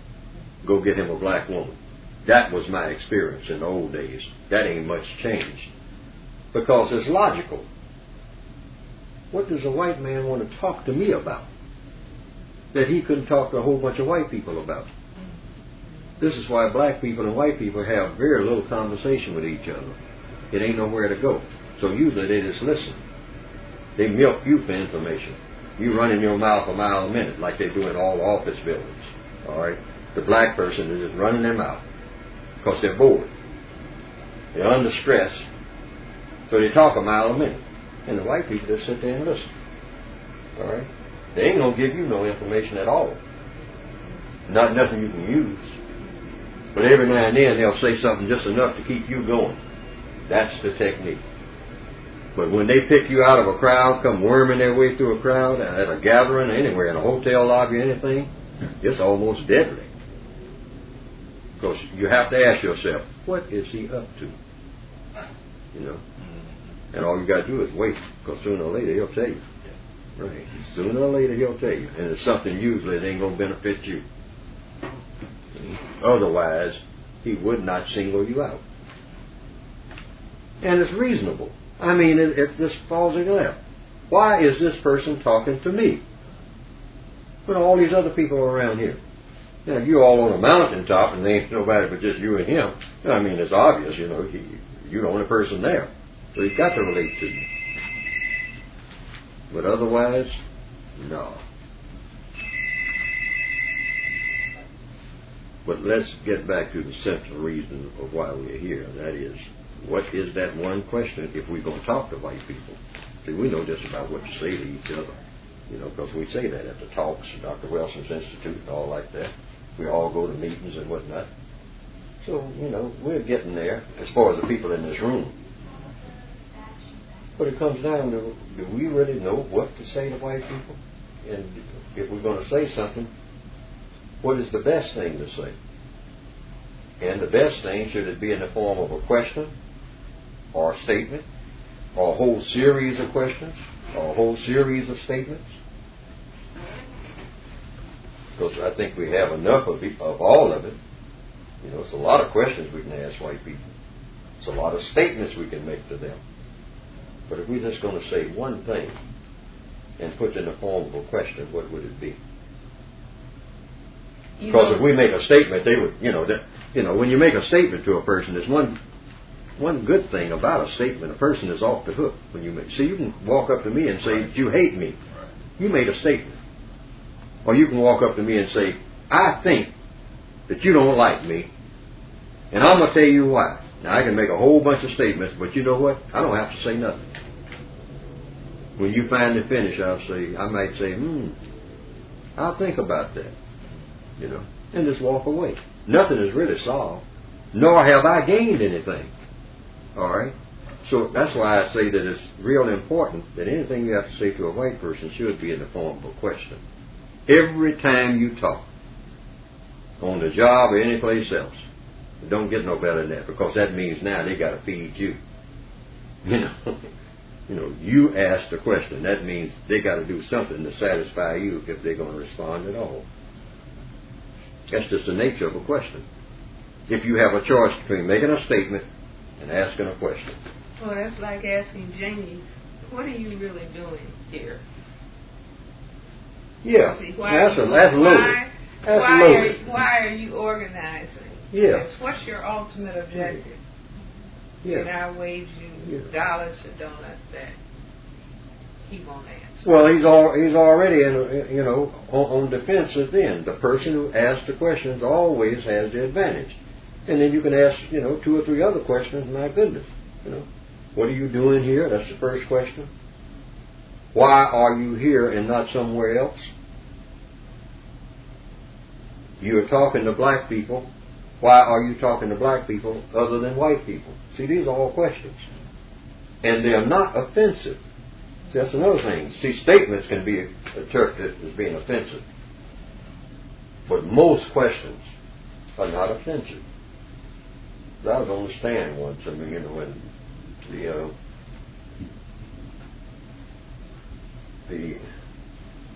I think it was the prosecutor or somebody, I don't know. Anyhow, the judge had to straighten him out, whoever it was, because they said they were interpreting my body language as being hostile. All right? But the judge himself said, I don't see anything. What do you mean? He's being hostile. He hadn't said anything. He was just sitting there. What do you mean hostility? Right. Weapon of mass destruction. Yeah. I observed that you're a weapon of mass destruction. Yeah, see, so, but when you ask that question, see, your person. right. Mm-hmm. See, now that's something I could have asked the people that came to the talks up at the Institute that night. The white people who stood up, I could have asked them just what you just said. Are you white? I could have asked that, which I think I did. Then I could have asked the next logical question, or one of the next logical questions. Why are you here? Why are you here? You're here for a reason. You made an effort to get here. You walked in here and sat down. You are participating. So what is your ultimate reason for being here? See, and most people, when you ask questions, people when you ask questions like that don't know where to go. Well, they said that they came because they heard, I don't know whether it was John on WOL announced that there was going to be a talk. Oh, they gave their reasons for being there. They called me. Okay. Jamie, okay, well that's an answer. Jamie sent us an email. Right. When we asked him, because we had to pin white people down on, they said there was a difference between white supremacy and racism. Jamie said, who said that? We had the white people saying there was a difference between racism and white supremacy. And what's the logical question? Well, Jamie said racism is the context we are born in that causes black people and white people to have different outcomes in society. White supremacy is the belief that white people are superior to non-white people. Am I a white supremacist? No, I don't believe that. Do I practice racism? Yes. I perpetuate the context. He also said in an email that what Frances Welsing was saying is 30-year-old debunked science. And that is designed to perpetuate the legacy of racism. Okay, now see, I never knew that. Now you Sent an email to us do you know why? He also said that by not standing up and opposing her at the session, Jamie, was contributing to practicing racism. Okay, now look at. I mean, see, but this is precious. I meant to bring it. This is precious. Do you see what I'm saying? I mean, it's like that's how come he's silent, because he's not interested in eliminating racism. He is interested in dismantling the discussion that we have at the Institute, or attempting to undermine that discussion. So I told him that based on his definition of racism, the son is practicing racism. Perpetuating different outcomes. That's what I mean by the importance of having a code. And he didn't respond to that. See, but look at this, Joe. You're breaking your brain about trying to get answers from them. He's already given you the answers as to what it is that he's all about. Well, in these type of forums, I found. See, in other words, you don't know who is behind Jamie even being there. Okay, basically, what I do with these, when I get white people in a room or in a discussion, I know that I'm going to get deception. So the best I can do is try to peel it away so the other non-white people can see it. That should be your objective. After a while, the other non-white people will start asking them questions along those lines. When they see it, you have to get real good at being able to do it in a small amount of words, though. Yeah. It's an excellent learning situation. So you learn, you get the exercises of learning. Because that's how we run the white people out of our counter-racism discussions when they come there to disrupt it. Since we can't get any information from them, we just simply use them as the example. Well, he said this because he's going to say this next. And then the white person will actually say what we said next. But wait a minute, another point. Let's say he comes to the discussion, and if Neely or myself is speaking, if he feels that he cannot undermine the logic of that discussion, he'll set up his own little group to undermine it. Do you see? But he won't undermine it or can't undermine it in the presence of people who have thought through. He said he came to set up Anti-Racism in 2020 because he saw the Code.net website. Have either of you seen the actual website on the computer? No. Neither of you have seen it? No. Oh, you got to see it. But I want to say this. You see, the importance of counter-racist codification is that there are certain things that are codified. One of the most important, and I let white people know this, is what? The assumption based on evidence that you should be categorized as a racist suspect because you are capable of practicing racism. So I am duty bound to think right from the beginning that you are suspect racist. Now that cuts off about 75% of any abstract dialogue right there. See, because I go in concluding that. I tell any white audience that. If I was talking to Mr. Bush in this room right now, I would say, I'm duty bound, Mr. Bush. This is a duty. This is not an option. I have to assume that you could be a racist because I have no reason to believe that you're not. You're a racist suspect. See, I have to suspect that. And when you put that out there, I found that the white people get very careful about saying anything. If you do an analysis of the tapes we have from the sessions, it ends up, the white people, if you look at a graph of who's spending the most time talking, right. Jamie doesn't say very much. Melissa says very, very little. Okay. Paula talks, PJ talks. Jamie and Melissa don't say much. And I've had white people tell me, well, if you pursue that, line of thinking, Mr. Fuller, it's really, I don't really know what to say. I say, and then I explain to him, that's the point of that part of the code. To cut down on the number of things that you have to say, which means now you have to act on my suspicions. Because I am suspicious, and I'm duty bound to be suspicious.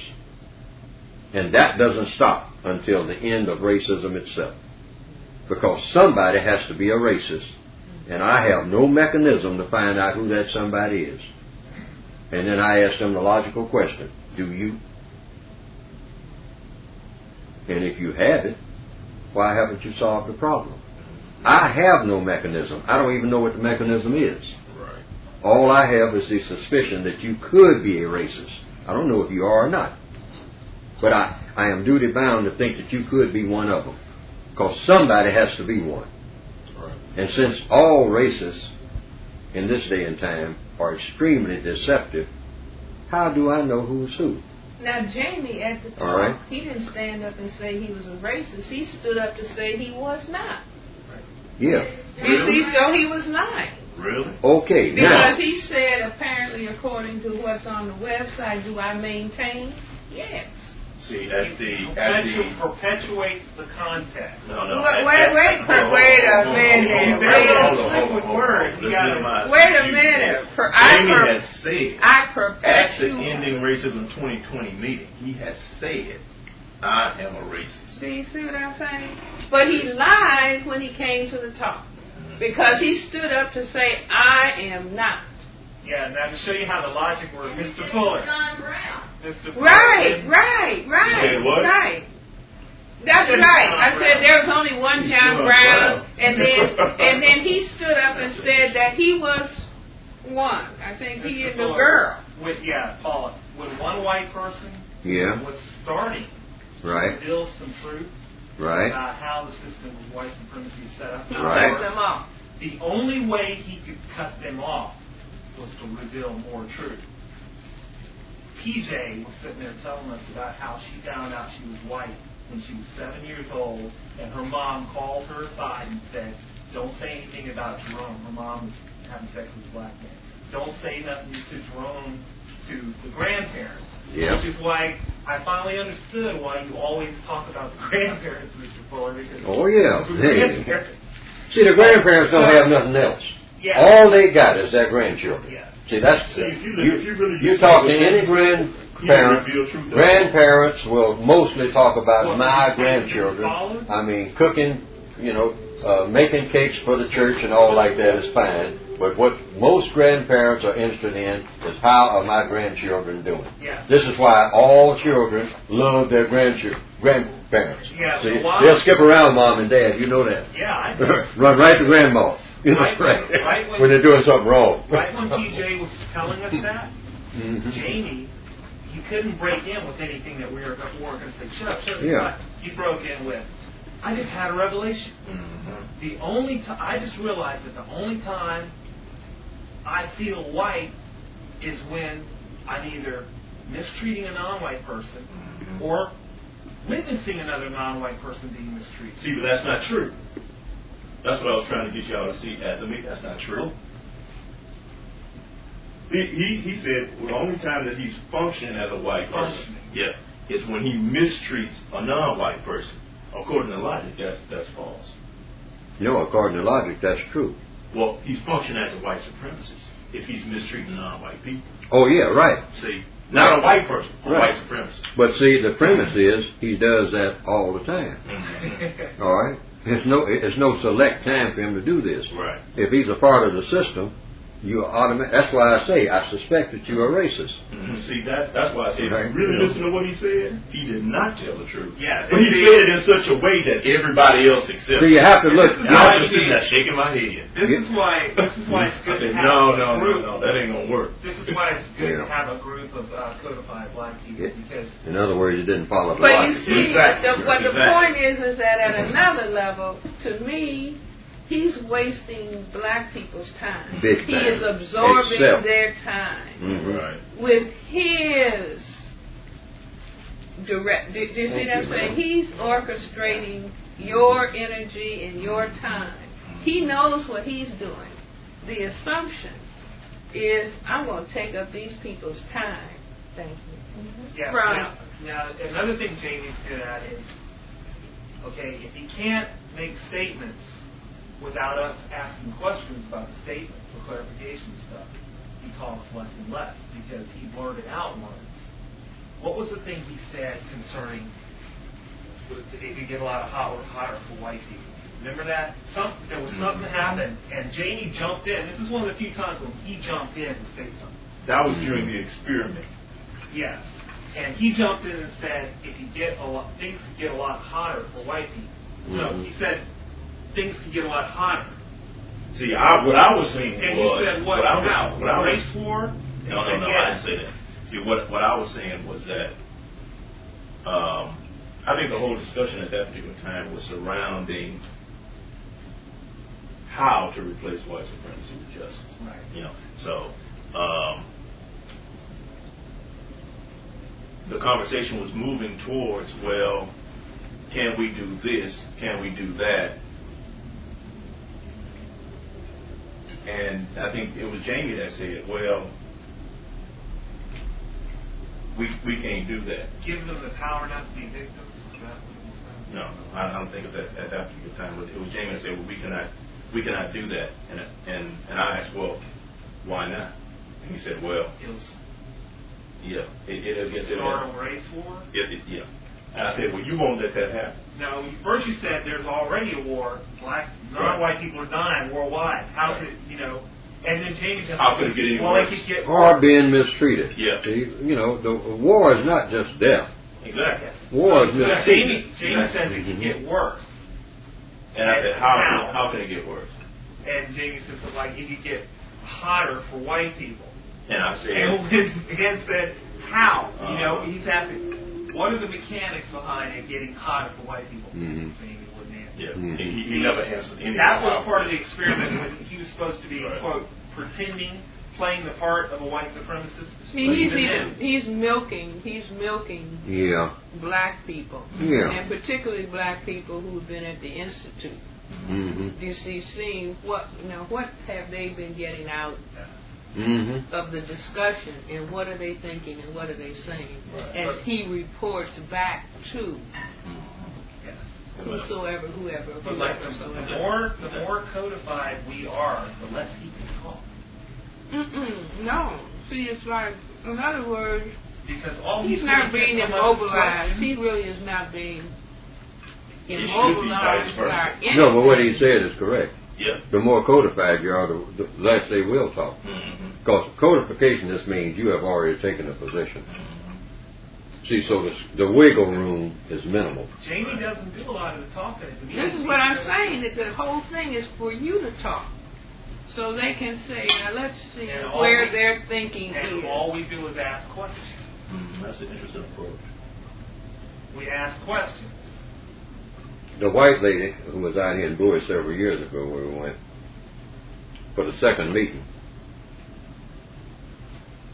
when I got there, the first thing she said was, Mr. Fuller, what you are doing is spreading hate. So I said, all right, that's a charge. A very serious charge. Neely Fuller has been charged with spreading hate. That's a worldwide serious charge. I say, okay, that being the charge, due process, where's the evidence? That's what I asked. Her name was Barbara, white lady. I was in her house, and we were having meetings supposed to be, trying to solve the race problem. Right. But that's the procedure. I told her, that is the procedure. Once a charge is made, then the charge has to be substantiated. Now I'm either guilty or not guilty. I say, where's the evidence that I spread hate? I say, where, hate is something that you can measure, I guess. Otherwise, how can you got to show evidence of hate. Right. She said, Mr. Fuller, I withdraw my statement. I said, thank you very much. Because that's the procedure. Right. She withdrew a statement. That's the end of it. So we went on and talked. But see, most black people will get into a thing, that's what I mean by the magic of being codified. You follow set procedures. Like I let all white people on the planet know, if you're able to be a racist, I have to suspect that you probably are. That's duty bound. It's no way for me to squirm around that. It ain't personal. It's business. Okay? Then we can start our dialogue from that point. And so I've had white people say, in other words, I got to prove to you that I'm not a racist. I say, no, you don't have to do anything. I'm just telling you what I have to do. What the code calls for me to do. The counter-racist code. In order to minimize confusion. Because I say it's logical simply because if a white person isn't a racist, they shouldn't mind any test that they're put to. Right, which is why I'm going to concentrate on... Yeah, they shouldn't mind any test that they are put to. Paula is... If I'm not trying to hide nothing, I'm not up to nothing, I don't care what kind of test you give me, hey, roll with it. I'm with it, Right, I'll pass it. I'll pass whatever you shoot at me, Any of you. I'm not a racist, I got that. I know that I'm not a racist. You think that I am. Now, watch my smoke. That's the way every white person is supposed to be able to talk. Oh, you think that I'm a racist. Okay, I got no problem with that. But I'll tell you what. You watch me. You watch me under all circumstances. And I'll bet you, at the end of your watching me, year after year, you will conclude that I'm not a racist. So I'm not even asking you to believe that I'm not a racist. You just watch me. What they should say is that you're perfectly justified based on history. Mm-hmm. And suspecting.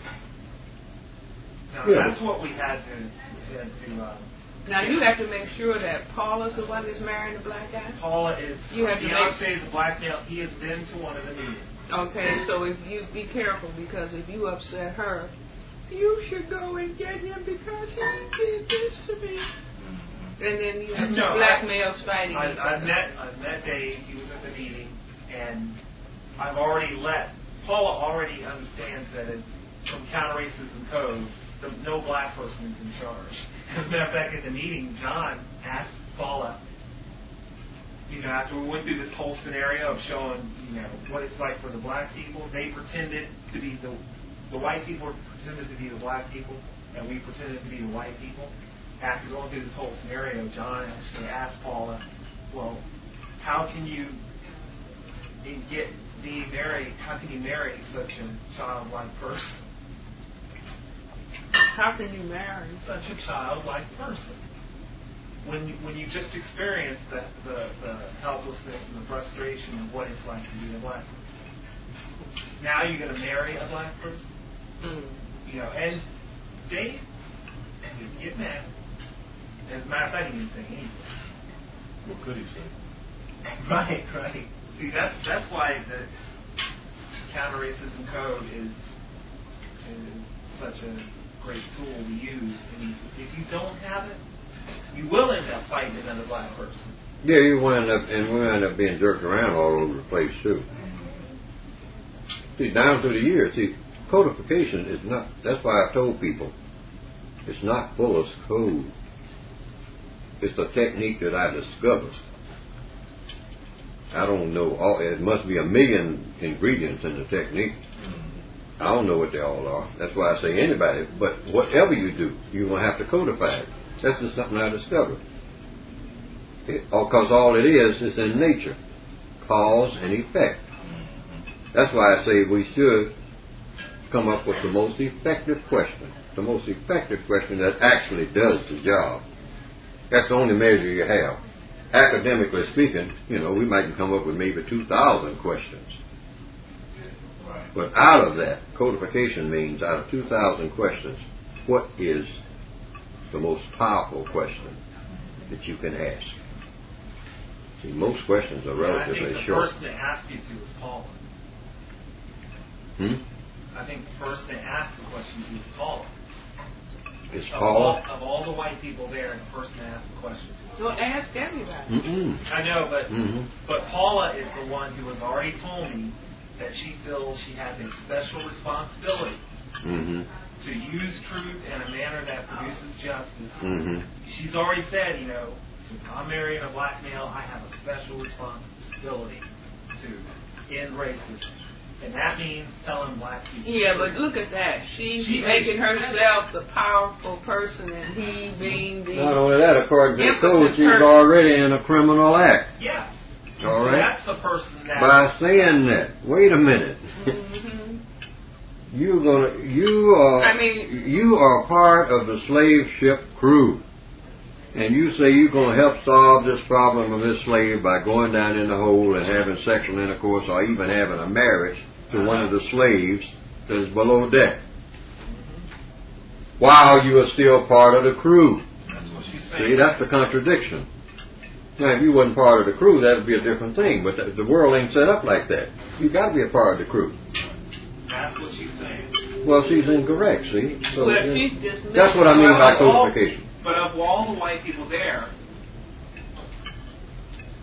I think that that's the one who I might be able to get some information from. You already have all the information you need. You have already got your answer. She said what? That she's getting married or she is married? Her fiance. Her fiance. Before you get married. And all you got to do is answer the key question. Are you having sexual intercourse with this individual? She is.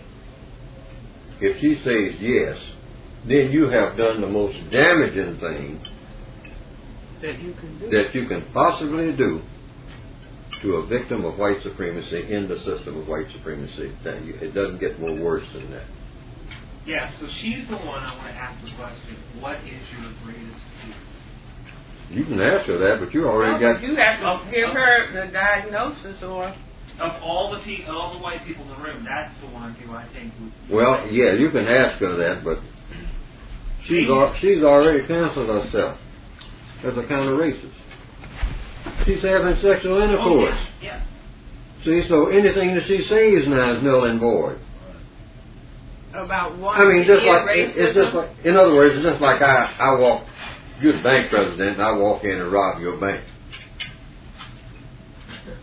All right, then I come back today and call everybody that works in the bank, including you, and say, now I want you all to and I want you all to tell, and I want to tell you all about the dangers of bank robbers. See, that's the analogy. I've already robbed the bank. I'm protecting your bank. I came to protect your bank. No, I don't even get into that. I just come in there and it's an abstract discussion. Theoretically, if that person was able to come in and rob the bank and get away with it, they do have some information on how to do it, right? Just from a theoretical perspective. The person who came in and robbed the bank. Yeah, but I'm talking about it's worse than that. I robbed your bank. How? Wait a minute. At gunpoint. Today. Okay? And you know that I robbed the bank. And I know that you know that I robbed the bank. But I walk in next day, after having given away all your money or spent it, and say, now, I want to tell you all about the dangers of bank robbery. No, we don't want to hear that. We want to hear how you do it. Well, that's exactly what I mean. Getaway card but you're missing my point. My point is you've already been robbed. Mm-hmm. What I'm saying now, that same analogy, the lady that you're talking about, she says she's trying to solve the race problem. Then she says she's having sexual intercourse with a black guy. She's already tore down everything that she said. She's not trying to solve any race problem. And the evidence is she's having sexual intercourse with somebody who's black and she's white. In the system of white supremacy. It doesn't get any worse than that. You cannot claim that that's what you're trying to do, if that's what you're doing. I don't care. You say, well, what about the black person? The black person is a victim. Right. See, it doesn't make any difference how many black males got 10 white women apiece. He doesn't have them. They have him in the system of racism. If there were no racism, then it'd be even Steven. So what I'm saying is, can I use the commitment that this white person says they have due to the fact that they're having sex with a black person to end racism.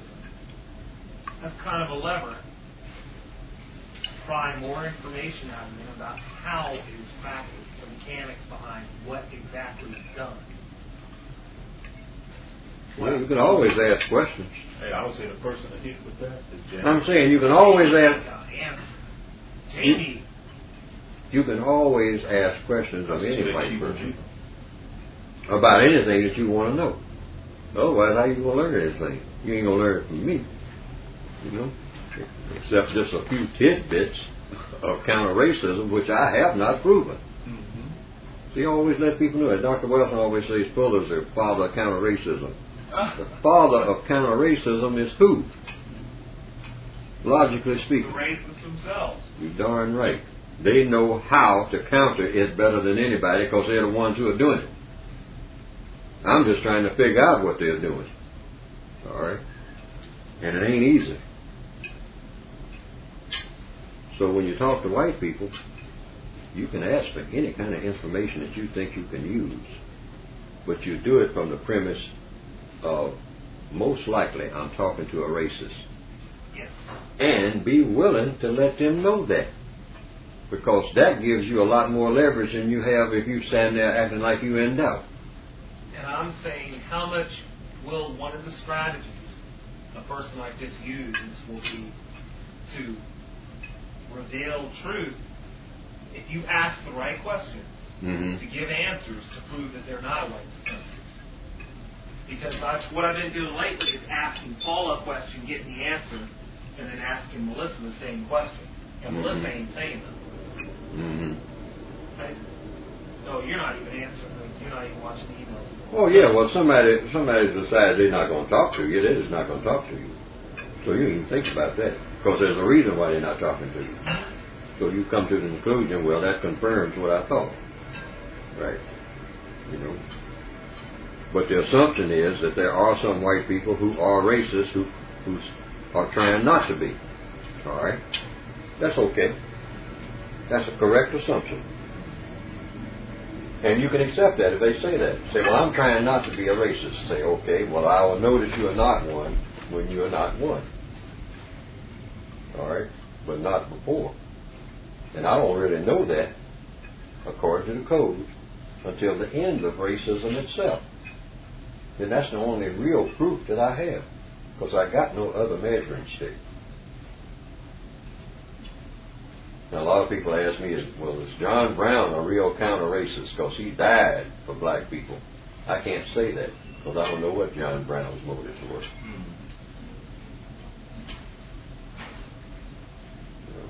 Apparently, on the prima facie evidence, it looked like that might have been the case. But John Brown got Shields Green killed, see, and that's a no-no according to the code.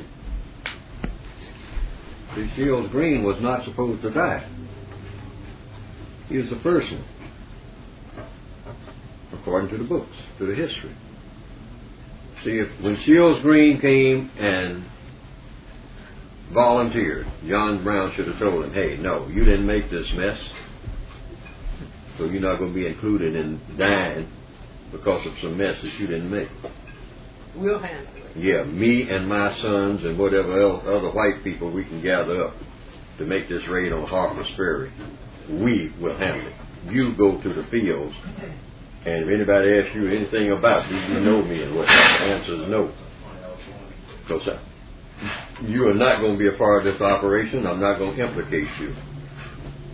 Well, I guess my final strategy for ending racism in 2020 is to either get a person like Paula to give me constructive information, useful information about how system racism works, true answers and stuff, or to have them not want to participate.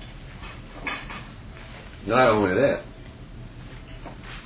what have I been saying in the code talks about the two questions that you always ask white people, the two things when you're talking about white people and trying to solve problems.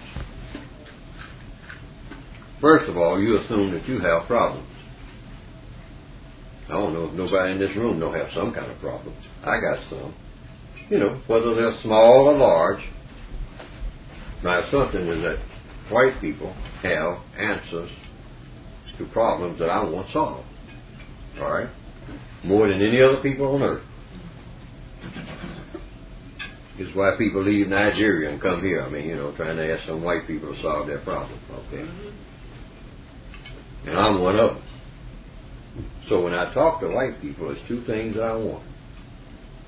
Two guarantees. And what are they? Guarantee me, because you see I'm non-white, that you're not going to say anything to me ever that's not true. That's well and good. But you've got to have that other one too. Guarantee me, guarantee that if you have any kind of constructive information, find me and give it to me. That's what you would say to Jamie. And you can tell her to tell all her other white friends that. That will make more mileage than even you asking her whether or not she's a racist, because you already assumed that. But if she wants not to be a racist, she'll say, well, I just found out such and such a thing about how, you know, I can get this, you know, a contract, or how Joe is doing, he's in this kind of business and whatnot. I just heard some hot information about I can get him in on this where some big money involved. And Jamie is supposed to pick up the phone and call you at midnight before she tells anybody anything and say, Joe, I know you want to hear this. This is hot off the griddle. Get a pen and paper and write this down, because you can put this to work for you tomorrow morning. And I'll guarantee you can use it for a constructive purpose. I mean that you say was good information. I told a black guy that I worked with, you were engraving that years ago. I said, when you talk to white people, have one thing in mind. Have them give you constructive information. Otherwise, you ain't got no business talking. This guy named Gibson, that was his name. And he came to me about a year later. He said, Fuller, you know what? He said, I kind of laughed at what you said. He said, but I got into her tight. And so I just asked this white guy. I said, I didn't even think that he knew. You know, but you said, ask a white person. And I asked him, and he knew. He said, not only that, he gave me more information than he thought he was giving me. Because I don't even think he intended to go that far. You know, but sometimes white people want to show how much they know. So they give you extra information. This is a gold mine for black people. But how many black people do that? Black people get around white people and run their mouths, showing them how much they know. When I'm around white people, I don't know nothing. Teach me everything. You know, teach me empty your mind out into mine, so that I know everything that you know when I walk away from here. Because I found out a long time ago that even so-called ignorant white folks usually know one or two things that you need to know. Now, why is it that a so-called ignorant white person will know these one or two things? Because they're around other white people who tell them things. It ain't that they got any kind of genius or anything like that. You know, it's just like, you know, you can give a baby information. All right? So it's automatic.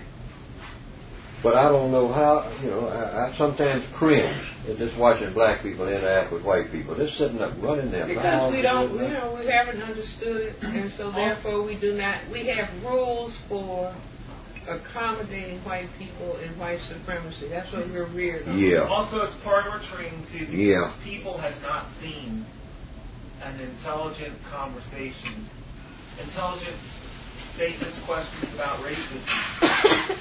Just from a calm black person sitting in a chair, asking the question or talking about it. Usually, you know, C-SPAN will show the Black Panthers rally, you know, kill all white people. Yeah.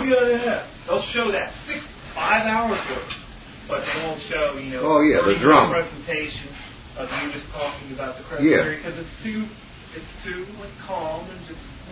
It's methodical. They've never seen, black people have never seen that. It's methodical. It's all about method. It's a method for doing everything. Cause and effect. Everything in the universe is cause and effect. I used your the one interview you did on Kojo Nnamdi's show years ago, when I want to show other black people who have never seen you That's the one that I use. You make me a copy of it. Yeah, I don't know if it'll come out too good because it's from a videotape, so it'll be great. But that's people who have never seen, because they've never seen that type of presentation where you just calmly discuss racism, white supremacy, the mechanics behind it. And usually what happens is black people who, no one says they disagree with it, okay? No one says what she just said is false. No one says that. Either they agree with it, either they, no, I mean black people, when I show that, either they say, well, yeah, I can agree with that, or they don't say anything. The black people who disagree with it don't say nothing. The people who disagree Don't say nothing. well, you see, but which is okay, DGQ. But they got the problem of racism. That's what it means to be black or not. Problem of racism. That's what it means to be black or not. Problem of racism. That's what it means to be black or not. Problem of racism. That's what it means to be black or not. Problem of racism. That's what it means to be black or not. Problem of racism. That's what it means to be black or not. Problem of racism. That's what it means to be black or not. Problem of racism. That's what it means to be black or not. Problem of racism. That's what it means to be black or not. Problem of racism. That's what it means to be black or not. Problem of racism. That's what it means to be black or not. Problem of racism. That's what it means to be black or not. Problem of racism. That's what it means to be black or not. Problem of racism. That's what it means to be black or not. Problem of racism. That's what it means to be black or not. Problem of racism. That's what it means to be black or not. Problem of racism. That's what it means to be black or not. Problem of racism. That's what it means to be black or not. Problem of racism. That's what it means to be black or not. Problem of racism. That's what it means to be black or not. Problem of racism. That's what it means to be black or not. Problem of racism. That's what it means to be black or not. Problem of racism. That's what it means to be black or not. Problem of racism. That's what it means to be black or not. Problem of racism. That's what it means to be black or not. Problem of racism. That's what it means to be black or not. Problem of racism. That's what it means to be black or not. Problem of racism. That's what it means to be black or not. Problem of racism. That's what it means to be black or not.